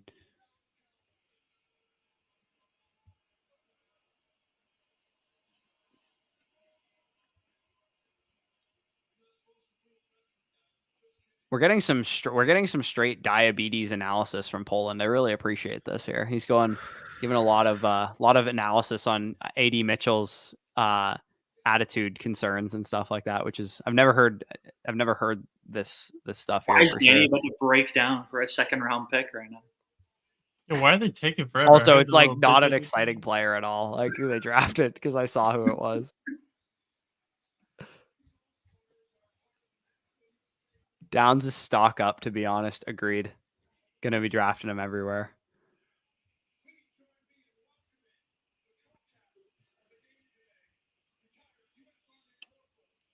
Man, leave it up to the Cowboys to always take literally forever on their pick. Literally, they are actually elongating the crap out of this pick, and I'm just talking simply so we don't have dead air for the next 45 seconds before they actually select. They're always chewing clock on their picks. Yeah. Mingo, what a waste of a pick last year. Yeah, he was pretty dust. Number 32 for Michigan, Anthony Thomas, running back, A-Train, left for Michigan in 2000 as the school's career rushing leader. Okay, I guess that's the 32 jersey that Danny has. Solve that problem.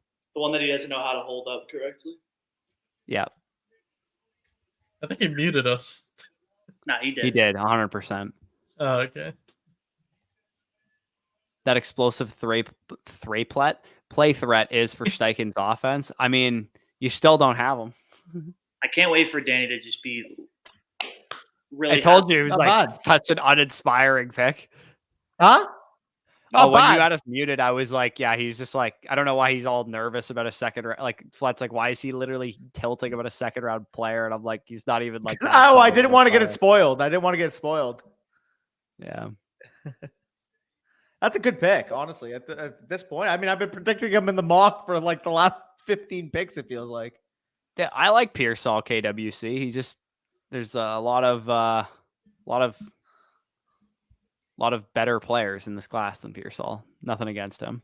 Also, I have 8 seconds, Corey. Yeah, I mean, you're gonna be a good spot there, Corey Van. Dawson says, would you rather have the 107? Nyland? What's that? He's good, bro. He's getting a lot of buzz. That's a crazy he's getting a lot name. of buzz. Yeah, you gotta let that knee land. Yeah.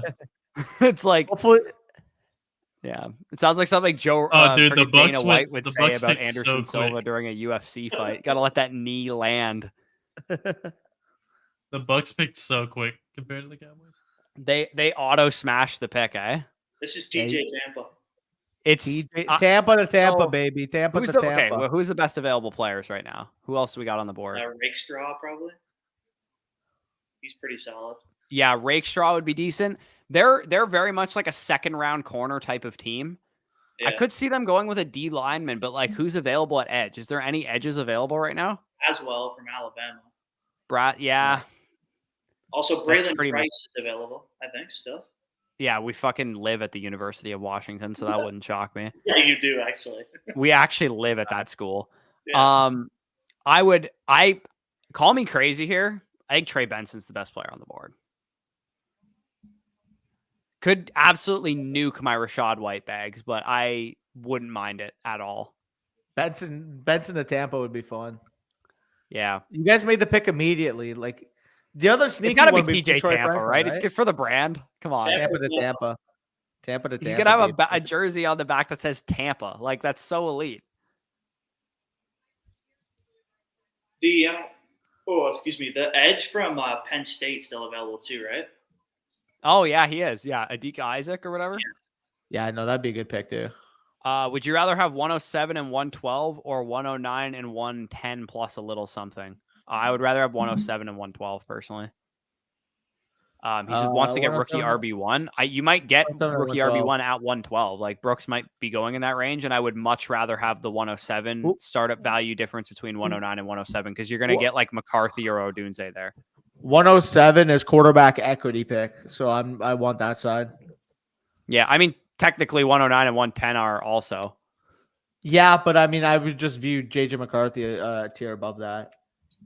Yeah. I mean, I guess that's actually true with Bo Nix. I guess if you prefer Bo Nix, you make this deal. If you prefer JJ, you take the 107 side.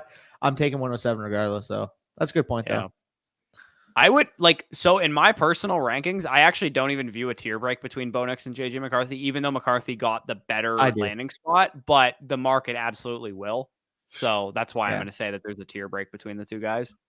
But if there's like trades available for me on the board where I could trade down from like 107 with Odunze off the board and McCarthy's the best available player, I could trade down from McCarthy to Bo Nix at like 111 or 112 and pick up like a lot on top of it. I probably will try and do that in some leagues potentially.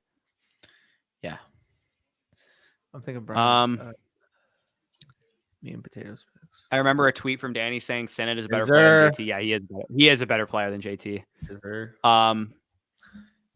Yeah, I can see it. I mean, he's a 2-3 turn. Unfortunately, Jaden Daniels doesn't inspire a lot of confidence in that passing game for me. Second round pick tight end with the profile that he does, receiving profile. I'm a fan. Yeah, right. He cheated on Kelsey Plum. Hey, he must have saw the video. Is that what Darren Waller did? Yeah, he must have saw the video. I don't know why they divorced. He must have saw the video of her being cringe the way she was eating her popcorn and just decided enough is enough. And of course, my fucking pick. And his camera died. Right, she was That's the cringe popcorn talking shit about. I forgot about that. Also, it's wild that Danny's accusing people of being cringe eating popcorn when he did that thing a couple of years ago on the draft stream. On that note, by the way, I'm gonna go quickly get my wings while my battery again, then I'll make a change after. You're gonna miss Benson in Tampa.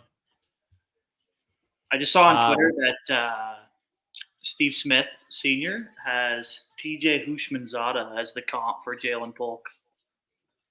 Yeah, I actually don't hate that. It's a bit of a throwback, but yeah. Bro, Flat, how are you feeling about your Patriots? You guys are fucking lucky, dude.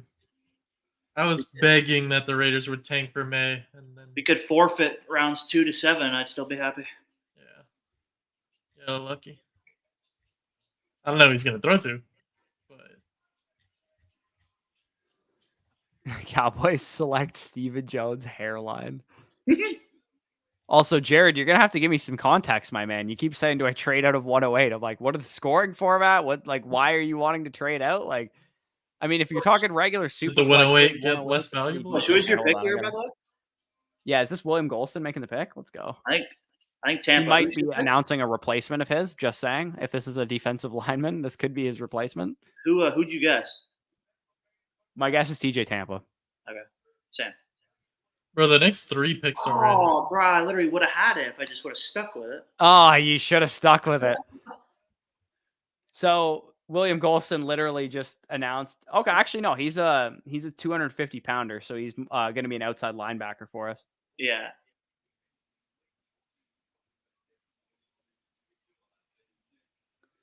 All right, Chris Braswell. I mean, kind of looks mid. I'm not gonna lie. Kind of looks mid athlete, mid production, mid all around. Big school, I guess. Yeah. That's it. If Benson doesn't go to the Bills, are we cooked on him for round 2? Pretty much. If Benson doesn't go to the Bills, there we go. Lions Jason Light cooking. Ravens don't need. Let Jason cook.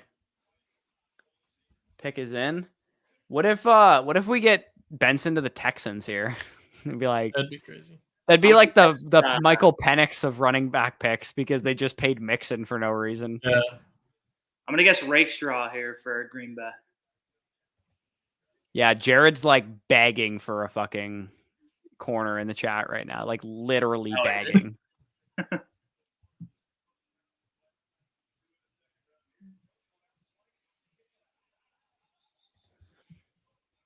So I'm going to need to see some statistics on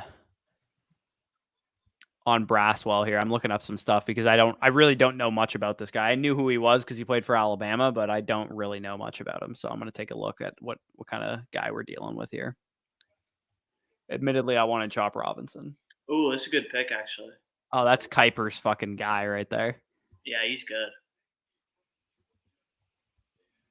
There you go. You got a player in the secondary there, Jared. You got to feel good about that. He also played a lot in the nickel, I'm pretty sure.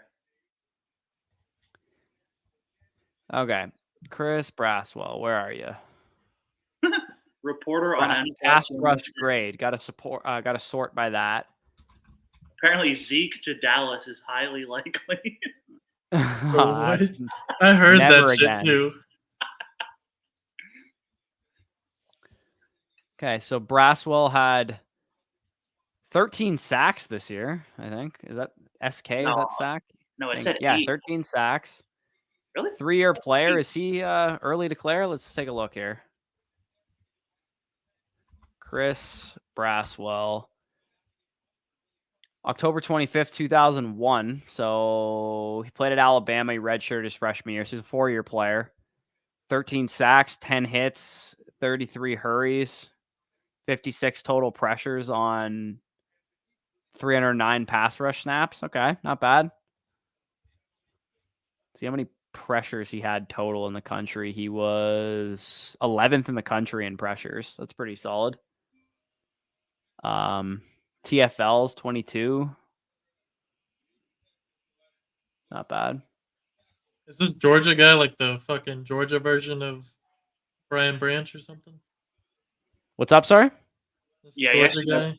He plays like Branch, yeah. Yeah, he's a pretty decent player there. Yeah, okay, all right, I'll get on board with this Braswell selection. I know they wanted to get an outside linebacker. That was just like not a secret whatsoever. I think they probably would have taken Chop Robinson, even potentially over Graham Barton if Chop had fallen to them. So, yeah.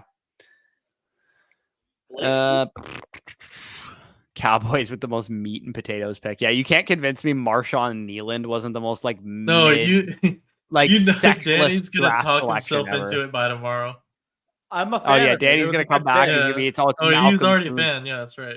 It was a good pick. I don't know what's the problem. you lost your edge 3 and 4 to the Redskins. Washington in free agency. Who are your edge 3 and 4? Armstrong and Fowler last year. Oh, okay. Do they actually make an impact on your team losing those guys? Yeah. Yeah. I mean, we have Sam Williams, but he's a good player. Yeah, it's not bad. Yeah, I don't think Tampa's going to take a running back. We do have.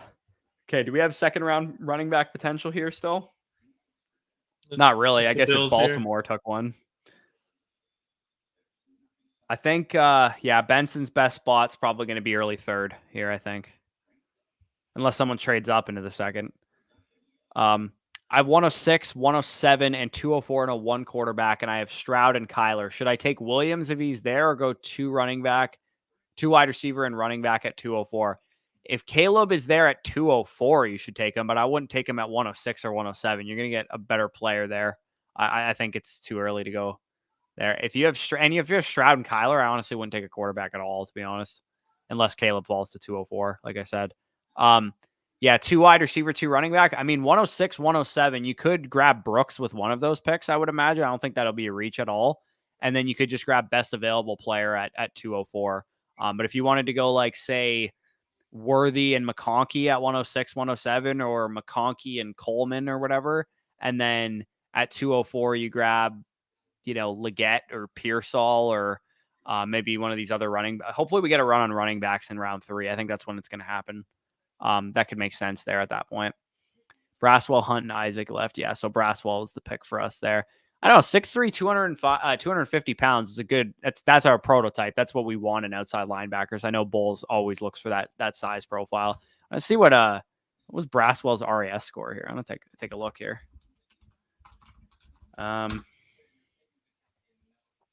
Should we compare him to Marshawn Nealand? Don't really play the same position though. I think Nealand's like 5 tech or something, isn't he? No, is he a 3 tech? Edge? Oh, 4-3 base end? Okay. Yeah, so Nealand is 6'3", 267 pounds, 21 reps on the bench is kind of soft for a edge rusher. 908 RAS score is pretty good, though. 35.5-inch vert, 911 broad, 418 short shuttle, 97th percentile short shuttle is pretty damn good. And then a 3-cone, 91st percentile, too. Braswell, he ran a 4.75, which, I mean, not the best thing in the world, but and a 1.65, 10 yards, not like the greatest either, but Braswell ran a 4.60 and a 1.58 10-yard split at 6'3", 251 pounds. So that's pretty good speed there. His vert was 33.5, 907 broad, kind of averaged into the agility drills, which would be nice to know, but did not, unfortunately, partake in them. I'm a Downs truther, so thanks to y'all. Fingers crossed anyway. Where do you see Sinnott going in a 12-team Superflex PPR league, no tight end premium? I think in a non-tight end premium, you're talking about a third-round guy for sure. It'll probably be like 301 to 306, somewhere in that range when all said and done. I'm thinking Brian Thomas or Ladd plus QB or running back at 107, AD at 204. Yeah, I mean, if you walked away with those 3 players, I'd feel pretty good about that. Farmer Will, what's going on, Will? 12-team Superflex, got Allen and Watson at quarterback, got 101, 104, and 105. I was told today that if I take Caleb, then Marvin Harrison and Neighbors are going 1-2 and 1-3. Struggling to trade 1-4 and 1-5. If I can't trade out of 1-4 and 1-5, do I take 3 quarterbacks? I mean, worst case scenario, yes. But what I would do, so here's the thing. Danny might be able to give me his opinion on this, but he's mucking wings at this point. Danny, just give me a thumbs up. If would you, in this situation, given Will's team, he's got Allen, Watson, 1-1, 1-4, and 1-5. Let's say he takes Caleb 1-1, and at 1-4, he takes Drake May because he says that Neighbors and Harrison are probably going to go 1-2, 1-3. Would you consider taking Odunze 1-5 over Daniels? No? Trade? Trade 101 is what you're saying. Okay, yeah, trade 101. Okay. Yeah, I mean, that would make some sense.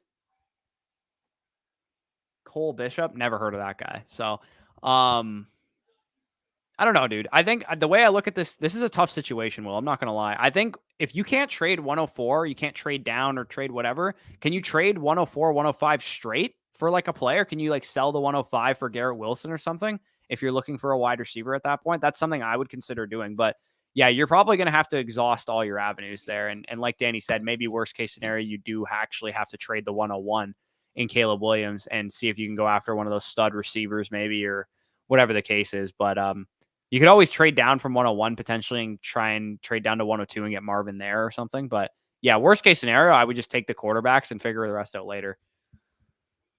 If I don't need a quarterback, who should I grab at 108? Probably Brock Bowers, assuming Odunze is gone. But I wouldn't be against Xavier Worthy or Brian Thomas either. What up? What's going on, G16?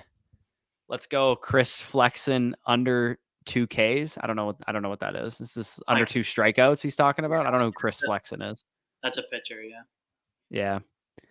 6 point per passing touchdown, Andrew's saying.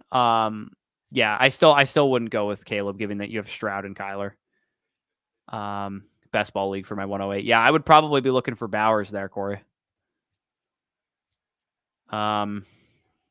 Reporter on the NFL channel said Dallas Zeke highly likely. Imagine if Zeke just randomly had like an RB1 season this year.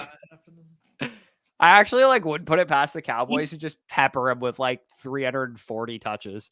He honestly kind of had some bursts with New England. He was kind of decent last year. Toward the end of the year, he was pretty decent.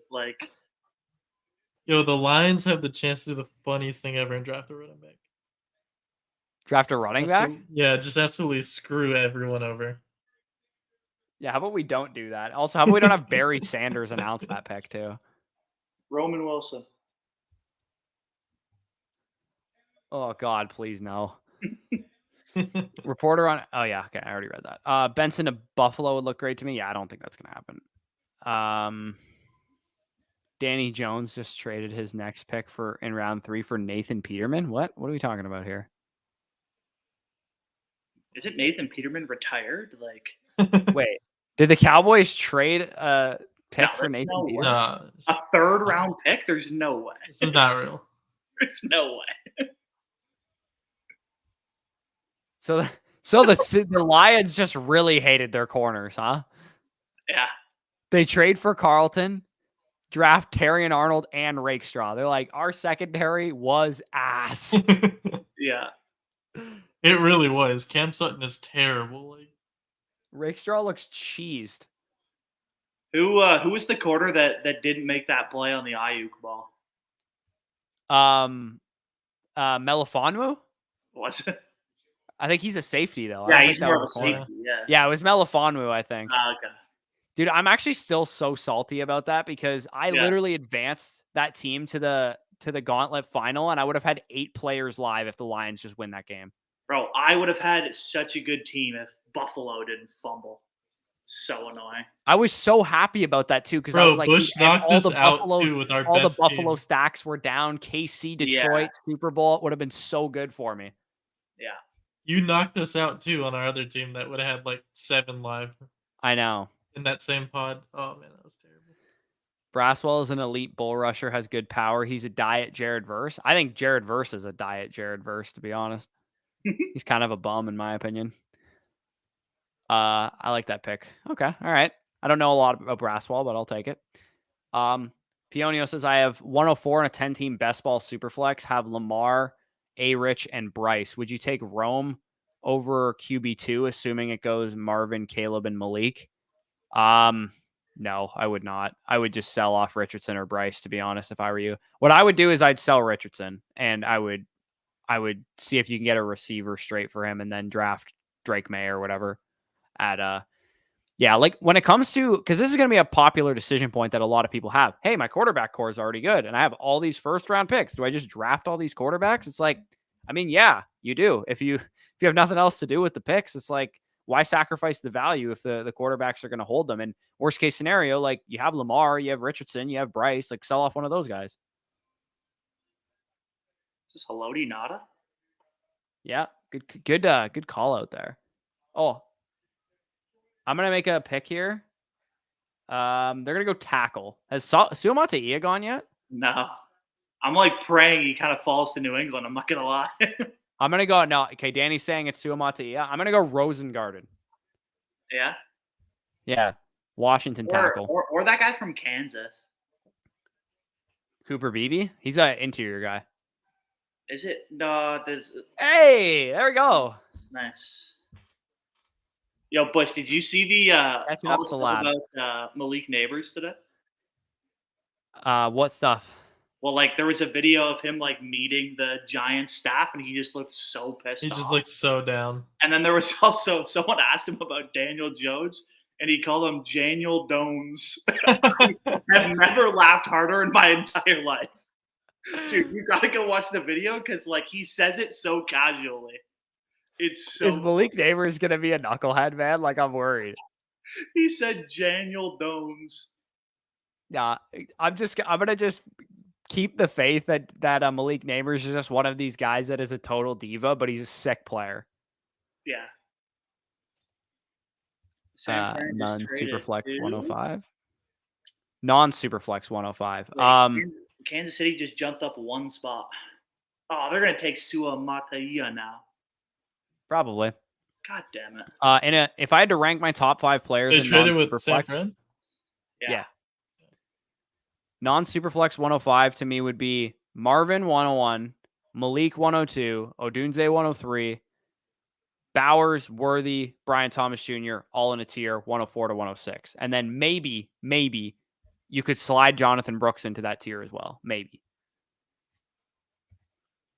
I'm still holding Zeke in an FFPC Dynasty League. I actually have Zeke in a Dynasty Best Ball League, and I'm on it's a contending team that's like a 0 RB core. So Zeke being back on the Cowboys would actually be hype as hell.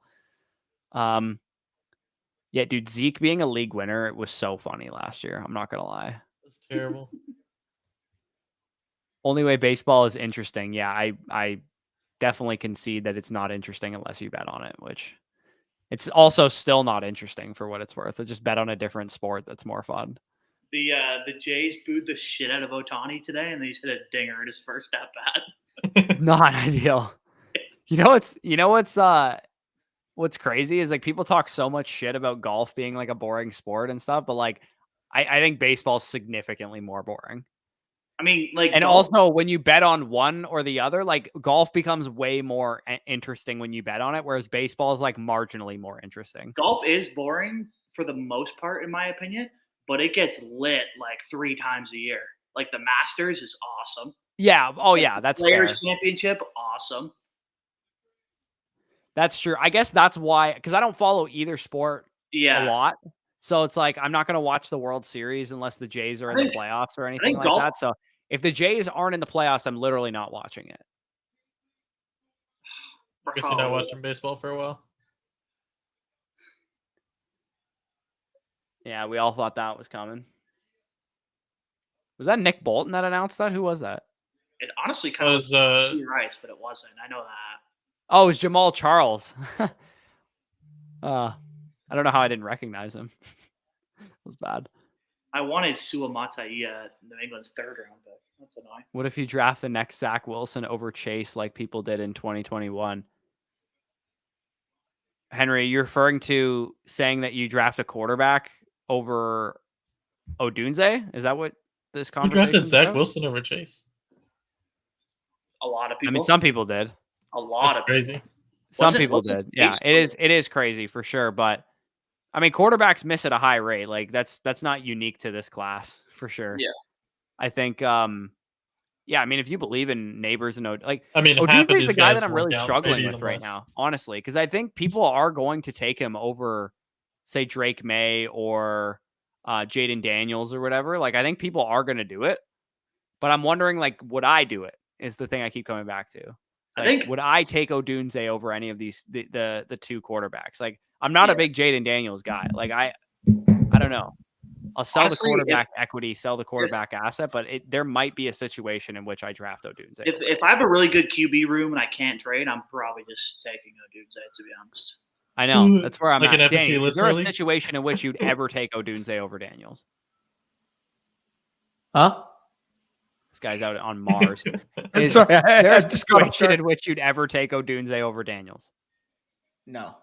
You've done your due diligence. You've tried to trade down. You've tried to do whatever. You have to make the pick. There's too high of a value ceiling in the Odunze quarterback versus Daniels. Your quarterback core is loaded.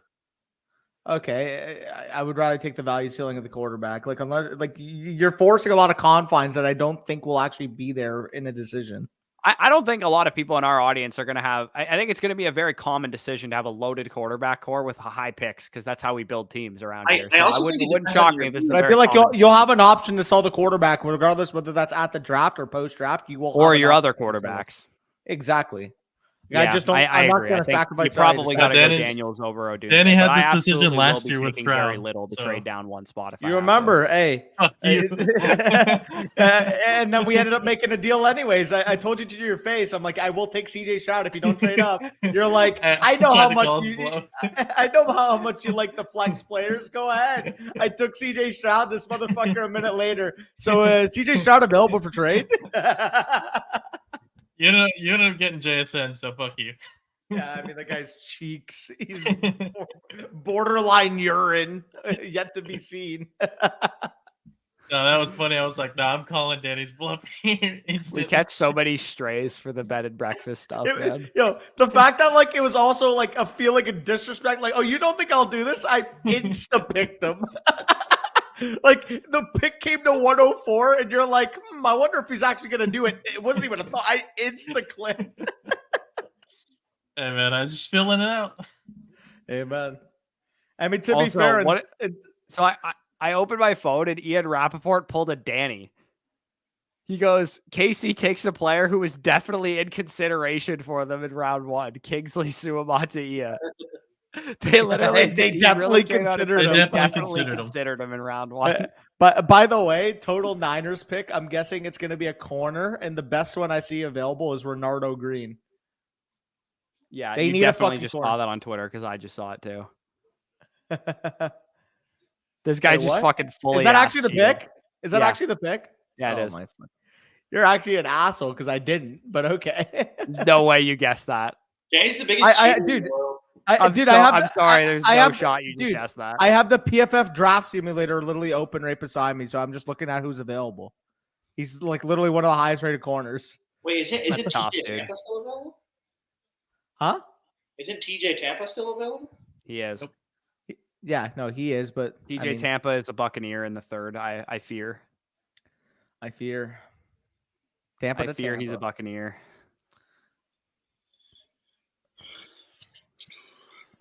101 or 105 and 106. I mean, this is more like it than the other question, I would say. Bush, you're on the clock right now. Daniels and Odunze or Caleb Williams? Daniels and Odunze. It's probably like a 2-3 turn pick plus a late third rounder for like the 108. This is basically how I evaluate this. Yeah, I would take the two third rounders. Start 10 makes it a little bit interesting. Start 9 or less, you probably take Caleb. Start 11 It's or also more, not a easily. guarantee that May's not there at 105 too. That's a good point. If that's May, I'm easily taking that. I actually I'm curious. What's point. Keep Trade Cut have the rookie rankings as right now? Because let us know down below. Are you guys taking May or Daniels? I mean, this could be skewed because we've been very staunchly May over Daniels for a long time. But I think generally speaking across a lot of leagues, it wouldn't shock me if it's like at least a split between those two guys. If not, Daniels is going higher in most leagues. Yeah, Daniels. So currently on Keep Trade Cut on the Dynasty rookie rankings, this is how it goes. Caleb Williams, Marvin Harrison Jr., Malik Neighbors, Jaden Daniels, Romo Dunze, then Drake May. Then J.J. McCarthy, then Brock Bowers, Brian Thomas Jr., Xavier Worthy, Bo Nix, and Jonathan Brooks closing out the first round. Wait, where was Bowers there? Bowers was 108 behind feel like McCarthy Bowers- and May at 106 and 107 respectively. Bowers is like one of the hardest ones to judge right now for me. He is really hard, yeah. I think he's perfect for like rebuilding teams. Yeah. If you really need a tight end, are you reaching at like 6 or 7 though? Oh, the Jets just traded up. Ooh, receiver? Troy Franklin? Or Roman Give me Wilson? Troy. Or Roman Wilson? Never again. Never again. Don't even wish that into existence. It would make a ton of sense. Why? Because they can't draft receivers? No, because, I mean, where did Roman Wilson play? They're At taking Michigan? Trey Burton. Yeah, what? How does that Burton make sense? too. Where's the connection? Pro style offense. Kind of similar. That's type a of stuff. reach and a half, bro. I mean, a lot of the outer structure. It's like rollout type of 90% of college football offenses are pro style now. A lot of the PA style rollouts that Michigan did is what New York is probably going to do with Rodgers. And who dominated on crossers? I think Roman Wilson was a crossers merchant. Here. Roman Wilson was a crossing route merchant. Where do you think he Okay, would you're thrive? going to stick with Roman as the pick? I'm guessing Roman. Okay. I don't think they're going to go Franklin though. That's the thing. I don't think so. I want think them it's to go Roman. Franklin. I don't think they're going to. Everybody's saying You know what? Daniels over May. I can't get there. I'm gonna say Corley. I've been saying Corley for a number of players. So Corley far. makes sense too. Corley makes sense. They kind of need like a slot bully guy. Let's say Corley to the Jets. I think it's Corley or Roman. I think they're gonna get a slot receiver. Yeah. Dude, I'm running into that problem in my IDP league. I got 4 QBs, and I'm likely getting May at 105. I guess you're just taking May at 105. Will Rome have a JSN type season this year? People are bailing on JSN like nobody's business nowadays. Well, I mean, for starters, he's a way better prospect than JSN in my opinion. Second of all, the competition for targets is less than that of JSN's. Third of all, he's a better quarterback than JSN had, which is a bold statement, I know, but I'm not a big Geno guy. Wait, it is who's the a better quarterback than Geno? Geno? Kind of funny, huh? Who's a better quarterback than Geno? Caleb. Oh, obviously. Okay, I thought you were making it like a hot take. Well, I mean, Caleb's a rookie, so maybe people wouldn't like that take, but It's Caleb. I don't know. Bro. To me, I look at Odunze and I'm like, DJ Moore is a great like target earner and that kind of thing, but he like kind of honestly isn't really that great of a number 1 receiver. Like he would be better off if Odunze alphaed him and he was the number 2. Yeah. Big Mason in the chat. Oh, what's Let's up, buddy? go. Hola. I literally just sat down. I know Lad went to the Chargers and not much else. Yeah. Really? Dude, Trey Benson went to the Cowboys, Mason. Oh, really? No, we wish. Sorry. We wanted wish. it. Jonathan Brooks went to the Panthers, though, Carolina, with top 50 trade up. draft capital. Trade up too. Oh, the Panthers traded up for a running back? Yeah, for Jonathan Brooks. One of a number of sound decisions they've made over the last 2 seasons. Sounds like the Panthers. Yo, speaking of trade ups, did you guys see? I think it was it the Chargers? No, the Rams. The Rams traded up for a second rounder, right? Yeah. Yes, they built up the Florida State defensive line. Did you see what they gave up? What did they give up? They gave up like a third and then a second next year too. Yeah. What? Oh, yeah, that's insane. For the Jets trade? For Trice? I think so. Oh. Or No, Fiske, Who sorry? took Trice? Oh, Fiske. Fiske, sorry, Fiske. Yeah, the Rams. That's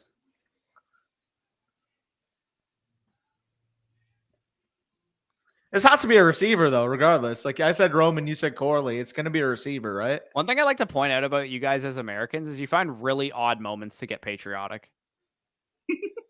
Yeah. The top of the 3rd round of Kinda the true. NFL draft is when we're getting patriotic. We're having a whole celebration for the national anthem. What's round Like 2 God bless finishes? America before the Jets inevitably draft a bust. What do you mean odd This is- moments? This Anything is that like ends when in Y Aaron is Rodgers basically ran out with the patriotic. flag and then tore his fucking Achilles. What's the last The- fantasy relevant player we've gotten? Ben Sinnott, I think. Yeah, I was literally just looking hell. at the Ben Sinnott, I Draft think, was the tracker. last one. I think we're getting one here. I think it's a receiver. I agree. I think it's Malachi Corley. That's my Well, guess. I'm going it to go was- Roman Wilson. It was with the Panthers. Panthers traded 39 for 52, a 5th, and a 2nd next year. What? 52 they got, too. Yeah, That's and a- your and a second to 4th move down and a 13 2nd next spots? year. Dude, the Panthers, why is Dave Canales a real sharp now? He was a But fake then he sharp traded for a it- while. Now he's kind of wait, a real sharp. But then he traded up for a running back in a deep rebuild. Yeah. Dude, if he didn't accept that trade, David Tepper was about to go punch out a fucking Subway employee. So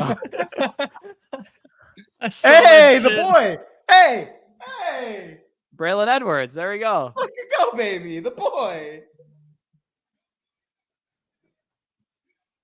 Also, Braylon Edwards hasn't aged a day. Guy looks like he's good for about 900 yards and 4 touchdowns. Hey, Mason, speaking of Braylon Edwards, that's the Roma Dunze comp. Minus the head case. Mason just like has no interest in that comment. I know. I'm so sorry. I should have took a second on my computer before I hopped in Let's this. go. You're good. Nailed Wow, it. you got it right. Nailed it. Hey, I mean, it makes sense. I'm It's a really assuming good fit. I Rodgers- mean, they tried to have it with Cobb last year. I'm assuming Rodgers had a good say on this too. Oh, I was trying to find his player card, Corey. I got it. Hey, was that David Yeah. Spade in the background? You know, it might be. All right. Malachi Corley, Western Kentucky.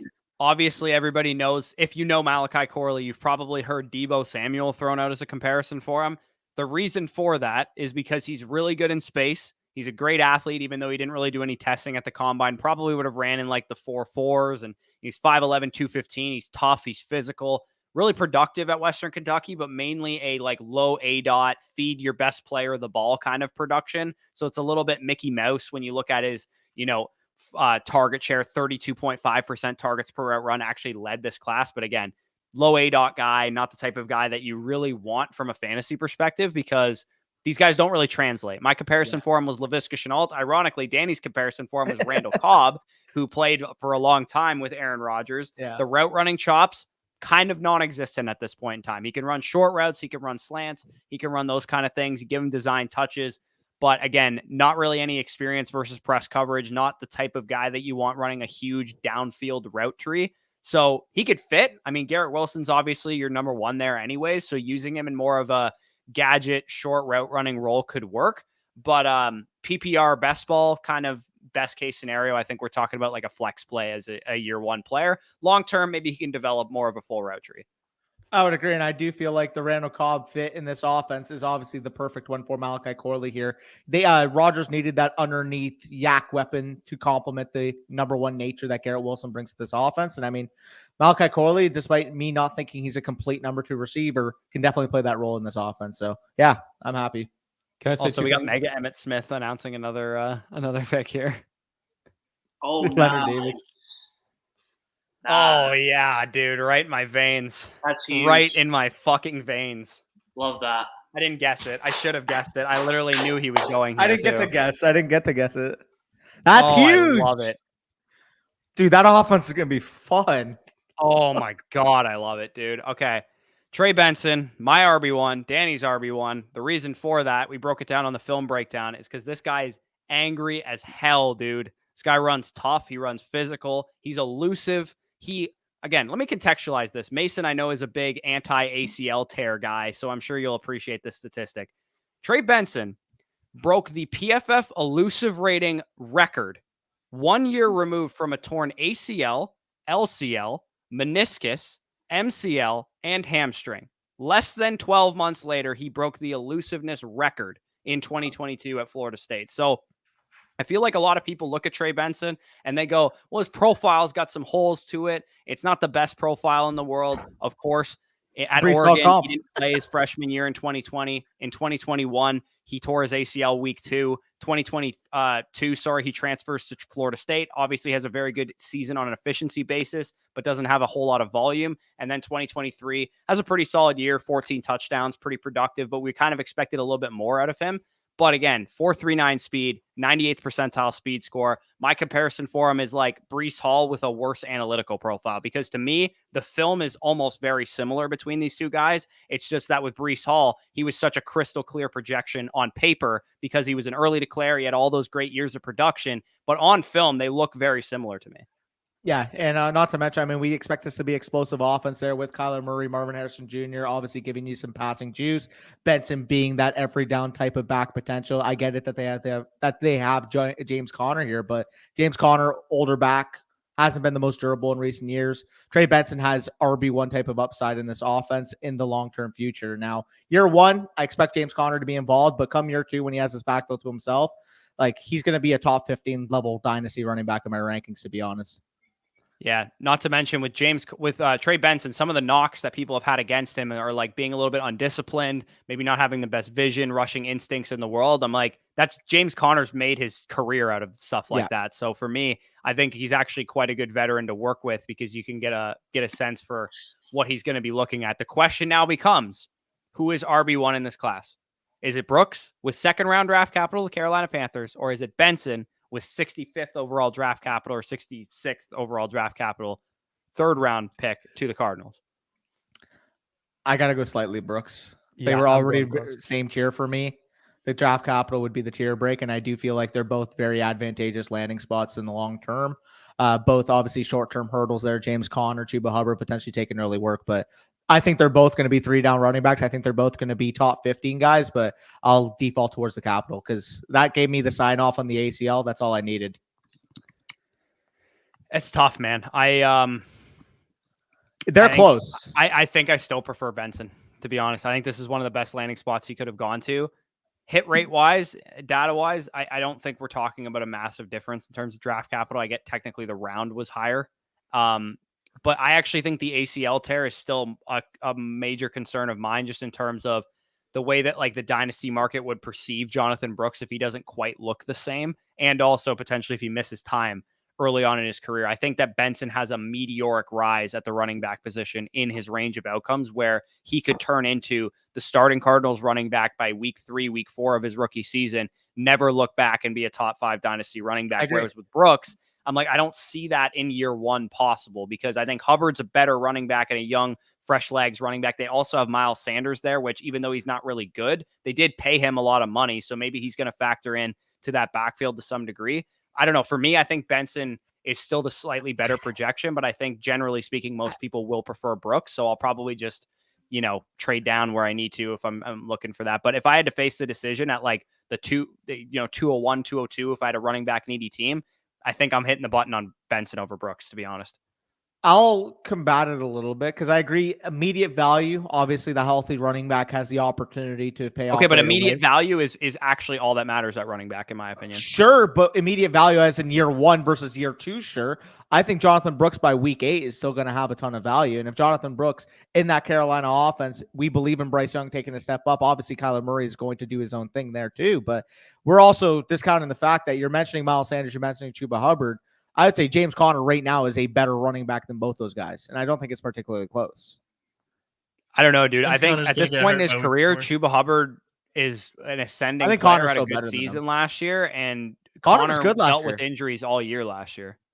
Sure, but Connor was good last year. I think He it's was very good, but comparable. he's like an old dude with a lot of touches under his belt, dude. I actually, Sure. if we're talking backfield competition, again, I know Sanders is kind of dust, but he might still factor into this backfield while Brooks is recovering. So for They're me, both if I'm comparable to choosing me. Connor or Hubbard and Sanders, I'm going to take the Connor side in terms of the easier backfield to win out. I don't know. I think it's very comparable, to be honest. I think it's comparable. If you want to just lean on the draft capital, that's fine. I'm going to lean on the healthier running back, who I did believe to be the better talent as well. Which For also the record, factored in into terms of grades, they were separated by 1 point for me. So, like, they're very comparable to me. I'm just going to trust off 50 versus 66, though. I mean, that's a very small margin, to be honest. Like, they may Yeah, I genuinely mean- be RB1s. For me, I look at it. It was Benson and Brooks.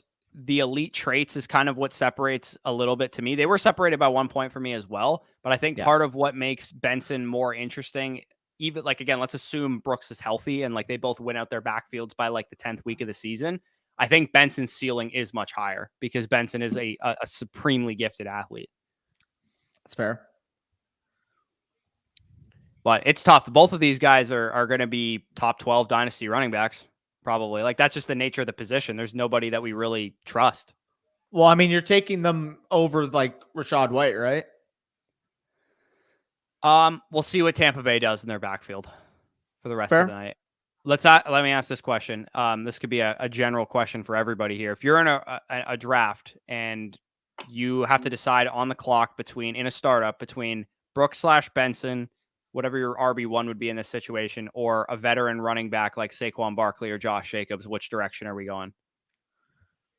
I mean, in a startup, if you're taking a running back, it's probably going to be because you're gearing to compete. So I'd probably take the vets, but in a rookie draft is where I'd be taking those rookies pretty much. Yeah, I mean they're nice options to have in a rookie It's draft. tough to take. Difficult, It's man. tough in a startup. It's tough in a startup. I think that's they're going to end up in the same tier. Brooks, Benson, and Saquon and Jacobs, they'd all end Agreed. up kind of in the same tier of startup rankings. But I think that's the range you're talking about there. Where if I go to my running back rankings right now, I have fifth, I have sixth Jacobs rounders. and Barkley. I have Barkley at 9, and I have Jacobs at 11, and Benson and Brooks were 13 and 14. So I think that's kind of about.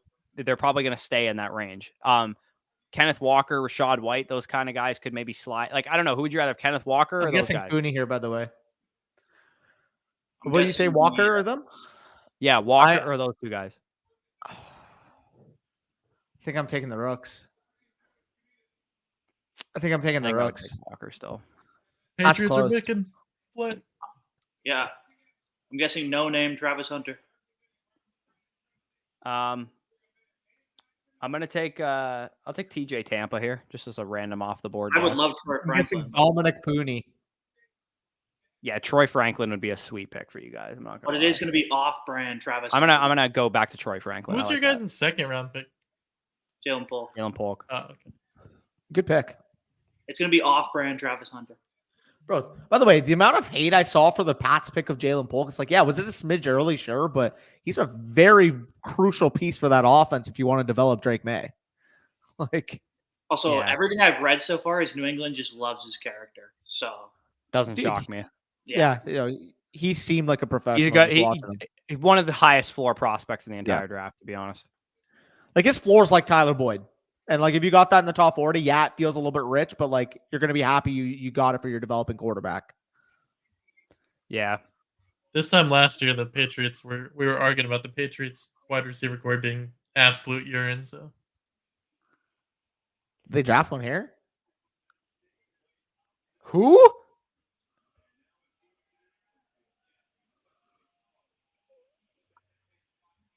I've never even heard of this guy. One of 9 tackles in Power 5, beaten 4 or fewer times in 2023. That's a good stat. That is a good That's a stat. How good come I've stat. never heard a word about this guy and he played on the opposite side of Fashanu? Never heard about him in my life either.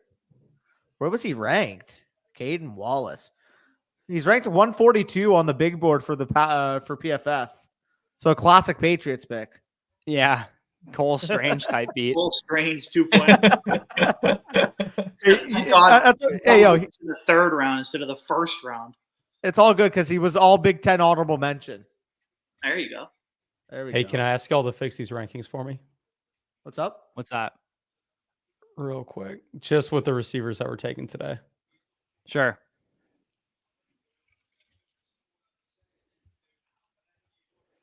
Where are we changing? I'd imagine Bush is going Worthy over Brian Thomas. I already had Worthy over Thomas. I have Thomas at 4. The only difference is I personally would have McConkey 1 spot over Worthy, but like they're literally same tier for me. The rest looks pretty good. I might have AD Mitchell a little bit higher personally as well, but I understand. That's so where I I need to hear y'all's think take it's on pretty Mitchell. good. What do you think about the landing spot in Indy? So I mean, Bush was staunch on record against it. I do feel like it's tricky because I mean you got a target earner there with Michael Pittman, potentially one with Josh Downs. But if AD Mitchell is the type of talent that I think his ceiling would indicate, and Anthony Richardson does live up to that ceiling, like we're talking about one of the premier duos in the league. It's just there's a lot of volatility there to the point where I understand kind of ranking him a little bit lower because you have to compete with the targets of Josh Downs and Michael Pittman. Yeah, and I just didn't like him even coming into the draft. So I didn't either, but for what it's but- worth, I actually think it's a pretty decent landing spot for him to develop. It's just that once he develops, he's got a lot of target competition, 2 better target earners than him in his offense, and they have Anthony Richardson as their quarterback, and they're probably going to throw like 500 times a season. Yeah, that was my thing. Isn't this a rush first offense where he's the second option? Yeah, absolutely. Yeah, I think Could he's be. the 3rd option, to be honest. I think he'd Like, be the nothing number against 1 though. AD Mitchell, but honestly, I think Josh Downs will earn more targets than him. Oh, Junior Colson, that was such a lock. I wish I guessed it. That dude, Junior Colson to the Jim Harbaugh's team, that is a lock Dude, and a half. I wanted him at fucking 73, man. I think How was he gonna Mason, get though, I Peyton think I Wilson, would aren't they? probably swing the upside Mitchell over Pearsall, though. That would be the only thing I would probably change. I Like, would. and I'm not even huge on either guy. I just think I like would, Pearsall too. You're talking about guys that are going to go in like the mid-2nd round, probably of rookie drafts. I think I would just rather swing on Mitchell. Yeah. I'm making that ranking under the assumption that 100% either Debo or Ayuk is moved. I will bet good money Ayuk does not get traded. He would already be gone if that was the case. They're not going to trade him for a 3rd I don't round think pick. either like of them we're get at traded right at this now. point. God damn it, And though. I don't really wanted think Colson. I don't think either of them are going. He to be looked honest. like he did not want to go to the truck. I really wanted Colson for the Cowboys. I'm not gonna lie. They end up with Peyton Wilson after Leighton Vander Esch retires, another freaking old linebacker with medical concerns. Yeah, is he like 25? Yeah, dude, he's older than me. Peyton Wilson. Yeah. Not Yeah, great. J.K. Dobbins stock, no quorum. Kind of like that. Not going to lie. Oh, we have a super chat here. 12-team super flex, Wait, so- tight end premium, start correction. 9. 101 or 104 in London in a start 9. Start 9, Caleb. 104 in London still pretty It's a decent. great Maybe deal. Drake May in London is pretty decent there.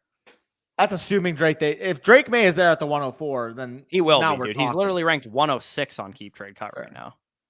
Fair. I mean, it's something where if you take Caleb at 101 and if Drake May is at 104, I'm just smashing that deal on the clock. Yeah, I think I maybe lean Caleb just given that it's a start 9, but that has a If really it's Drake tough deal. I May, think it's that's a big difference for me because I viewed Drake Yeah, May as I think a it will be. legitimate- I think it will be Drake May in a lot of people's leagues. Like I know people are gonna say Jaden and Drake May are indifferent, but for me, it's like I view Drake May as an early to mid second. I view Jaden Daniels as more so a 2-3 turn type of guy. Like there Yeah. is a difference for me. Giants pick, by the way, is going to be Spencer Rattler. Yes, that would be fun. I'd be happy with that. I'm calling that right now.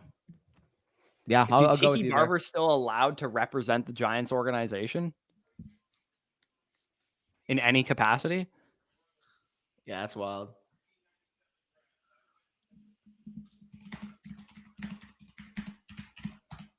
Hey, did y'all finish that startup you were saying that you did this offseason? Oh yeah, we did. Yeah. Do you mind sending the league ID in the Discord for Joe to test it out? I think he fixed the kicker issue. Oh, okay. I have it in my teams already. If you want me to just go to that. Oh yeah. Can you just check to see if the rookie picks are good? Yep. Actually, Actually, I'm not the right person to ask in that league because I literally don't have a rookie pick in that league. Actually, he just messaged. He still has to write it over and get it on live. So do you mind just sending it to him so he can test it? Yeah. Andrew Phillips of the Giants, by the way. It seems like this year we haven't had like too many situations where a veteran's value tanked because of a rookie coming to their team. I guess technically Michael Mayer would be that, but he wasn't really a super relevant fan. Yeah, and he was just an upside shot. It's like Well, James Conner. By the way, Flet, your boy Andrew Phillips. Yeah, I'm not believing that this guy who can't even spell his own name right is going to be good at football. Fuck. By the way, Jay Full, I would probably be upset if you just sent me that offer, knowing that. Like, I would be even less likely to accept the deal if he got drafted by the Cowboys, considering I didn't already like him, and then I'm just gonna get an offer from you after we draft him. I would be pretty upset. Nah, you'll like him tomorrow. Yeah, I got a little too slosh last year. I'll give you credit there. Danny always backwards gymnastics his way into liking every selection. Yeah. Also, Danny's got to pound at least 6 more Mickey Ultras to get liven up this stream a little bit for the audience. I mean, it's on my no touch list, but I do have wine in the other room. You're gonna fucking break another glass, dude. This is the closest to real life Danny's been in like 4 years during one of these streams. I'm actually not sloshed for once. Guy's literally on Mars most of the time. Yeah. Guy's licking walls for sure.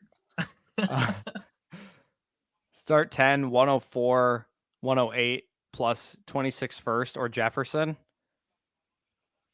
It sucks that I actually have to think about this trade now because of how good these rookie picks are developing into. So 104, so we're talking like Drake May. 108, we're talking, I think I'm taking Jefferson still. May, Bowers in a first or Jefferson? Yeah, I'm taking Jefferson. Yeah. Also, I love this duck emoji. Mason, do you get this in the chat a lot? We're getting this duck emoji here. Yeah, quack. Is that the flock emoji? Like, do we need to get the flock emoji on iPhone? Is that the flock iPhone for real? I like using the swan. I prefer the swan. Yeah. But both are good though. Yeah. Need help. After trading all 4 first, I was able to acquire a 109. Guy offered me either Puka or Drake London or Laporta for 1.9 in a second. Which guy would you ask for? Okay, so you have the 1.9. Guy offered me Puka or Drake London or Laporta for 1.9 in a 2025 second. Dude, if he's gonna give you Puka for 1.9, just take Puka and run. Wait, apparently when he was announcing the pick, Jamal Charles went up to the podium and said, with the 63rd pick. Yo, that CTE is hitting hard. ESPN right there. That's almost as good as Daniel Jones. Daniel Jones, baby. Yeah, I can't. Did you hear that, by the way, Mason? No, what happened? Malik Neighbors was asked about like the Giants picking him. He's like, yeah, we got Daniel Jones. Hold on. The funniest part is, so the reporter asked him about how he feels about Daniel Jones, and not only did he just butcher his name, he also just did not answer the question.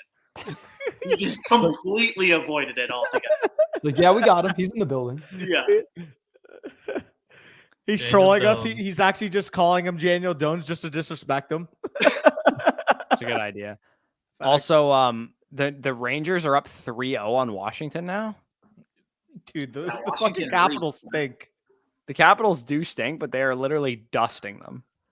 Dude, the Capitals are complete urine, to be honest. Also, where am I taking Brooks and Benson in rookie drafts? I've been kind of going through my rankings as these picks have been coming in. And as of right now, I have Benson at 12 and Brooks at 13. So I'm talking right at the 1-2 turn is where I'm taking them at this point in time.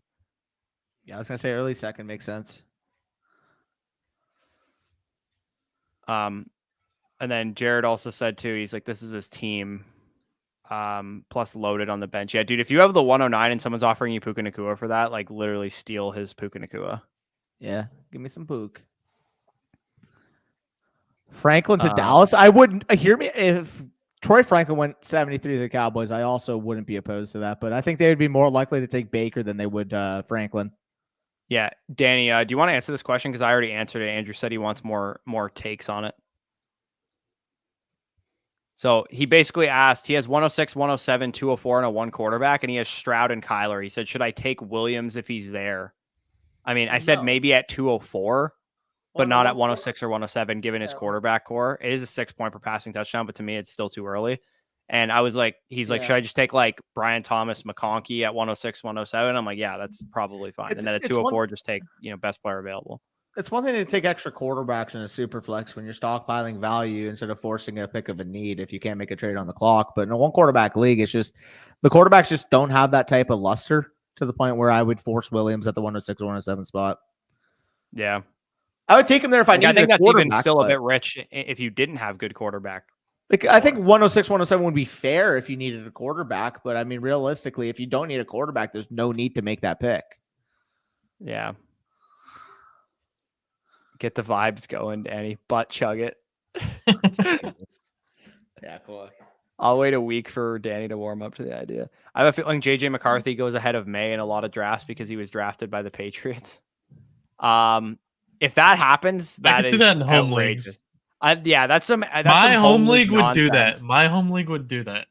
Like the leagues that were taking, like I saw people were like, I got Chris Olave and Garrett Wilson at the 109 and 110 in my rookie draft. Like because they drafted Sky Moore ahead. Like you're drafting sand eaters. Are you playing Dynasty? Literally drafting with 11 other sand eaters if you're doing that, bro. Like Patriots get so harshly disrespected,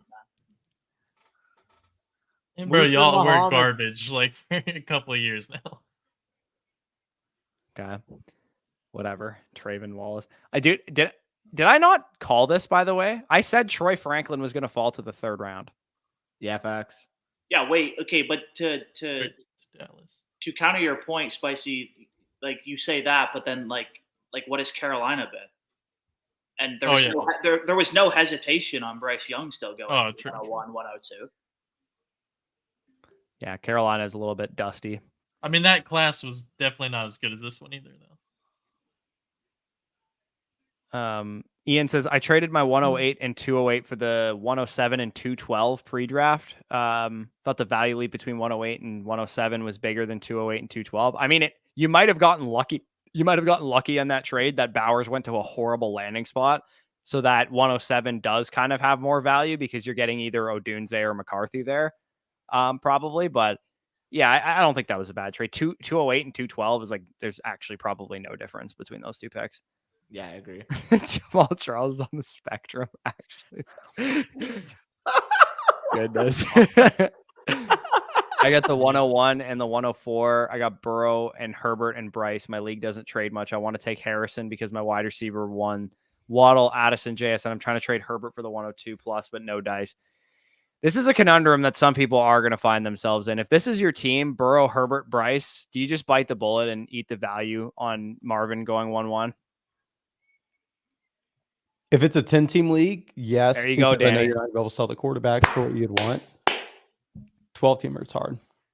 I know it's hard. I know it's hard, but I'm just saying, like, if you have this loaded of a quarterback core and your league is like one of these leagues that never trades and you can't like move the board and all that kind of stuff, like, honestly, if you've done your due diligence, I don't mind going Harrison. I would take Harrison.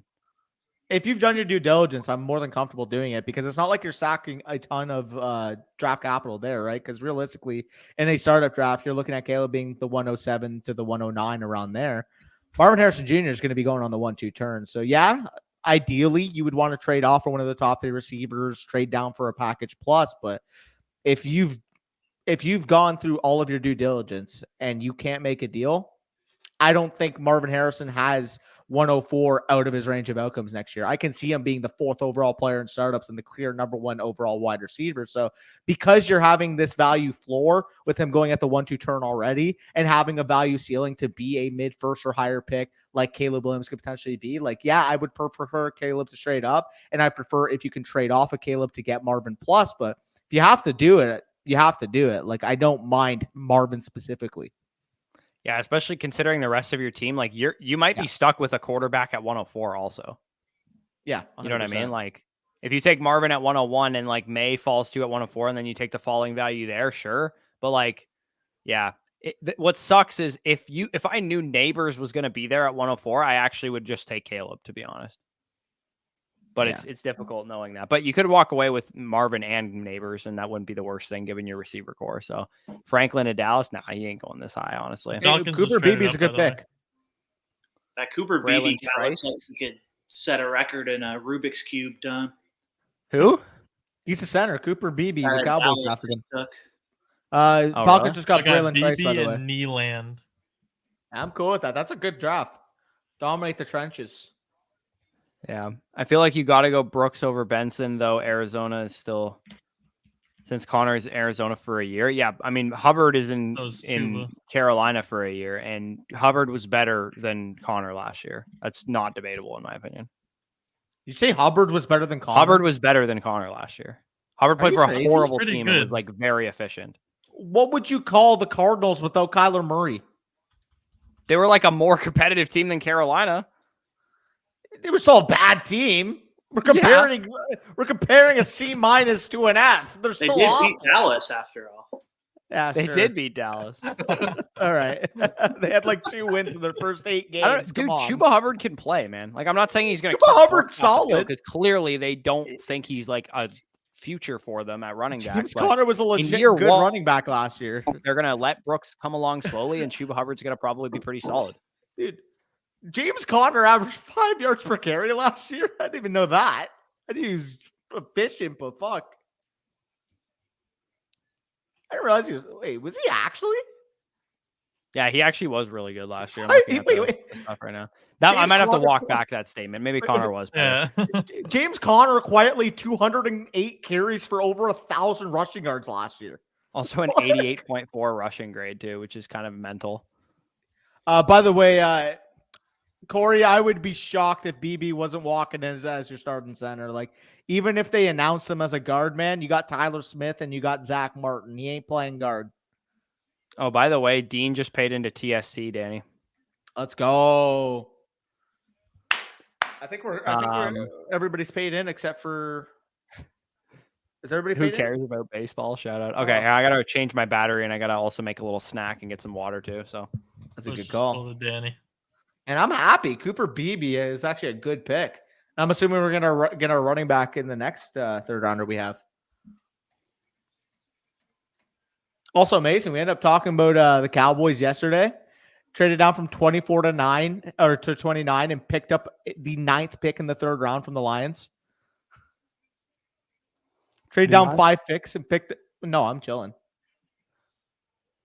What do you think the Cowboys are going to do this year?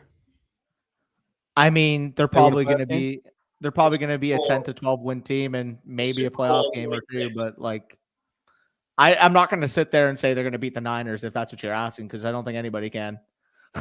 Do you think that they should have got a new coach?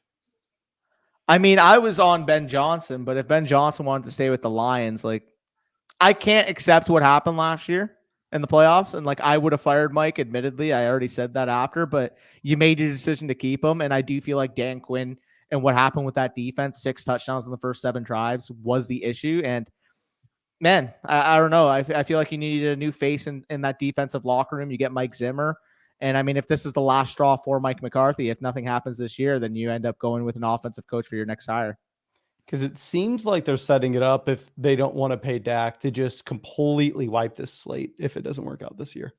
I can see that. And for the record, I'm still on record saying, like, if you don't pay Dak, you are the dumbest franchise, because then you're still eating cap if you were to let him go, right? Like, you're still eating dead cap if you were to cut him this year. Oh, sorry, correction.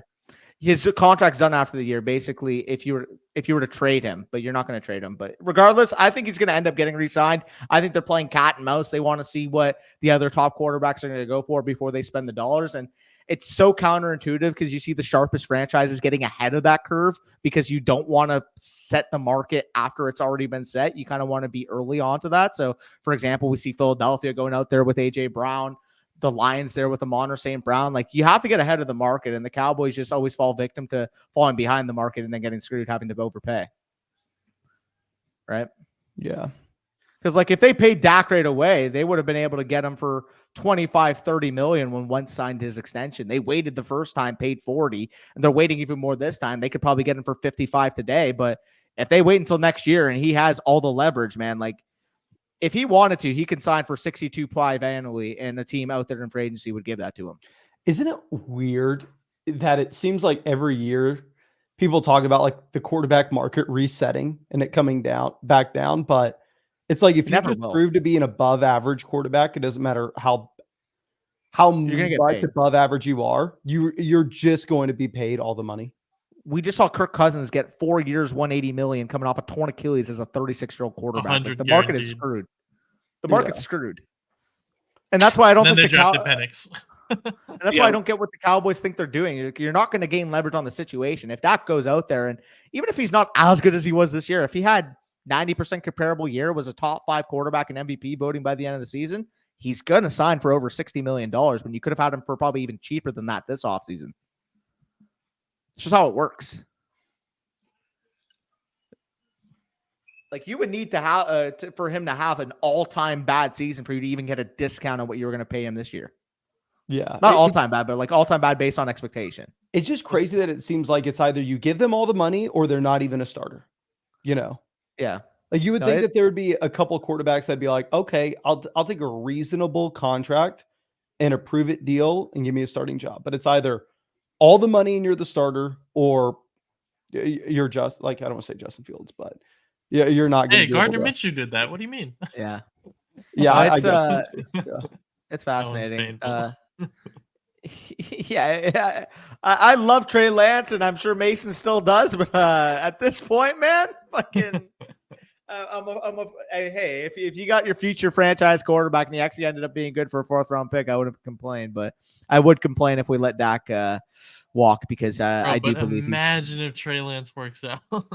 Sure, but I mean, when you got a top 5 to 8 quarterback on the roster, you don't go for the what if. Yeah, it's like the mystery box could be a car, or you have the car right in front of you that you can just pay. I think, or that breaks down on the playoffs in the highway. Yeah, I mean, your defense gave up 6 on 7 drives last year. Like, let's relax. What about the other years? And he's put up points. Look at the EPA; he's been good. Like, San Francisco is the one team I will admit has completely had our number and Dak's number. Everyone else, I'll take Dak on the Raiders any day over the shit I've had to deal with for fucking. I mean, fuck, we just saw Michael Penix Jr. go 8th overall in the NFL draft, and we're talking about the Cowboys wanting to move on from Dak as being a sharp move. Like, it's so dumb. Michael Penix Jr., 8th overall pick. That just goes to show you how fucked up the draft market's going to be for quarterbacks. Yo, Jared, where did you see this, bro? I believe Lance will be better. If you think Lance at this point is going to be a top 5, because in order to be objectively better, he would have to be a top 5 quarterback in the league. If you think at this point Lance is going to be a top 5 quarterback in the league, like, you have to be a relative of Trey Lance. Which, Mason, do you have any bloodlines? Like, are you connected at all? 2 things. 1, there's no way Lance is better than Dak. And 2, it is egregious to say you'd have to be a top 5 quarterback in the league to be better than Dak. Well, I view him as a top 5 to 8 quarterback in the league, and I think the stats would back me up on that. It's actually remarkable that people think that you can find better out of the draft when, like I said, Michael Penix goes 8th overall. I'm not saying you can find better out of the draft, and I think the Cowboys should stick with Dak. I'm not trying to make that argument. I just don't think he's a top 5 QB. Danny does this thing where he puts Dak in the air where he's like just a lot of people agree enough that it's like too high, but it's not outrageous enough that he seems irrational. Because if Danny was like, Dak is better than Mahomes, we'd all be like, you're a moron. I'm not dumb. I'm not dumb. He's, can in my opinion, game here. But it's still biased take, and he's still wrong. It's just that he thinks it's close enough. I'm not wrong at all. Corey seems to think he's like the 13th best quarterback. That's the way not he what I talks said. slander on Dak. The way he talks slander on Dak, you're like Jalen Hurts is a tier above. Jalen Hurts wishes he was in the same vicinity as Dak Prescott. Let's be fucking real here. Jalen Hurts is better than Dak. No, he is not. Okay, wait. Josh Allen or Dak? Obviously not. Josh Allen. I'm not done. Josh Allen. Okay, Mahomes or Dak? Mahomes, Herbert, Joe Burrow, Lamar Jackson. Stroud? I would still take Dak, but I think you can argue that. Shut up, dude. Yes, I would. Why? Shut up. Like Dak was just second in MVP. Like, what are we talking about? You take Dak over Stroud, bro? What do you as a franchise quarterback? No, because the age complex is there for a 1 year compete. So, absolutely. So this is where when I rank quarterbacks, I'm ranking the best quarterbacks in the league, not the best quarterbacks I would build around. So this is where I ranked him. Nope. Let me know if you think this is outrageous. I know, Danny, you don't get to talk here because I know you're just going to disagree. So I had Mahomes 1. I did have this in tier list format, but Mahomes was in a tier of his own. Then there was the truck tier, which to me is... Huh? Yeah. You and I did? Hey, I'm not going to lie. Mahomes, we're just going to argue, and I'm not feeling on going on a complete Dak diatribe tonight. So can we just focus on the fucking draft, please? I'm just going to tell you. I'm going to be on where I have him ranked. You don't have to argue with it. I'm just going to tell you where I have him ranked. If you start talking about straight blasphemy, I'm going to be a little upset. Blasphemy. That implies that Dak is a god. You realize that. But anyway. He's very good. Mahomes, Allen, Burrow are my top 3 quarterbacks in the league. I believe those are the best 3 quarterbacks in the league. I have Stroud 4 because I think Stroud is unbelievable for what he did. It's a bit of a projection, but I think he's unbelievable. Lamar's better. Yo, the Raiders got Glaze. Lamar Jackson 5. Are they glazing the Justin pick? Herbert 6. Jalen Hurts 7. Jordan Love 8. Trevor Lawrence 9, Matthew Stafford 10, and Dak Prescott 11. And then Kyler Murray, Brock Purdy, Aaron Rodgers if he's healthy. They're all crazy.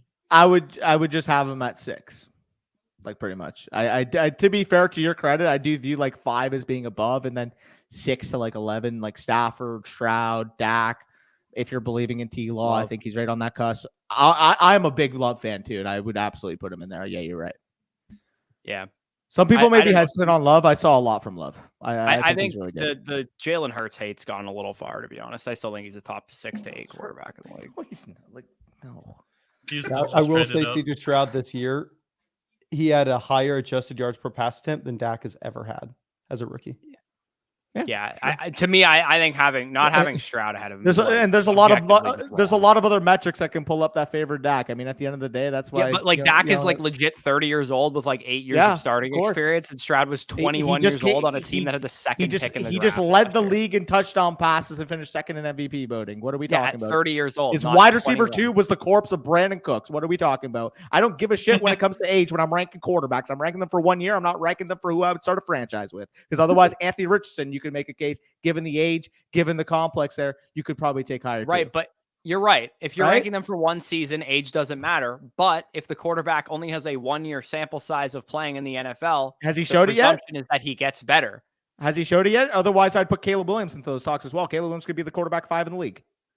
Probably not 5, but yeah, Caleb Williams definitely in that conversation. But like if we're going off for projection, then we may as well throw the rookies in there. I go off of what we've seen and how I would rank quarterbacks. Not a projection. He just I agree with he's not a projection, but you can expect more improvement. That's my point. For the record, like I think Stroud is easily in that tier, and if you argue Stroud over that, I'm cool with that. Like I think it's subjective, but people are just 11 is fine. I've seen people Brock say disagrees 14. With this. What I said is Trevor Lawrence over Stafford again. Stafford is a beast. I love Stafford. Well, to the same token of Stroud over Dak, I'm assuming that Lawrence is a young quarterback who will still get better. And again, even though it's just for 1 season, I don't believe we've seen the best of Trevor Lawrence yet. Then let them get better before we put them over better quarterbacks right now. Yeah. But that's not what this exercise is about. It is a projection. Otherwise, I would just look at who has those touchdowns every year or something. It's a ranking, not a projection. It's not who you would take. But it's who you would take for 1 season. You're projecting for that season. Who's the better quarterback this season? Yeah. Who's the better quarterback? I believe the better quarterback will be the better quarterback this year. Right. But but a quarterback who's like year 1, year Mason, 2, this year happens 3. all the time, by the way. Yeah. Oh, yeah. Sorry, Mason. Apologies. Anyways, this is going to happen all night if we don't cut it off at some point. I genuinely like it because I'm not a fan of any team. So I like seeing like fans get really passionate about their guys. Yeah. I mean, I got numbers Mason's to pull out up. there I'm wearing too a red lazy to do zone it right hat. now. We're not pulling up numbers on Dak. You don't need to because We've I done don't this a want to. million times. We're not doing that. 100%. Pull up his interception numbers. May as well do it Mahomes. May as well You're do just gonna Mahomes say and Allen while tip- you're at it. Tooth Tip and the nail ball. Hurts versus Tip Dak. ball. That's the Yeah, one. That's the one that is definitely an argumentative point in the NFC East fan base. It's like if we're doing that, just pull up Allen from last year. Yeah, Allen also had like 44 touchdowns. Oh, I know. I was just making a joke with Fleck because he said pull up the picks. I'm like, you may as well do it with Allen too. Yo, Mason, it's really good when you go to a Cowboys game live with Danny and they get their Oh shit. goodness, I've witnessed we it got twice, fucking and my blitz. team did the beatdown in the first one, so it was way more. You want to hear my intriguing luck, when the Mason? Buccaneers destroyed them. Mason, we were at the game when the Bucks beat the Cowboys 19-3, and We Dak didn't beat broke them; his we thumb. destroyed them. Yeah, destroyed This us. was the And we hurt Dak. was it Yeah, Dallas Brandon Goff, ain't like even 3 funny. years Leading ago? receiver that Dak's like absolutely snapped his finger in half. He snapped his thumb in half in that game. They proceeded to win 16 or 17 straight home games, and the one I was at was when they got mollywopped 19-3, and Dak got hurt. Leonard Fournette was tone setting Mike Evans, mossed Trayvon Diggs, and Dak broke his finger. And by the end of the night, Danny's like, maybe we'll draft Jordan Addison in the first round after calling his team a Super Bowl contender earlier that day. I had to watch Dennis Bush. Houston try to fucking separate in week 1. It did not go to plan. Code setting. That was a human being that played in the NFL. He was a starting week 1 receiver for us. dude on Well, the you get walk code home. setting, Bush, then we watched James Cook do anything and everything in Buffalo this past year. Bush was bro. absolutely trolling Danny Yeah, by saying Jimmy no. Garoppolo was about to be a fucking Cowboy too. Oh man, On the walk dude, home. Dude, Mason, the worst part though is when we went to the game in Buffalo, knowing that A, my Cowboys were playing Buffalo, I want them to win. B, my fantasy team of my home league is in the first round. I have the Stephon Diggs, Dalton Kincaid, Josh Allen stack. And James Cook runs ballistic, and Josh Allen passes for less than 100 yards. Also, all the Bills fans were roasting the shit James out of Cook Danny went the whole game, and it was so funny. Dude, cherry Bill on Smith top is not is- to be messed with. The cherry on top is I'm live in that game, live at that game, and I have to keep checking my phone to watch Christian McCaffrey going ballistic on me. Bro, it was like a 3-score game for Buffalo, and this guy behind us in the second quarter was like, all right, start kneeling the ball. He was convinced it was a good idea too. He's like, well, you get 4 downs or whatever, just get it in their territory and then kneel it down 4 times. You bleed off like 4 minutes the clock. I'm like, that's not even a That's little not bit how of it works, works. actually. Did someone behind us not say break his neck when somebody some fucking psychos behind us? No, Bills. You can't mess with Bills fans. Dude, I love being an honorary member of the Mafia. I'm not gonna lie, dude. I was at the Oh, Luke yeah, Combs it's so concert fun. in Buffalo last weekend, and like we're getting like "Let's go Buffalo" chants going. Like it was hilarious. Yo, Dan, you knew you were in for a rough night when you tried to dap up that guy with the Zach Martin. No, Mason, this is the worst thing, right? We're waiting He goes, to Zach walk Martin in jersey, for- nice. This guy's so mad. at This Danny guy was- immediately. This guy just looks at me and turns around. And I'm like, well, fuck. It's just this big 6'3" bald guy with a goatee. It might have been Zach Martin, honestly. Might have been. That guy was massive. He was like 6'3", 6'4", Oh, he was like huge. a good 280. I just say, hey, Zach Martin, nice jersey. Go for a fist bump. He just looks at me and turns around. I'm like, That's well, fuck me when hilarious. I breathe, I guess. Tough. Matt Concavs. And then later that night we had the chicken wing debacle. Yeah, the God. wings on the wing sauce on the side. That was the worst. I just experienced an absolute romping at the hand of the Bills. We are marked. We are starving. right? Danny was making connections that night that were having me howling. I'm not gonna lie. He's like, first the Cowboys game and now this shit. Yeah, but bro, I order wings. I'm excited. I'm so hungry. I haven't eaten all day. I'm absolutely starving. I could use some wings, right? Right. They come who to me drafted and a the guy named DeMar Glaze?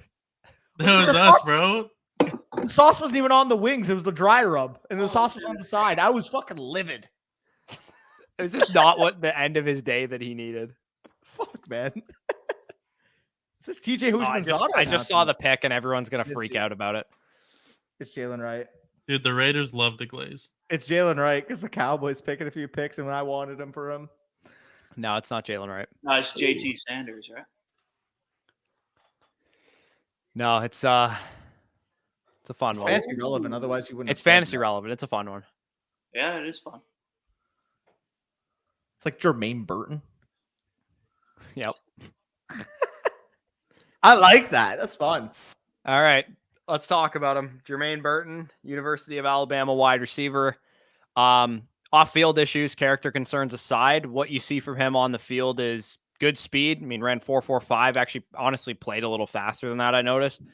Strong hands, really good ball skills in this class. Explosive guy, good downfield ability. Matt Harmon's reception perception kind of darling there. So sneaky good route runner for his size as well and for his speed level.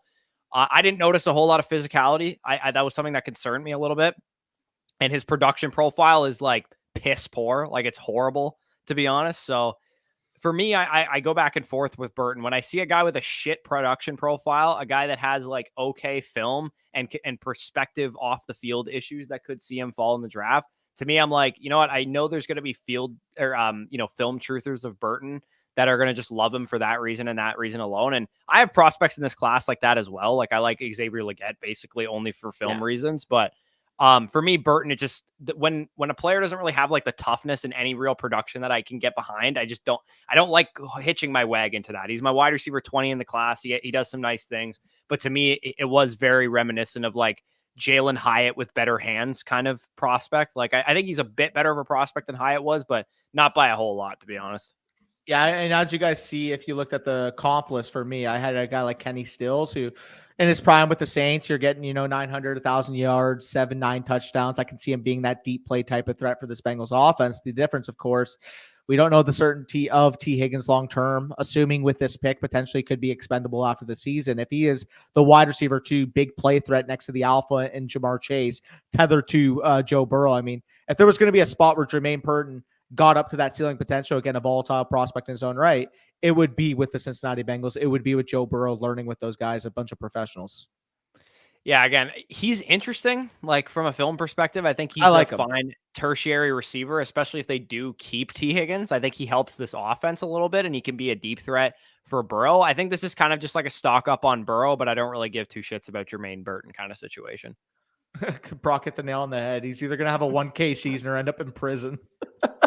So what are all the off the field concerns with them? So he punched a fan, a female fan, after the University of Tennessee beat Alabama 2 years ago when Hendon Hooker and Jalen Hyatt went berserk for like 5 touchdowns.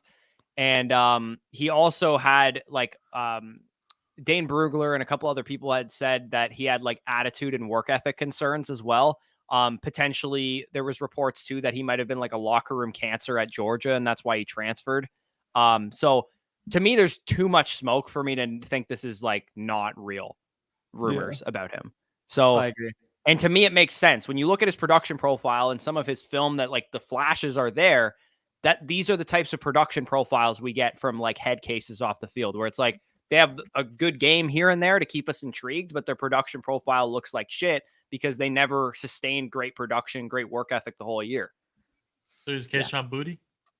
Yeah, honestly, it's not a terrible comp. It's not a terrible comp either.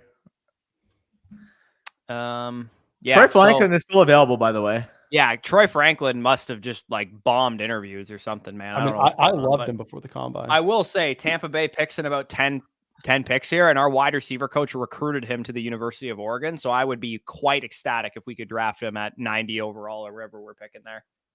Hey, so with the Bengals, does this mean they're more likely than not moving Higgins? Does it just mean I actually think this is someone means with no he's more likely to stay, to be honest. I think if they were moving Higgins, they would have drafted a receiver earlier than this. Okay.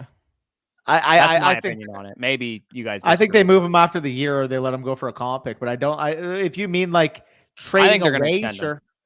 I don't think they're going to send him. You don't make this pick unless he's probably gone. Cause I mean, you're a team that has to pay, your defensive players. Like realistically, are you going to trade away Trey Hendrickson? Because guess what? If that was the case, you probably would have taken an edge rusher here. Yeah, I guess. I don't know. To me, I think I look at the deals that have gotten done recently at wide receiver, and I think what the Bengals are going to do is use Devontae Smith's deal to to like guide the T Higgins deal, and it's going to make things easier from that perspective. So again, maybe they won't get a deal done and they're like far apart and stuff, but every time the Bengals have said, we want to keep T Higgins, and the fact that he hasn't been traded yet makes me think they're actually serious in that statement. Makes sense. All right, boys, I'm gonna head out. All right, take it easy, Spicy. See you guys. Is Charlie Jones worth anything now? Well, he wasn't worth anything before. So, Yeah. I mean, we're going to have, literally, we're going to have 30 to 40 draftable options here. Like, I mean, Jermaine Burton isn't an exciting option in my opinion. I mean, maybe you guys like Jermaine Burton, but realistically, the guy's going to be like a 3rd round pick. So at that point, you can't really nitpick players. Like, they're 3rd round picks. It's like, take whoever you like, honestly. Yeah. Whatever like, you they're do, not going to kill you for missing on 3rd round picks. Don't tweet that they have no upside and you're not excited about them at all. Yeah, maybe don't do that. Yeah. That was that's would an not all-timer recommend. right there. Do people? Yo, the thing is you can nail one of those takes and like people will just not remember it. But as soon as you fuck one up, people will have that bookmark for fucking eternity. Like Also, people really just thrive on hate. I still find it so wholesome that Tyler Lockett lost his virginity like 2 years ago.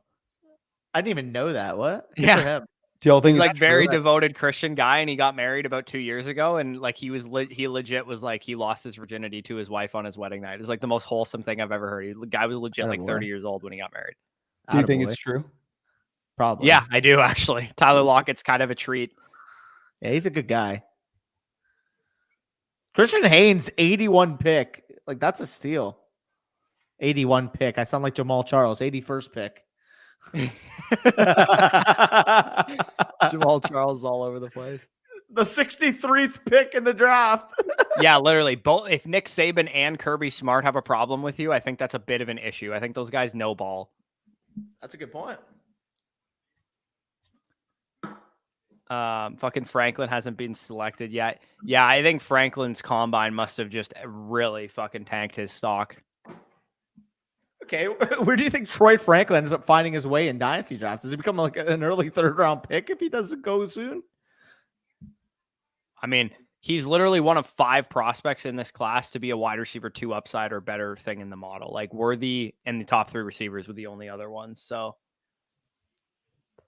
also that's Tip Ryman, that's a blocking tight end. I don't really give 2 shits. I know. Limited He's like- production. Anytime you see a tight end that says limited production, who's a mauler, Physical yak and mauler. It says mauler and limited production. Translation: Trey Benson's blocking tight end. He's literally playing H-back in the first pick or in the first vid. The first Chase clip, Brown he's that literally playing tackling there. H-back. Yeah, It's all Or that he's blocking blocking. highlights, blocking space. Pluck and go, baby. Yeah, that's what I want. he for just my tight end, what too. did they just say? He doesn't believe in birds. What does that even mean? Oh, Guys you never haven't had a- heard of that? Guys never had a fried chicken sandwich before? That's a No, bird. there's like a conspiracy theorist. It's like such a niche little thing. Like maybe like 100 people believe in What it. do you think? Birds are the government? Yes, they're like a group of like 100 people that think like pigeons are like security cameras flying around, and that they go to nest and they just like charge. Oh, so he's dumb as bricks. That's a quality. That's a quality trait to have. So for they a tight end, drafted too, Nick when you Bosa without any ability. Hey, it's like we need this guy to be our tight end too and get CTE by the end of his career. Anyways, he's already dumb as bricks. We may as well get this guy. Literally, he's gonna be hitting crackback blocks in week 7, and fucking algebra is gonna fall out of his head. At least there's no worry. Wait for the Rams pick. I think the Rams are going to take Jalen Wright. There's no worry Can about we head get Troy injuries when it comes Franklin to that here guy. for Los Angeles, please? Oh, the Rams are going to take a running back. I think they You're take gonna Jalen Wright. back. Oh, please don't, dude. My The Kyron people in the bags. chat are No. saying that it's bad. So I think it's right. Which, considering the fact that I thought Kyron Williams wouldn't be good, I'm hoping it's Jalen I'd Wright. be pretty pissed. Also, I'm pretty sure Isaac Bruce announces picks every year for this team. Oh no, it's not Jalen Wright. Same type beat though.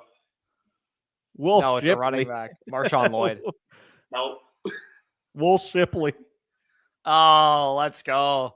like Go blue, baby. Go blue.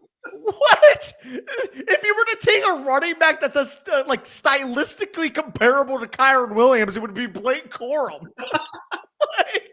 like just like a a short mauling running back good on the goal line. Why would they just double up on that? At least take a space back, no? There's no way Blake Corum actually likes every person in that room. I know, right? Who we were talking about yesterday. There's no way Blake Corum wants all those people there. I'm so confused right now. Yeah, Doug Martin. That was my comp. Big Dougie. I mean, do we have the player card? Oh, yeah, I got it. I bet. All right, Blake Corum, University of running back. University of running back. Holy shit, what am I doing? Let's start over here. Blake Corum, University of Michigan running back, 5'8", 205 pounds, 23 and a half-ish years old. So a little bit of an older guy coming in here. Interesting player, instincts, patience, off the charts. He knows how to play running back. That's the easiest way I would describe Blake Corum's game, is he knows exactly what he's doing.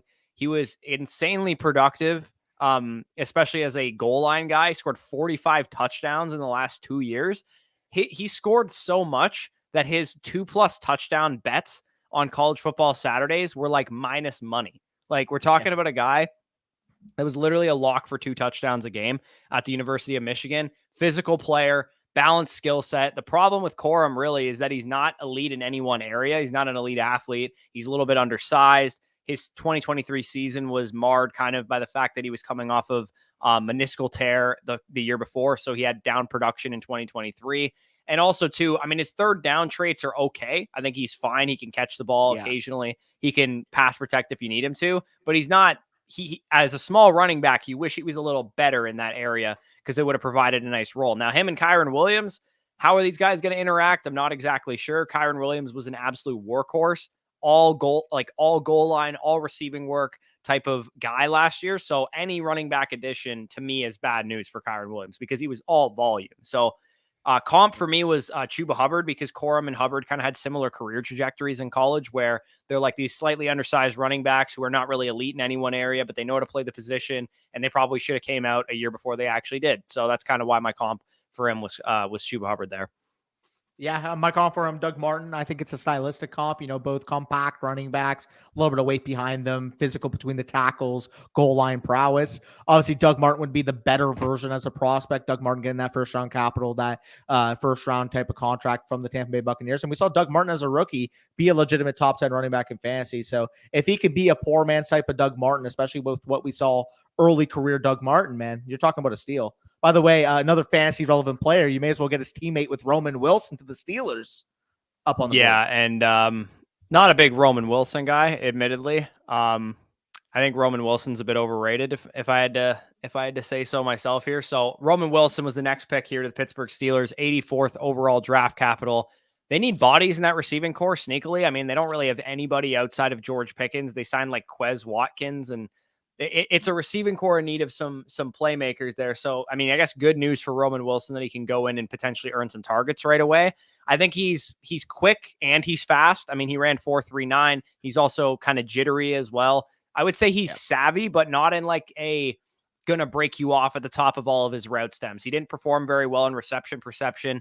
He has pretty good hands. He's a well-rounded, like good number 3 receiver in the NFL. It's just the problem with Roman Wilson that I see is his production would indicate that he's not a very good target earner. He's undersized. I didn't think he performed particularly well when similar to Troy Franklin, like defenders could work across his body and play him through contact. He's kind of this like vertical slot archetype that Danny comps to Tyler Lockett. But to me, the Tyler Lockett comp for vertical slot receivers is almost the way that the Deebo Samuel comp for gadget receivers is so overused, to the point that there's way more guys like Marvin Mims who get comped to Tyler Lockett every single year that they're coming out, where I look at Roman Wilson and I'm like, I don't love his projection to the NFL. I think he's just going to be a slot receiver for the Steelers. He's probably going to have 400 to 700 yards every season of his 4 years in Pittsburgh. And then he's going to move on in free agency and probably get overpaid by someone. Like, I think fine NFL third or fourth receiver. That's the way I look at Roman Wilson.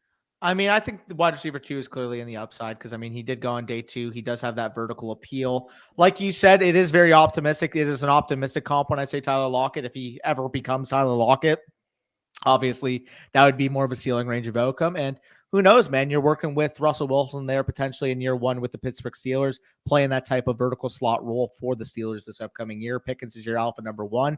I think it's a good stylistic fit.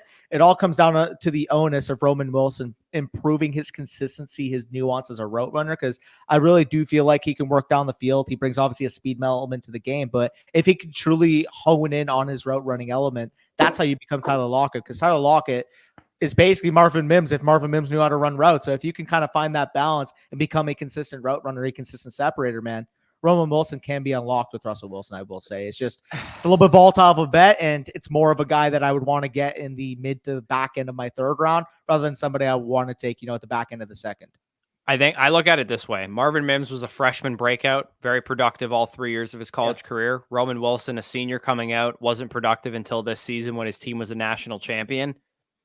If Marvin Mims didn't work out, to be honest, I don't think in Marvin Mims, it's been 1 year. He could still be like a productive NFL player and contribute. I just don't think Marvin Mims will ever become a wide receiver 3 or better in fantasy from like a production standpoint. And I think the same of Roman Wilson. Could he have flex appeal? Could he be a guy that is a hot waiver ad his rookie season? Sure, maybe, but I'm not super excited about the upside of Roman Wilson. They put a Jaden Reed comp on there, and to be honest, I just don't see that. I think Jaden Reed is a lot more sudden as a route runner. I think he's more physical. I think he's better at the catch point. I think he's more versatile. I think they're similar players in the fact that they're both like slot receivers who are good athletes, but that's pretty much where that comp starts and ends for me.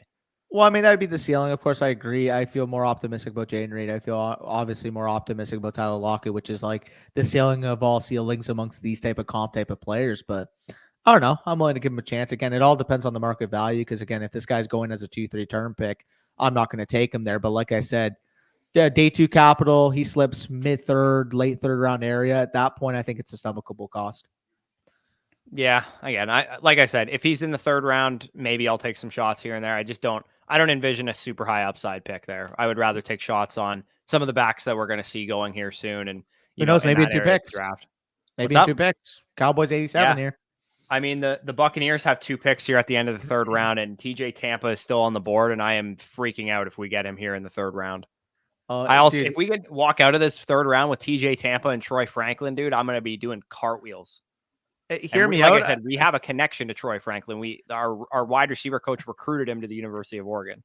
Hey, I'm just saying, by the way, I know I made fun of the pick earlier in a compliment to Leighton Vander Esch, but I will say number 87 would be fucking great value on Peyton Wilson. I would take him here. Yeah, not bad. Peyton Wilson would be good here, 87. Where does Brooks / Benson go in a 10-team start 8-1 quarterback league? I have the 103, 106, 109. I mean, in a start 8-1 quarterback league, I'd be okay taking one of those top running backs at 106, but 109 definitely a good value for either of them if they're there. Yeah, I agree. Hey, can y'all share my screen real quick and see where we're going to rank Kyron? Yep. Does he fall behind Achan? Yeah. Yeah, I think so. ETN? No. I have ETN below Barkley. What? I have ETN below Barkley. Would you have Barkley then over Kyron? I would still take Kyron because I do feel like that's a little bit of the tier gap. So essentially Kyron's RB7? Yeah. It's tough for me, man. I actually fully already had him in the spot.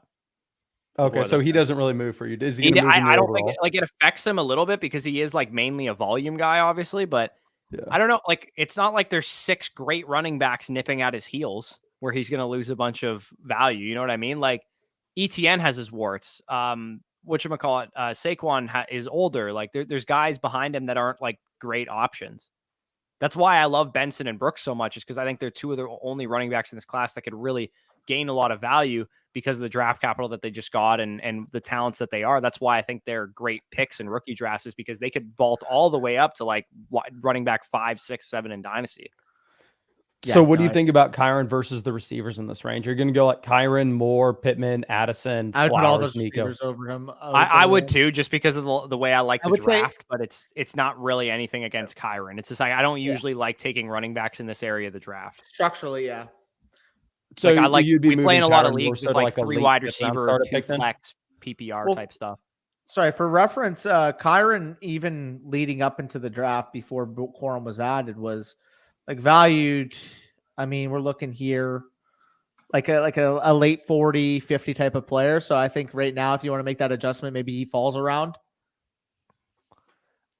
I think there's one guy that I actually, now that I think about it, would take over Kyron. I think I would take ETN over him.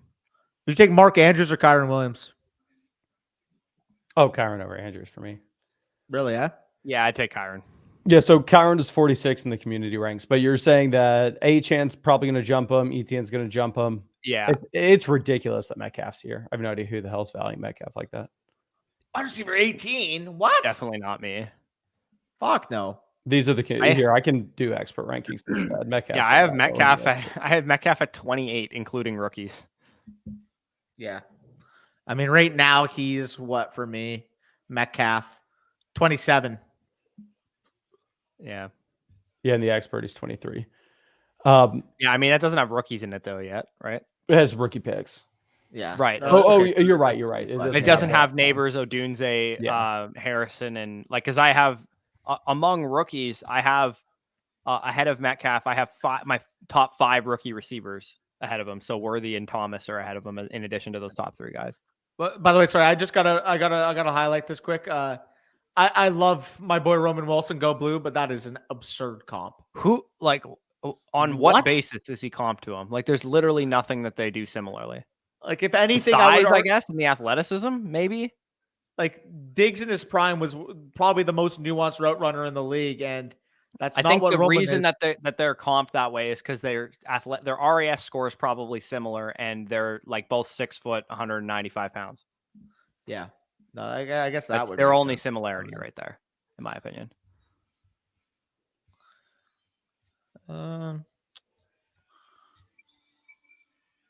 Yeah, Kyron might lose a little bit of goal line work to Corum because of how good he was in that role. By the way, did 4 Michigan players just like go off in a row, or am I tripping? I think you might be right there. Also, the Cowboys picked him in, Danny. All right, let me mute up. We need Jalen Wright ASAP here. Jalen Wright or Peyton Wilson is my guess. We need Jalen Wright in the worst way possible. Facts. I'm very nervous, by the way, that the Bucs are going to take Ray Davis with our pick. I'm so nervous. Just say if we take 25-year-old running back instead of friggin' Troy Franklin. I'll wreck my entire house.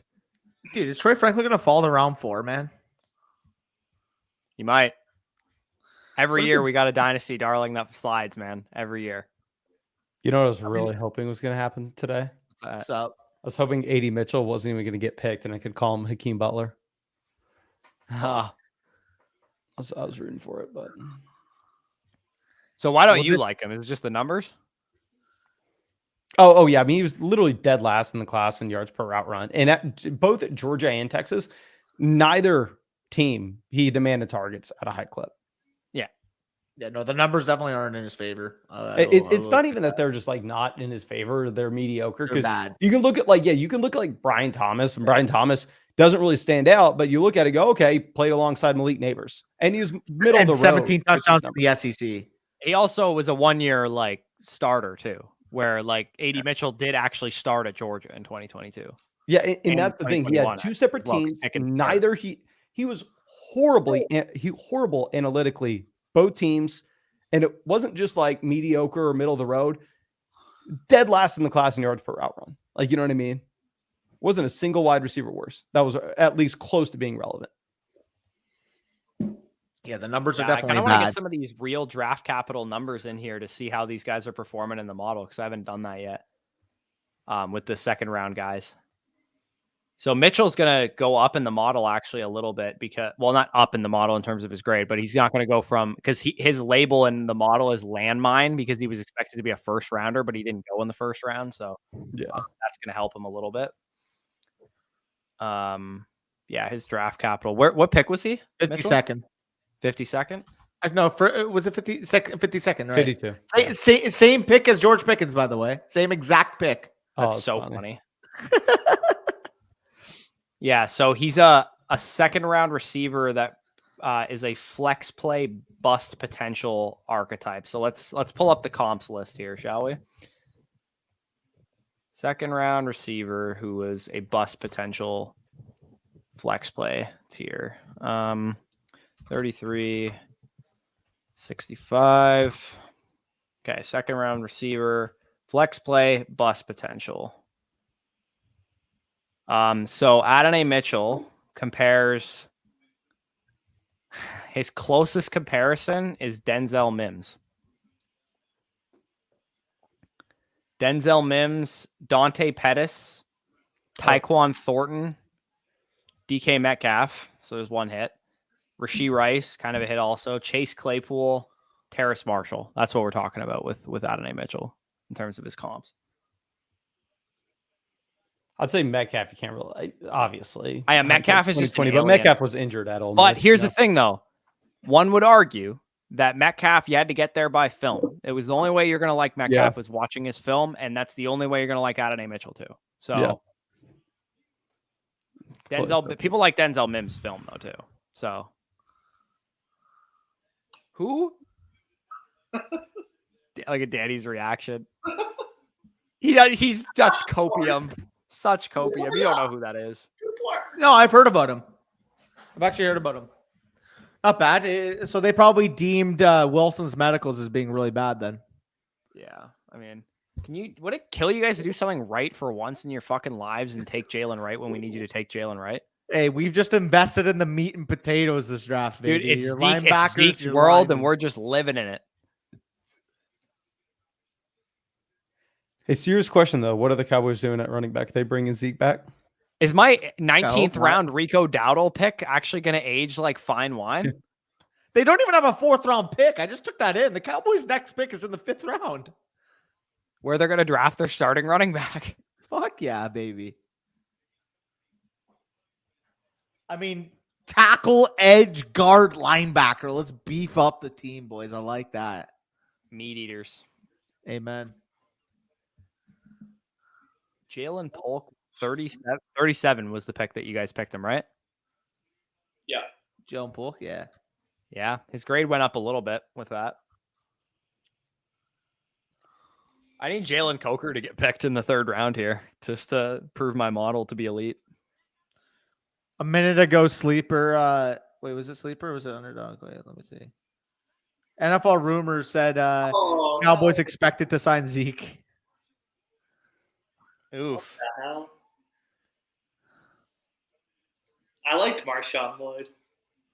Yeah, they just signed Jacobs to a 4-year contract, no? That sucks for Lloyd, to be honest. Yeah. That's who it sucks for. Huh. I don't think Jacobs is losing touches, to be honest. But no, I know. I'm saying from a team standpoint. I mean, you can never have just too many running backs, and A.J. Dillon is certifiably ass. So, yeah.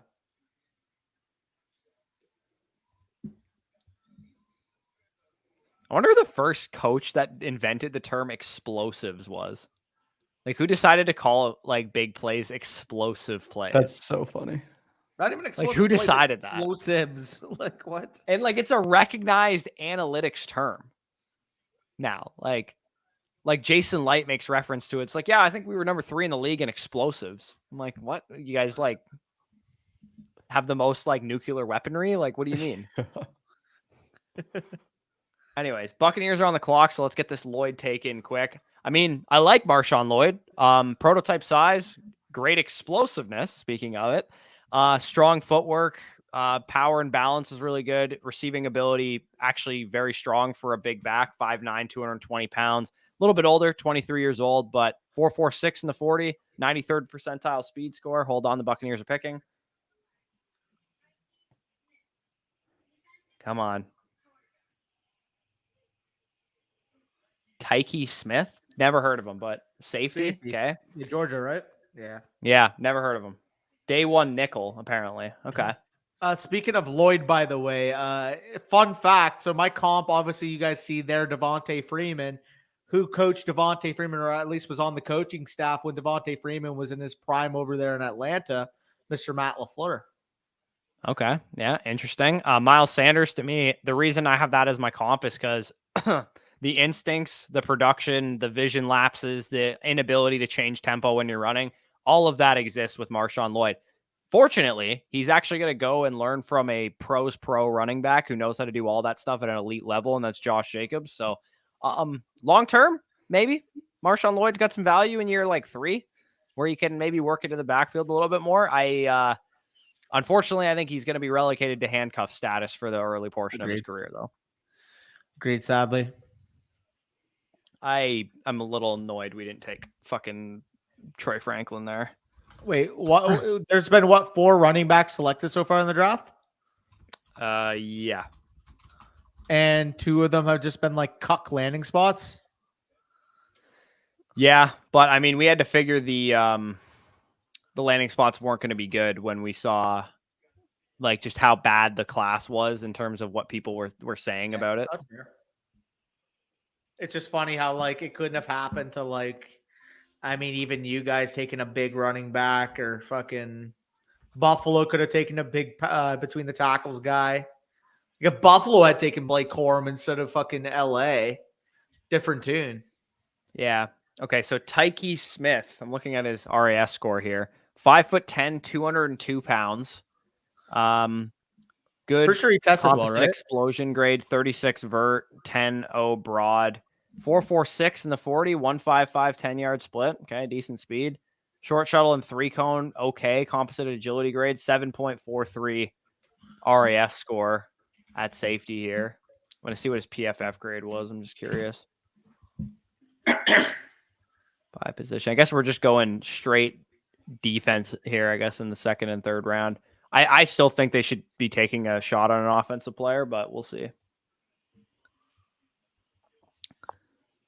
People are saying Kyron nuked in the chat. I mean, settle down. I don't think he's I don't nuked. see that at all. Yeah. Definitely hurts him a little bit, though, because he was a volume projection primarily. Yeah, I think that's fair.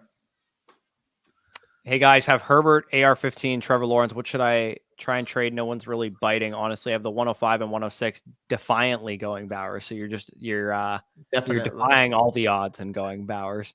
To be honest, if you have Herbert, AR-15, and Lawrence, like just take Odunze and Bowers if you want.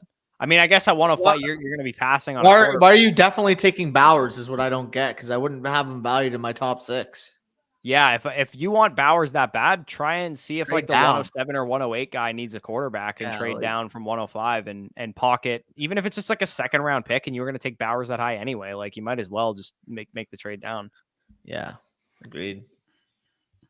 Thoughts on Polk? I think we've mentioned it a couple times, but just a true pro receiver. I don't see a super high ceiling for him, but honestly, the Patriots need to field competent receivers right now, and Polk is a competent receiver. It's a good call. What else do we got? Can y'all double check something for me if y'all have some time? What's up?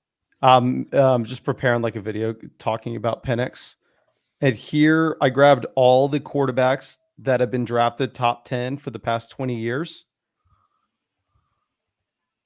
Can you confirm that all of these guys here, can you share my screen? Yeah. Were starting QBs by year 2? We'll go down this. Okay. Rosen. Trey Lance, technically, yes. Rosen wasn't. I mean, he was the starter year 1, right? So I'm just saying. You mean like they got a chance to start by year 2? Getting their Yes, okay, my apologies. Yeah. I mean, if you're looking for historical precedent to make a case for Penix, I'm sorry to tell you there isn't one.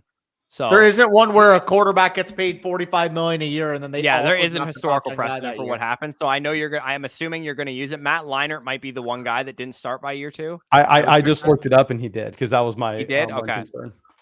Yeah, but I will say, like, if you're looking for a historical precedent to there say, isn't one. Penix is a great value because every one of these quarterbacks starts by year 2. None of them had a multi-time Pro Bowl quarterback ahead of them making $50 million a year. Are we sure about that? Because there's 42 on that list. Nobody had that. I'm sure there was guys there with top 10 pick. I just don't quarterbacks ahead of them, but not Cousins making that kind of money. I doubt that anybody. What was the Alex Smith contract when Mahomes was picked? But he was also what? Was he the 10th overall pick? Yeah. Yeah, he was. And I'm pretty sure he had 1 year left. And also Mahomes started by year 2. Yeah. It's tough because Mahomes was also thought of as a project coming. It's like a different kind of quarterback prospect as well. Yeah. Where you got one guy who's pro ready and one guy who's a project. Yeah. Not to mention, I mean, the Chiefs the were also precedent like is a Jordan top Love. contender Probably. without. Like, that's the best case you're going to get, even though he wasn't a top 10. I got 2. The Chiefs are also like a perennial divisional team with Alex Smith, and then realize, hey, we needed a quarterback to take us over the top. And B, the Falcons signed Kirk Cousins this offseason. It's not like they already had Kirk Cousins on their roster. Why even why didn't you just sign That's what I Tannehill? mean. It's like they signed and then fucking they gave Kirk Cousins that contract this offseason. It's not like with the Chiefs where Alex Smith is already on that contract and then they selected a quarterback. It's like if they had signed Kirk Cousins and then Michael Penix was the pick in the top 10 next year, that would be one thing. It's just I've never seen it where it's happened the same offseason. Like no, 100%. And I'm not by no means am I trying to make an argument that what the Falcons did was smart. Obviously was idiotic, but they drafted Penix top 10 with Cousins already on the team. Like, you know what I mean? So weird. Like I don't I know what you mean. The last decision they made was to get Penix top 10 with the knowledge that they had Cousins already with that contract. Yeah, it's just again like we've seen top 10 quarterbacks start by year 2, but I've just never seen a situation like this. And I get what you mean. Like they knew that ahead of time. They already signed Kirk Cousins when they made the pick, but it's like unless Kirk Cousins' Achilles is completely toast, like I just personally can't see a world where he's better than Kirk Cousins after the season. That's kind of where I keep defaulting to. Like maybe after year 2, because that's where the guarantees end. But like unless Kirk Cousins is just not the same player coming off the Achilles, I mean it was a risk management move. Like, hey, you know what? If Kirk Cousins is the same guy we invested to, we can cut bait after year 2, and Michael Penix we believe can be the franchise guy. It's like it's tough because then you also counter that with the knowledge that he was apparently their quarterback 2 in the class. Like they viewed Daniels 1. And Michael Penix is their quarterback too. And you wouldn't say that and then not like, for example, we see that multiple years, right? Like, oh, team after the fact, oh, I didn't draft this guy, but he was my quarterback too on the board. No, like they took him top 10 and also said he was the quarterback too. So they firmly believe that. They're not just making that up. Right? Like it's such a tricky situation because we've never seen anything like it. Have you all updated rookie rankings to figure out where you're putting him? He's my 112. He will probably not gonna be around that range, but I do have like, mine up to date as of right now. I'm working on them, yeah. Yeah, I have him at 205 right now, but I'm not sold on that. I'm just kind of workshopping it at the moment. I think I can move him back to 2. He was 112 before today started, based off how good the Lad landing spot is. I think I could be sold to move him behind Lad and put him at 2. There we go. There we go. Love that, dude. One of my guys. That's a good fit. That's a buck. That's going to be the future Chris Godwin replacement? That is the current Chris Godwin replacement, I think. I think Godwin is going to play on the outside, as they've talked about on numerous occasions. So interesting.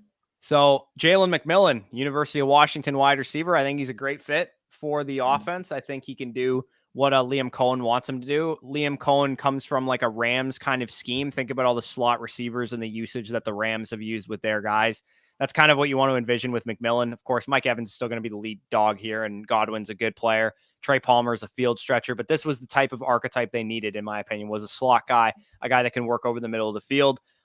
Refined routes. My comp for him here is kind of like a Jackson Smith and Jigba with a worse profile. Short area agility is really strong. Physicality, pretty strong there. Yards after catch ability is adequate. Not elite, but it's pretty solid.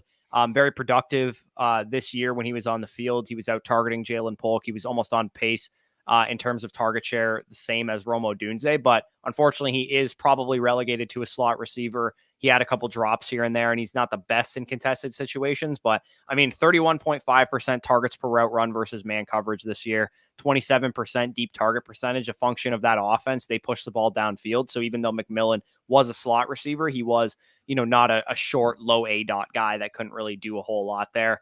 And also, too, he got a lot of his yardage after the catch. So I think for what we need, we actually haven't really had a good option after the catch since Godwin's ACL tear. He kind of has not really been the greatest in that area since that happened. Trey Palmer's a good young field stretching wide receiver, but I really like the fit. I wanted a receiver in the first 3 rounds, given the strength of this class and given that we have 2 older guys, one of them with injury concerns. I think McMillan was a good pick there. I would have went Franklin, but if they see Palmer in that role, I don't blame them. But yeah, not too bad. Don't mind the McMillan fit there. I just let you take the stage, obviously talking about your Bucks player, because I mean, I haven't gotten one fantasy relevant for the Cowboys yet in terms of fit. Yeah, no kidding. Audric estimate round 4. Still a chance. It's not even round 4. We don't have a round 4 pick. Maybe they trade up in round 4, but if not, round 5, man, we're talking Tyrone Tracy. We're talking maybe Audric Estime. We're talking, Braylon Allen. I don't like Braylon Allen, but in the 5th round, I would take him there. Like, I would be fucking fine with that pick. It's just like when it was like, oh, you might take him at 73 or 87, where I was against that. 5th round, Braylon Allen's a completely different story. I'd be cool there.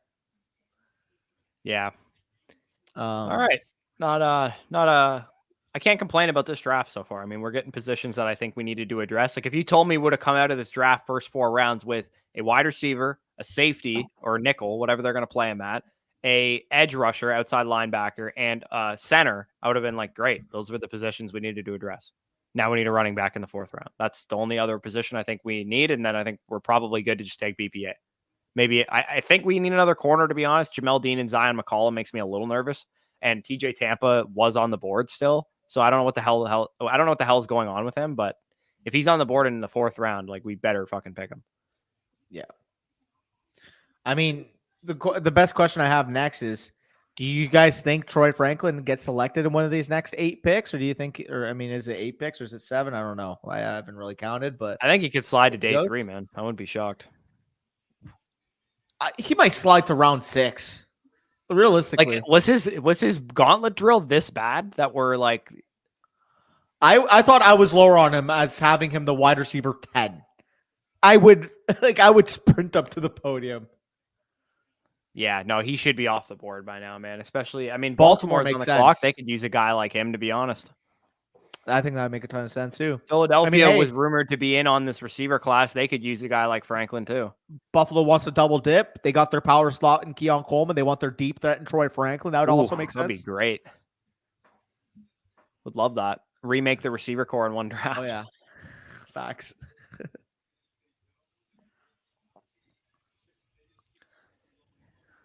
Yeah, I mean, to me, with Penix is like, I think after year 2, he will start. I think he will start year 3 of his NFL career. After the guarantees are gone in the contract, I think that's a very conservative, solid projection. Maybe he starts in spots here and there because Cousins deals with injury or whatever. But to me, it's like, it's going to be year 1 Cousins, year 2 Cousins, and then Penix will get a shot in year 3. That's the way I look at it. It's good news for London and Pitts and Bijan to have some long-term quarterback option, because even though Penix isn't like the highest ceiling quarterback in the world, I think getting 2 seasons probably to marinate and learn the position at the next level is probably good for them in the long term. Yeah, no, I feel that. Glad I didn't listen to everyone telling me to sell Rachaad White. Yeah, I actually drafted Rachaad White in a lot of places. Fair, but like, how much value did he actually gain in terms of market value? He didn't gain a lot of value. I just mean I had a lot of shares from drafting him last offseason, and I wasn't able to sell him either because I viewed him as like, yeah, man, he might like legit be a top 12 dynasty running back right now. And I don't think they're going to add a significant contributor to the backfield. They might add somebody, but I don't think it's going to be a significant contributor. It's going to be like Ray Davis in round 4 type of guy. Yeah. Oh, Adisa Isaac. That's a good pick. Oh, I'm behind you. Fuck me. Sorry.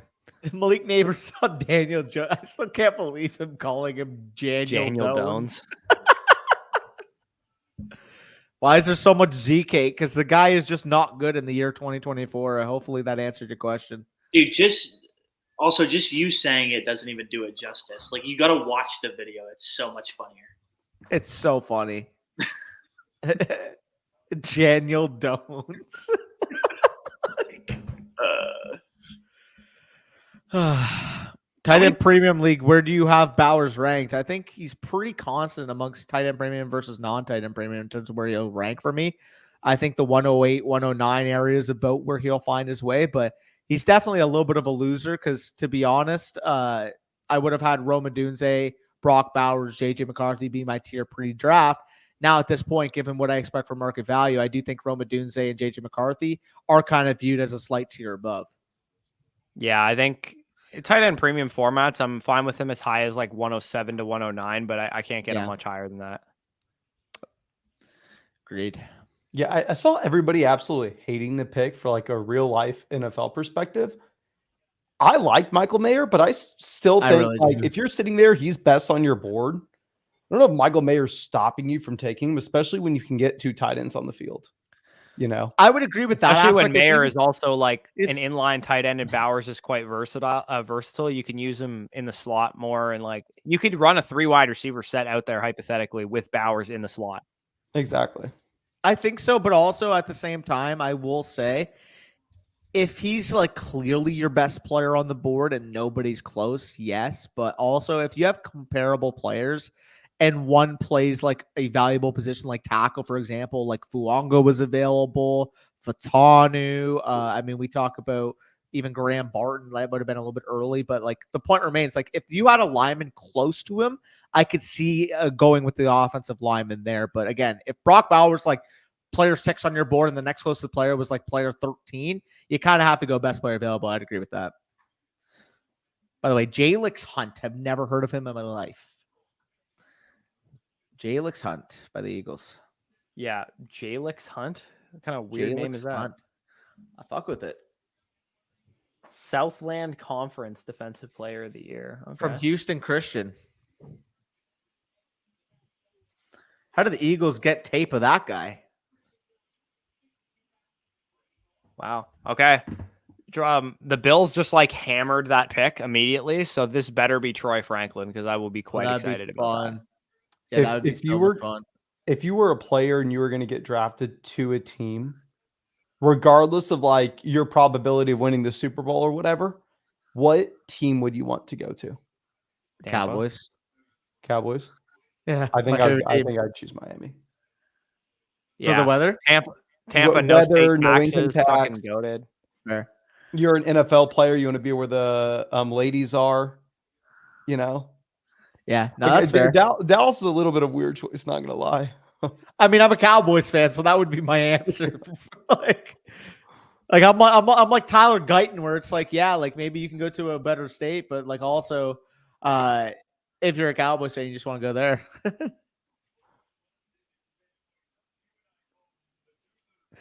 So Bills, everybody expects another receiver. They go with the interior defensive lineman. They always do that. Oh yeah. Other than Keon Coleman this year, of course. What are the odds Pittsburgh finally takes? I know they took fucking Roman Wilson. They took Roman Wilson. Okay, the Rams need to save the Troy Franklin bags and sneak him in that back end 3rd round draft capital. For the last time an analytics guy fell to this range of the draft, we got David Bell saved by the bell. Yeah, which didn't work out. We should have let him. Didn't work out, but should have let him fall to round 4. Could have only burned a 209 instead of a fucking 202 or whatever we burned on him. At least Troy Franklin is capable of running forward. Also, Danny, I just want to point out what Cheeky Hobson says here. He says Zamir to the moon. I just want to point out my running back core in the Flock Me Silly League is the following. Devon Achane, safe. Isaiah Pacheco, safe for the time being. J.K. Dobbins, safe for the time being. Zamir White, Rico Dowdle, Devin Singletary, Nick Chubb, Khalil Herbert. I took all of those guys pretty much outside of Nick Chubb, Pacheco, and Achane, like in the round 15 plus range. I just got a bunch of like Zamir White, Devin Singletary, J.K. Dobbins, Rico Dowdle guys where I'm like, hey, maybe they'll get volume this year. But what you know about my running back core, man? Ramondre Stevenson, Jamal Williams, Samaje Perine, Trey Sermon, and Pierre Strong, baby. Yeah, that's Samaje Piss Ryan right there is what that is. Hey, it's also, give me Ramondre. You should have given me him in the draft. You're like, I'll sell him for more during the season. I'm like, dude, know the league you're in. Nobody's trading for him but me. Brother, it was at the point where like the 209 was like the best pick available. Like, I'll just take a shot on Ramondre Stevenson knowing that he might get production at that point. Yeah. I can get a Mason, 2 and a 3 what's your easily stance for on him. JSN. Early in the offseason, he was an easy sell when people were ranking him. Like, do you remember? I had people screaming at me that JSN was a better option than Rome. Do y'all remember that? That was insane. Man. People said he was better than London to us. Yeah. Well, so I thought he was an easy sell then. Now I think he's fine. Priced fine. I think he's literally appropriately priced. I think he's like wide receiver 26 in Dynasty or whatever. And I'm like, yeah, there's a range of outcomes because of how people felt about JSN. Where this year he goes out and he has like 1,000 yards and 6 touchdowns and he's wide receiver 14 in Dynasty at the end of the year. There's also even a range of outcomes where he does better than that. And he's like wide receiver 8 in Dynasty after this year. But there's also the range of outcomes where he's Treylon Burks. Yeah. Yeah, I'm trying to find I've made like an entire in-depth video going I'm gonna have to through grind some and tape on him, to be honest. saying why like JSN and Quentin Johnson had no shot at doing anything. Yeah. Which I mean, I like them. I like both of them coming out. I actually thought that. Yeah, like I wasn't opposed to either guy coming out of school. I mean, neither was I. I thought Quentin Johnson was just fine. Yeah. Yeah. I had Matt Harmon on like November during the season, and he was like legit concerned for JSN. And this was before anybody was reacting negatively to what happened. Everyone was like, this was like November. People were like, oh, JSN's just, he's behind Metcalf and Lockett. Nobody cares, whatever.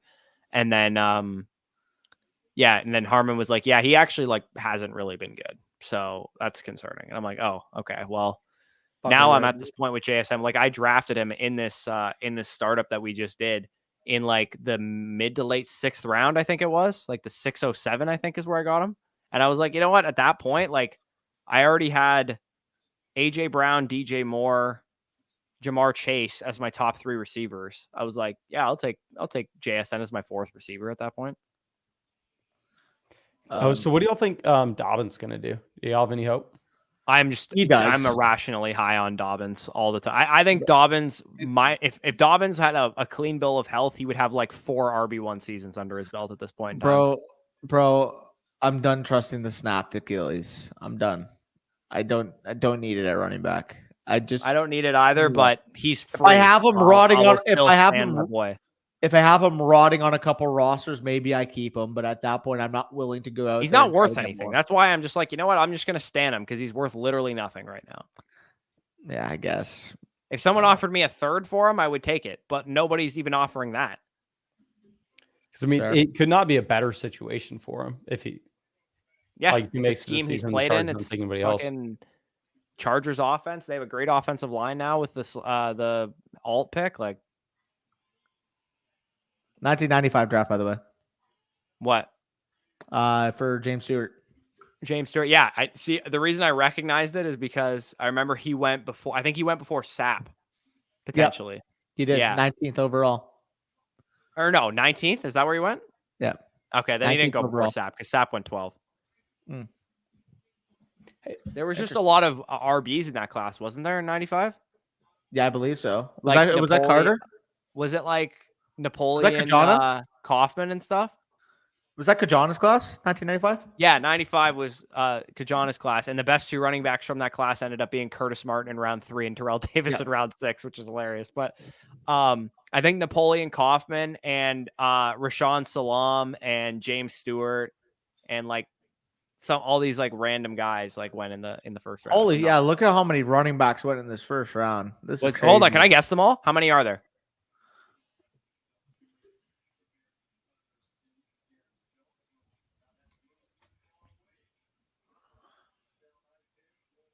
Five. Yeah, 5? Pretty much already did.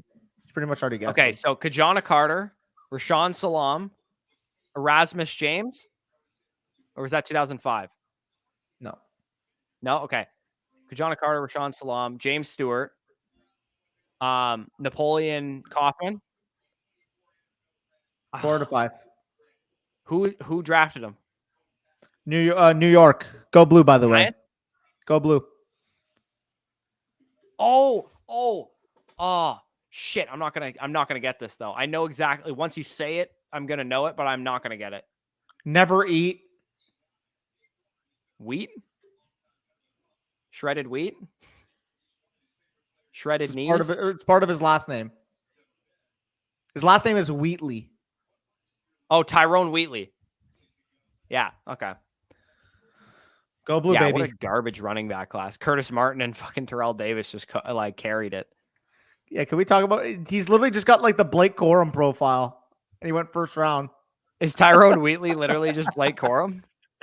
Like look at his numbers in college. 4-year player, ton of rushing touchdowns, not the greatest receiving profile, productive. Except he was just a lot bigger. He was 6 foot 232, but the same 40-yard dash time. What I want to see Whatever happened to Napoleon Kaufman's career? What kind of prospect was this guy that we're talking about? Probably absolutely fuck all. Like, what a mid prospect. Like 1,300 rushing yards and 9 touchdowns as a senior in 1994. Like okay. It's Okay. like 10 guys a year that could be that. Yeah, that's like didn't like Sincere McCormick produce better than that? Like it went undrafted. Like Literally though.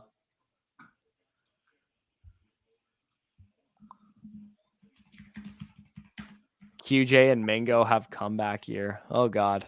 We're deep. It's too late for some of us.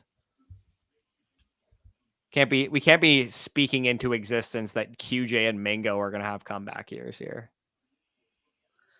Wait, TJ Tampa's still available. I forgot about that. I know, and I'm sad.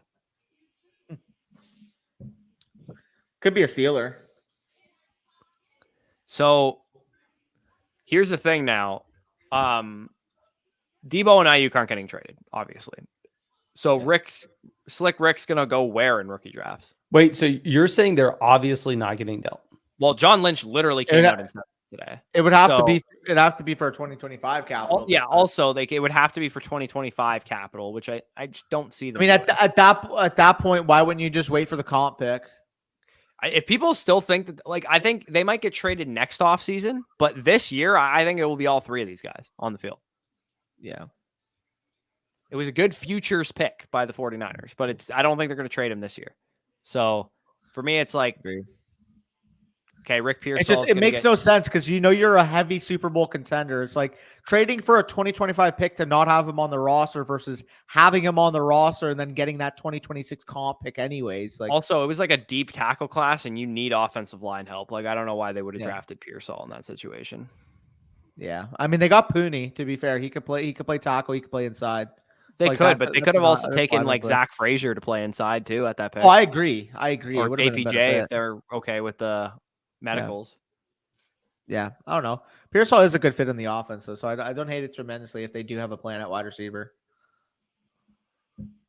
Yeah, I'm trying to rank all the prospects that went in the draft so far. Jalen McMillan, I got to move up. Who else has gone? Malachi Corley.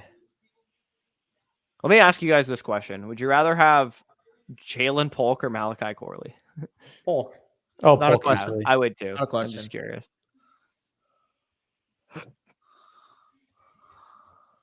Marshawn Lloyd, landing spot. Yikes. So much for Javon Baker Hive, eh? Hey, so what's up with the Washington tight end? Any interest? I love Sinnott. I thought he was the second best tight end in the class. Same. Like, he was the clear tight end too for both of us. I don't like Jaden Daniels, the thrower, so I'm not too super excited about that. But I think it's a good landing spot. It's an offense that uses their tight end position heavily, so I don't mind that. Like, it's probably going to be just after where like Laporta was valued last year, I would say. Laporta was like kind of like the 206 to 208. Oh, there's no way Sinnott gets that high. And I think he can work up to like in the tight end premium 2-3 turn. Yeah, 2-3 turn is the highest he gets in my. That's what I mean. Like, I didn't say dude. I'm not saying just as high as Laporta. That's why you got to listen to me. I said just after where Laporta was going. Oh, I thought you said just no, just where Laporta was last year. No, but, just after. Anyways, like we have still more prospects that are going to go. There goes Peyton Wilson to the Steelers. That's a good pick. Jalen Polk and like Malachi Corley are going to go like kind of in that late second round area. The draft looks like it's starting to fall off a little bit, which is making me sad because we got less skill players going off the board now. And like Troy Franklin, all these guys are still on the board. Jalen Wright, Troy Franklin, Audric Estime, Malik Washington. I mean, he's the big loser of the first 2 days, right? Who? I mean, Troy Franklin. Yeah, Wright too. I think Wright should have gone. Yeah. I mean, that was always a risk with Wright, I would say, which is why I'm not like. I didn't think it was, to be honest. I thought we were getting 3rd round draft capital out of him for sure with the way he tested.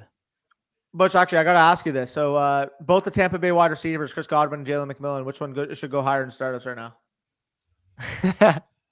Sorry, I just saw this comment. What did you say, Danny? Jalen McMillan or Chris Godwin, who should be the higher startup pick right now? Oh, come on now. Chris Godwin, easily. I don't think it's easily. It's easily, dude. It's easily. Trust me. I don't know. How about you, Mason? You are so enamored with I'm a sucker for Godwin. Like I've been drafting him in the underdog streams a bit, and people are making fun of me for taking him as much as I have been. People just hate him. I mean, he's fine. He's good, not like but the player he used to be, but he's still know. a good. I would say my OG worst take ever. And this is like back, I think this was the first year that I started making YouTube videos, 2019.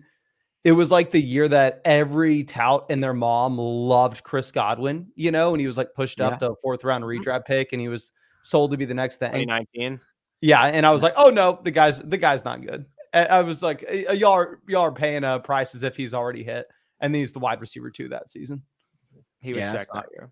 It's my OG first ever horrible take.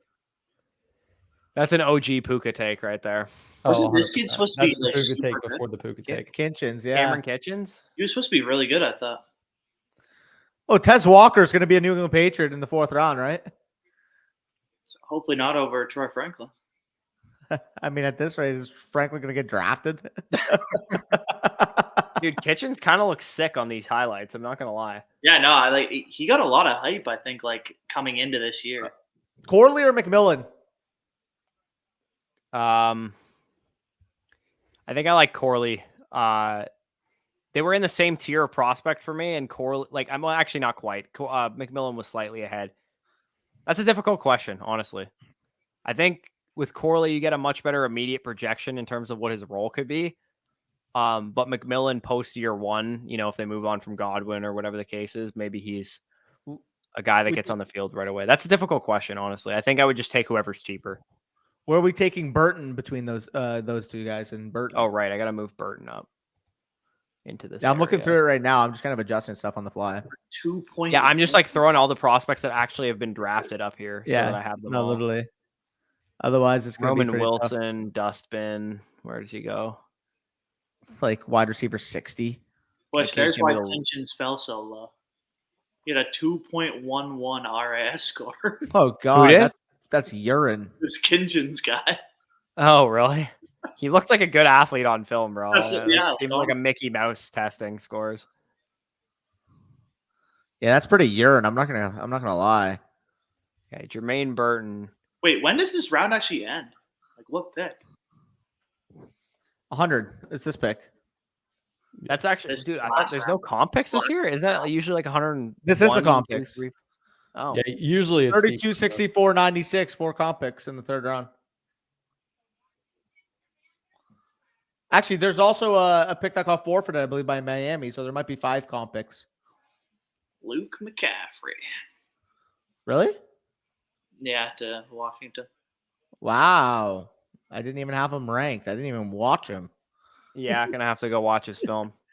Yeah, I might have to go watch the guy's film, considering he just went above fucking Troy Franklin. Yeah, Dan, this guy kind of looks like Pat. I'm not gonna lie. What? Luke McCaffrey? Yeah, I gotta see his face. I gotta pull up a picture of him now. Yo, Loki!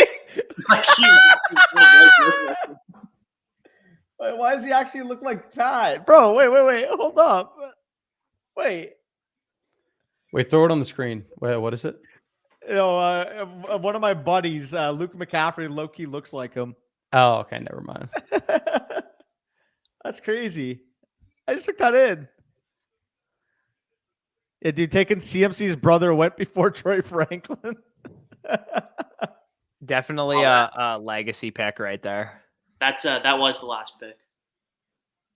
Yeah, that was the last pick. I can confirm. So Carolina, Seattle, New England. Yeah, New England getting Franklin in the 4th, Fletsky, could be nice. Maybe Franklin just isn't good though. I don't know. Honestly though, like I don't know, maybe I'm looking too far into this, but is there such thing as too many receivers in the damn room? Because I mean, you're playing it fast and loose with the word receiver if you're describing like who. So you got Polk, Bourne, Osborne, and who else? Mario Douglas, bro. And Douglas, sorry. Sleeping on him. Let's stop with the Demario Douglas intentional But then, slander. I'm not saying I would do this, but like Juju's still on the team. Well, he sucks. But that guy is literally putting more work in his vehicle than he is on the football field. Dude, I'm convinced that body's been through hell, bro. No, again, that's not my opinion. I would have cut him yesterday, but I'm just saying. I've seen way more pictures of his balls than him making actual plays on the ball. But he's just chilling with his girlfriend in the car with the schmeat out. Yeah. Wild. But to me, Franklin is an archetype you don't have in your receiving core anyways. So it makes sense to bring him in. And, Bourne, Douglas, and Osborne are all like slot receivers. Polk's the only guy that's really like an X guy. I think Osborne, I guess, can play on the outside too. I fear it's going to be Tez Walker, though. You listed 5 receivers and not a single one's probably above average. Yeah, no. I mean, right. Polk, I think Polk's a solid receiver. And Danny's literally. Mario Douglas is a good player. Yeah, I would say Polk is probably I don't want to say the worst, but one of the worst wide receiver ones for an NFL team. Oh, fair. Okay. I thought you were going to say some. Kendrick Bourne realistically is the best prospect. receiver on that team still. Yeah, Kendrick Bourne. Mario Douglas, maybe. Yeah. The Mario Douglas. He's the man. They the outright refusal to build receiver talent, though, is funny from your franchise. I'm not going to lie. It's like they don't even want to try. Oh, well, like, no, we don't actually, need those things. I knew I was missing one guy. Tyquan Thornton. Tyquan Thornton, yeah. Yeah, that guy actually should get cut. That guy's urine. Guy's fucking horrible. Play him at punt returner so he can contribute to your team in some fashion.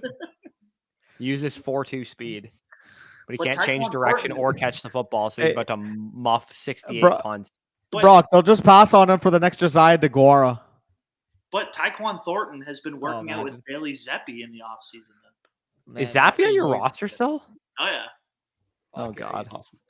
What do you mean? He's the mentor for Drake May. All right, take it easy, mate. Nice seeing you guys. Peace it out, brother. Take it easy. Talk to you soon. All right, fellas. I think we're gonna wrap the stream up as well. We got it. There's no way that guy makes the roster. See, I told you, bro. We have so many bodies, but none of them are good. Oh, I'm aware of that, but that's what I'm saying. It's like, dude, competitive practices against the practice squad is what you want in this culture. When the wide receiver 1 against the practice squad corner, you can't tell the difference. Dude, they're brutal, man. Get Franklin in the building as your 4th receiver for the time being. He's going to be a 4th round pick, and he could very easily be the best receiver on that team because he's better than Polk, in my opinion. At this point, I don't know. To me, it's just like you need receiver help. Why not throw 2 darts at the dartboard? What if Polk is a bust and you didn't draft another receiver, then you still have no receivers? I mean, I forgot we were alive. I'm stretching my arms out. Fuck. I mean, with that being said, we are 3 rounds in. If we want to reconvene at noon tomorrow, we've been live for almost 4.5 hours. Yeah, this is an interesting point by Brock, though. It looks like they're probably going to want to play McCaffrey in the slot, playing the Curtis Samuel role most likely, which probably won't result in any fun. He's like 6'3", also, like, isn't McCaffrey like massive? He's like 6'3", 190. He's not massive. He's like a decent sized receiver, though. He's bigger than Dotson. Bigger guy. Yeah, he's not a small receiver. I would want Dotson in this slot personally. Yeah, maybe. I don't know. I look at this building job by the Commanders, and right now I'm not really impressed. I like Ben Sinnott, don't get me wrong, but would they draft any offensive lineman? They drafted. They might not. Jer'Zhan Newton was their other pick. Yeah. Well, the other thing too, by the way, Luke McCaffrey's the perfect receiver if they're going to take one for my Ben Sinnott shares. True. Yeah. I'm not a fan of what Washington has done. I'm not gonna lie. Yeah. Passing on Drake May, Ben Sinnott, good pick, sure. I think he was worthwhile of a top, 60 pick or whatever. McCaffrey, no, not a fan. Yeah, fine spot receiver. It just seems like you're building mid around him. By the way, Brock, you could very well be right. I haven't watched McCaffrey, so I don't know for certain. It's just he's like literally one of their taller receivers. But I think 5'10", 5'11". DJ said he played slot. He projects as a slot on the broadcast. That's probably where he's getting that from. Yeah, I guess, man. I don't know. Like maybe like you maneuver him and Dotson in and out, and him and McMillan are the same size. I'm pretty sure. I think they're both like 6'1", 195. I thought McCaffrey was listed at like 6'2", 195. Yeah. I think that's what he was listed at, but I think he only weighed in like 6'1", 190 or 6'1", 195 or something like that. That's like McMillan's size. Okay, 6'2", 198. No, Brock, if that's the case, then I'll default to them. They've watched him. They know way more than me on that. I was just curious because, I mean, like I thought Dotson probably profiles best as a vertical slot anyways. Yeah, I mean, I still have so many Dotson bags that need to be revived. Who would you trade for Superflex 106 between Achane, Kyron, and ETN? I would easily take the Superflex 106 over all of those guys and wouldn't even think twice about it. Yeah, same. Like Odunze is currently my Superflex 106, and I would probably rank him a full round and a half, 2 rounds ahead of these guys. Comfortably. I mean, I would even say that with the 107, I'd much rather have JJ McCarthy than these running backs too. Yeah. Like W stream, W mans, love to see it. Yeah, we'll watch Paul McCartney. Big pull. Draft grade for the Chargers. I love the McConkey pick. Colson, they got McConkey. They got Joe Alt.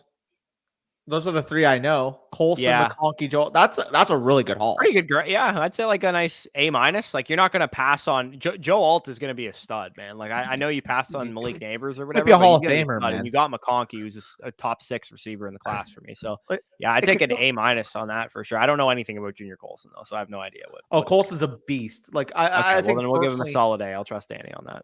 In my opinion, Colson's probably the best linebacker in this class. You got him at 69th overall. Obviously, I'm a little bit biased because I watched him at Michigan, but like, he was the heart and soul of the interior of that defense, and it was the best defense in the country. So yeah. All right. So if anybody's wondering in terms of what's up.